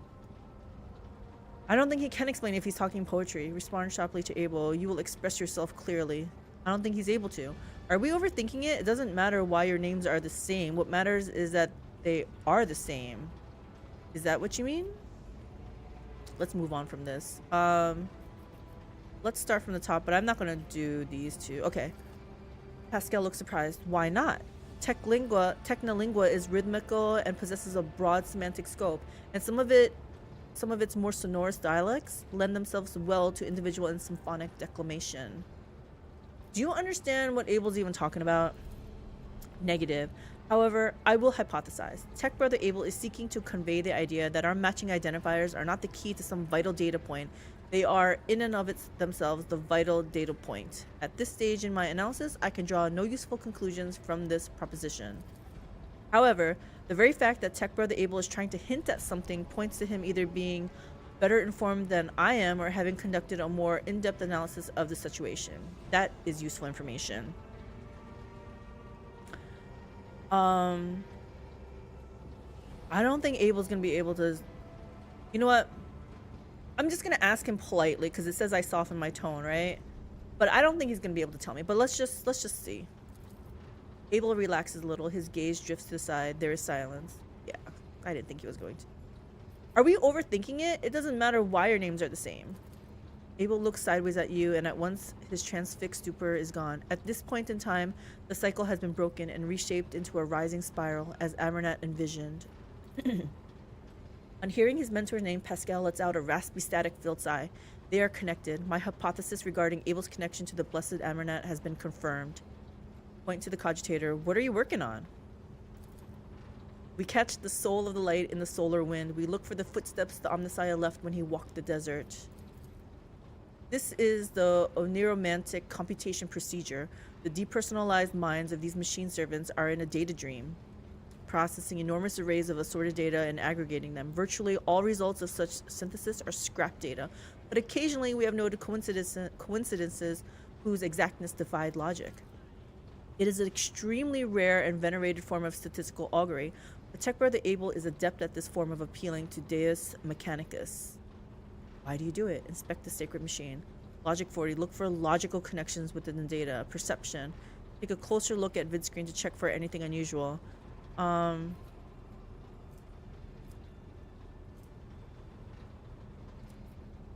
gonna look for logical ones since they're so logical. Like I'm gonna look at that. Most of the runes are devoid of any meaning, but you notice a few among them that combine into formulae and computational graphs. Abel peers at you inquisitively, then shifts his gaze to the vid screen, and you could swear that a smile lights up his face under his respiratory augmetic. Made him smile. A crystal is exquisite in clear water. Deviation from the cycle's trajectory has been increased, as was Amernat's wish. Abel lowers his head, and his Vox synthesizer broadcasts a binaric hymn you do not recall having heard before. Its sound is full of vibrant energy, and its precise rhythm is nothing short of pleasing to the ear, a rare thing for the language of the Adeptus Mechanicus. Pascal explains with an inexplicable air of pride. So proud of his little bro. The tech brother Abel has dedicated a lesser aria to you. The piece is distinguished by a high degree of acoustic harmony and is fit for use as a motto, auxiliary, identifier, or epitaph. Bow to Abel. Thank you for the generous gift. Why, thank you. With a life as eventful as mine, I am certainly going to need an epitaph at some point. What use could I possibly have for a motto I can't even pronounce? I'm gonna thank him. That was nice of him. The gift is disproportionate, but it does signify a personal affinity. I'm gonna inspect the sacred machine, I guess. The hair has been removed from every servitor's head. Their bulky cerebral augmetics cover their skulls like helmets. The faces of the cogitator's servants are blank. Their eyes are closed. Their lips are incessantly whispering what sounds like gibberish. Hundreds of lines of symbols containing information scroll down the cogitator's vid screen. Abel Hanneman peers at it with voracious interest, in sharp contrast to his usual placidity. Why do you do it? It is how we execute the quest for knowledge in the hope that the machine god grants us an epiphany, that we may discern a logical connection in a mass of absurd data, which will propel our comprehension forward. My interest in this subject has been exhausted. Abel goes back to intently watching the calculations, his eyes alight with curiosity. Turn to Pascal. Did you hear what Abel said? It seems we have contributed to Amernat's design and deviated from the cycle. What does that mean for you? A low guttural sound arises from the depths of Pascal's Vox synth, as though the planet's tectonic plates are shifting and crushing each other. The mighty rumble begins forth, words imbued with power. We follow a path charted by a great mind, but that path leads to dark places. So we're doomed. The cycle has the advantage of predictability. Abandoning it will plunge the collective into a perilous space of uncertainty, which will inevitably lead to disasters and risk the universal annihilation. The doctrine of discontinuing the cycle may herald good things to come, or it may be a death sentence. Only the Omniscient knows all and comprehends all. Others are mere prophets who interpret his wisdom as far as their own comprehension permits. Is that not the promise of every heresy? Let's renounce our path, distort our doctrine, and head out toward what looks like a better future, but actually only has danger and grief in store for us. As flawed as the status quo is, it has helped us survive for past 10 millennia, therefore it is effective. Better to die fighting against the change than to rot alive. Disaster is just another word for a new opportunity. Not missing it is what it's all about. I am no prophet. I will not presume to make pronouncements on the future. I feel like, yeah, I don't want to take an opinion on this. Well, I'm not a prophet. No one knows the future. Every analysis has its margin of error, and horrors lurk in these margins. The tone of thundering profundity drains from Pascal's box, giving way to his familiar sibilance. Alright, I must take my leave. I am glad to see you.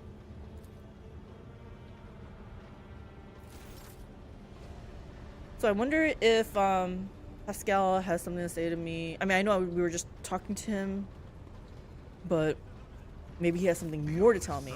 No? Okay. Is there anyone else? Adira? I don't even want to talk to Adira. That's so mean. Talk to High Factum Giannis.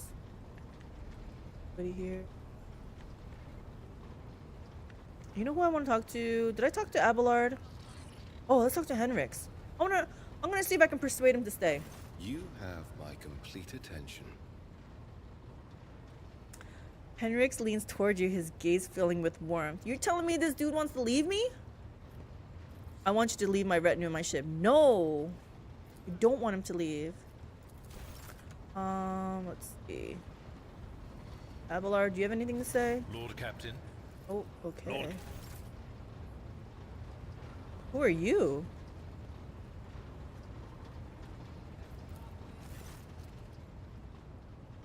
What is this? The reflections of the bridge lights are playing on the unlit vid screens of the cogitator. Next to the machine stands a hunched tech priest who bows as you approach, his body nearly folding in half. Lord Captain, the machine spirit of this mechanism slumbers. Should you wish to awaken it, use the key of your blood. Who are you and what is your purpose here? What is this blood key I am supposed to use? Place your hand inside the servitor's maw.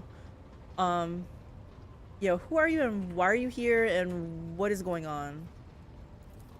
My designation is IH-630. The tech priest points his only mechadendrite at the machine beside him. The venerated Engine Seer Prime has entrusted this sacred mechanism into my care. It is now my duty to assist in the rogue trader's understanding of the hallowed code. What is this blood key I'm supposed to use? The key you seek is the dynastic blood that runs in your veins. It is the only way to rouse this cogitator's machine spirit. When you are ready to do so, place your hand into the mouth of the guardian servitor on the blessed control panel. But what's it do? It's like a button, right? You see a button, you gotta click it, right? I'm gonna stick my hand in it. The servitor's powerful jaws close around your hand with a screeching clack. You feel the cold metal pierce your skin and draw blood. The vid screens in front of you flicker restlessly, filling with numerical combinations. The tech priest by the cogitator nods curtly. The sacred mechanism is awake and ready to receive your request, Lord Captain. Pascal has informed me that the system has encrypted data stored inside. I wish to know its contents. Have the tech priest of the Adeptus Mechanicus been able to discern how the ship was able to start her warp engine? Remind me who you are. Yeah. I want to know its contents. Without another word, the tech priest turns to the cogitator. He raises his hands and a prayer of binary code pours out of his box device. The servo motors in the bowels of the machine grow louder, its undulating hum responding to his chant. Numerical combinations run down the screens. I didn't even know this was part of the quest. Okay. Scanning. Bunch of words I don't know. Continue. The machine spirit has discovered numerous critical errors. The data is damaged. The tech priest stops abruptly and the green glow of his visor narrows, registering an intact segment. The machine spirit has spoken. The worlds of Kiava Gamma and Dargonis hold certain data repositories. The mechanism is ready to provide the rogue trader with data keys that can unlock said repositories. Are we talking about loot? What data repositories? That remains hidden. The encrypted data bank belonged to the esteemed Theodora von Valencius. She was the only one who could have known about these repositories. Perhaps the former Engine Seer Prime also could have known. Omnissiah accept his code. If I were to propose a hypothesis, it would be most prudent of a figure as eminent as a rogue trader to store her classified data in receptacles most secure. How do I accept these keys? Okay. The gracious machine spirit is willing to transfer the data keys to the head of House von Valencius by means of an electu, a hypodermic tattoo augment. If you are ready to accept the keys, place your hand inside the servitor's mouth. I feel like this is loot. We're gonna put our hand inside that mouth. Deep within the servitor's dark gullet, unseen, burning hot needles pierce your wrist, but the sharp pain only lasts a moment. The electu that has been planted inside your wrist should be enough to open the repository doors. Yeah, where are these caches? I need to know more about them. That better be a location. The tech priest's augmented fingers dart around the control panel. The Omnissiah favors you. The machine spirit is willing to commence the calculation procedure that could restore the lost data. That's what I like to hear. Uh-oh. Tech Q0. Restore the data on the cache located on Dargonis. I'm interested in the cache on Kiava Gamma. I'm interested in both. We failed? Wasn't it at 90%?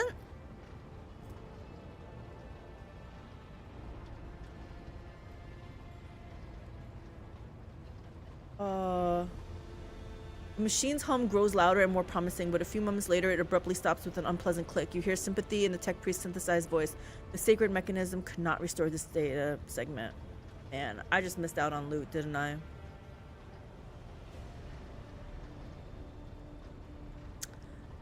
I don't feel like I quick saved recently, so we're just gonna go for it. I have a 90% chance of this one.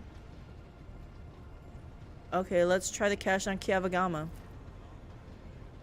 The servo motors within the cogitator pick up the pace, their heavy thrum growing louder. The machine clicks abrasively for several minutes until eventually a numerical code appears on the screen. The tech priest turns to you. Blessed are the omnicized deeds. The repository on Kiavagama Gamma has a security system guarding it. The machine spirit has recovered a code that will allow you to disable defenses.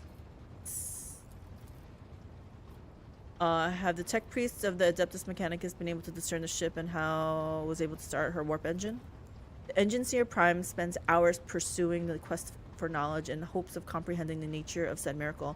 May the omnicized grace guide him on this journey. There is no doubt that it was a miracle sent by the Omnissiah as a manifestation of his will, yet the Engine Seer Prime managed to perceive some logical connection within the streams of data. I am not privy to this connection, but the Engine Seer Prime will surely share this newly discovered knowledge with you in a detailed report. I don't need to be reminded who you are. I just talk to you. Oh, that was for that. Okay. Okay. Else? Talk to Vox. Why they won't. I've already talked to them about that.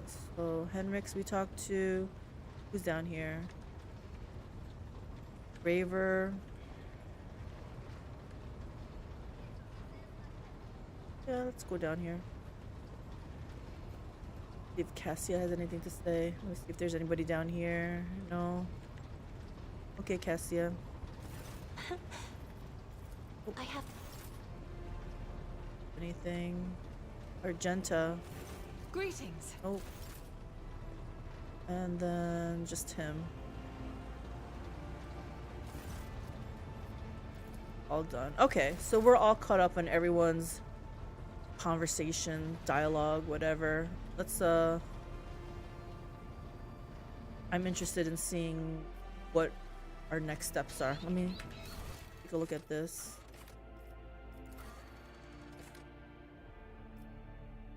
Make planet fall on footfall. Astray.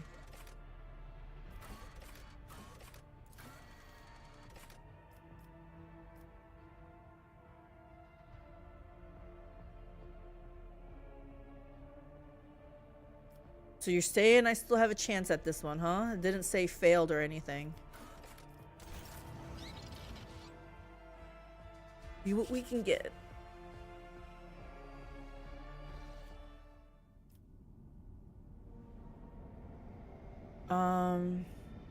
Lord Captain. Raver's voice over the Vox sounds wary rather than annoyed. I'm getting reports of several ships moving toward us. Judging by the fact that they're not responding to our hails and the telemetry shows a trail of macro batteries, they're not here for a chinwag. Ready to issue orders to prepare for battle at your command. What? We're gonna have a ship battle? Where did they come from? Why haven't you noticed them before? Could this be the work of Kunrad Voidfear? Can we evade this battle? On my order, all stations get ready for void combat. I hope this is a tutorial. I don't know how to do ship combat. Where did they come from? The rubbish of Furibundus, and I'm not talking about these wrecks that are about to open fire. I mean the remains of meteorites, gas clouds, refuse from the shipyards. It all bunches together and the smaller ships hide behind it to harass ships as they emerge from the warp. Could this be the work of Kunrad Voidfear? The silence over the Vox lasts for several seconds. It's possible. He could have hired some scum, or maybe it's just a pirate who saw the state of our ship and decided to push his luck. Can we evade this combat? Raver snorts or perhaps chuckles. I don't think so, Lord Captain. There's no reason to. It'll be easier to blast these scums to smithereens than to evade them. We'll warn footfall we're coming with a few macro salvos. On my order, all stations get ready for void combat. Are we really gonna do some void combat? Can I save from here? Can't save from here. Okay, on my order, let's go. I kind of wish I didn't start this.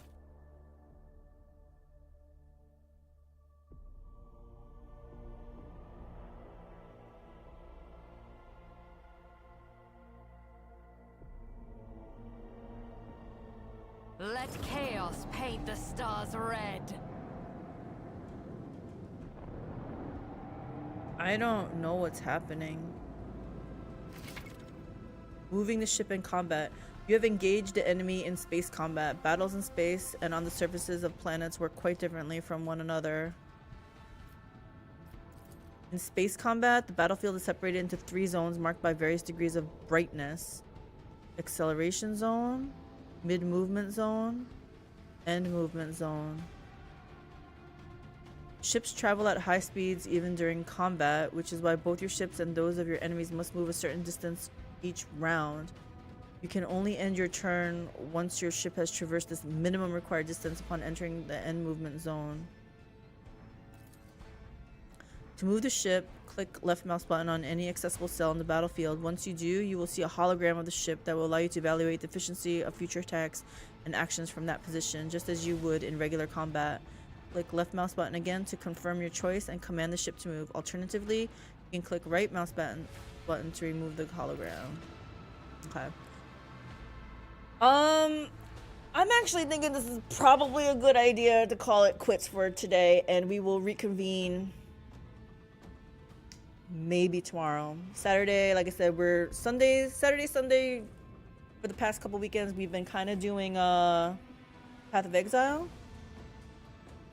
But I don't know if I can wait till next week to play this game, so I'm gonna see if I can split time. And I need a break. We've been going over 4.5 hours. I need an eating break. I need to get up, and this is all new and it's overwhelming my brain. So we're gonna continue this. We're gonna continue this next time. Thanks for hanging out with me, guys. Saturday through Sunday, Monday through Sunday, yo. Saturday through Sunday, Monday through Sunday. I don't know what you're talking about. Playing this game? I can't do every day streaming. I need breaks. Otherwise I'll go crazy. Maybe I'll love you one day, maybe we'll someday grow. Oh, this must be a song. Yes. Are you? I don't know it. Eminem. I do know some things of Eminem, but I don't know all of his songs. Sorry. I knew your other one though. Dust yourself off and try again. Okay. Anyway, I'll be back on in a couple hours to play Path of Exile for a little bit. Just a little bit. Hubby's passing me up. He's already like caught up to me in levels on his second character, and he already does more damage than me and stuff. So I gotta go in and check things out and see what's going on. But anyway, that's it for Rogue Trader for tonight. Again, thanks for hanging out with me, guys, and I will see you tomorrow for a couple hours in Rogue Trader, if not Path of Exile. Sounds good? Deal? Later? Or 8? Yeah, there you go, later. Heart? Oh, play the game. Don't let the game play you. Loot first, talk later. I will see you next time. Heart? Bye.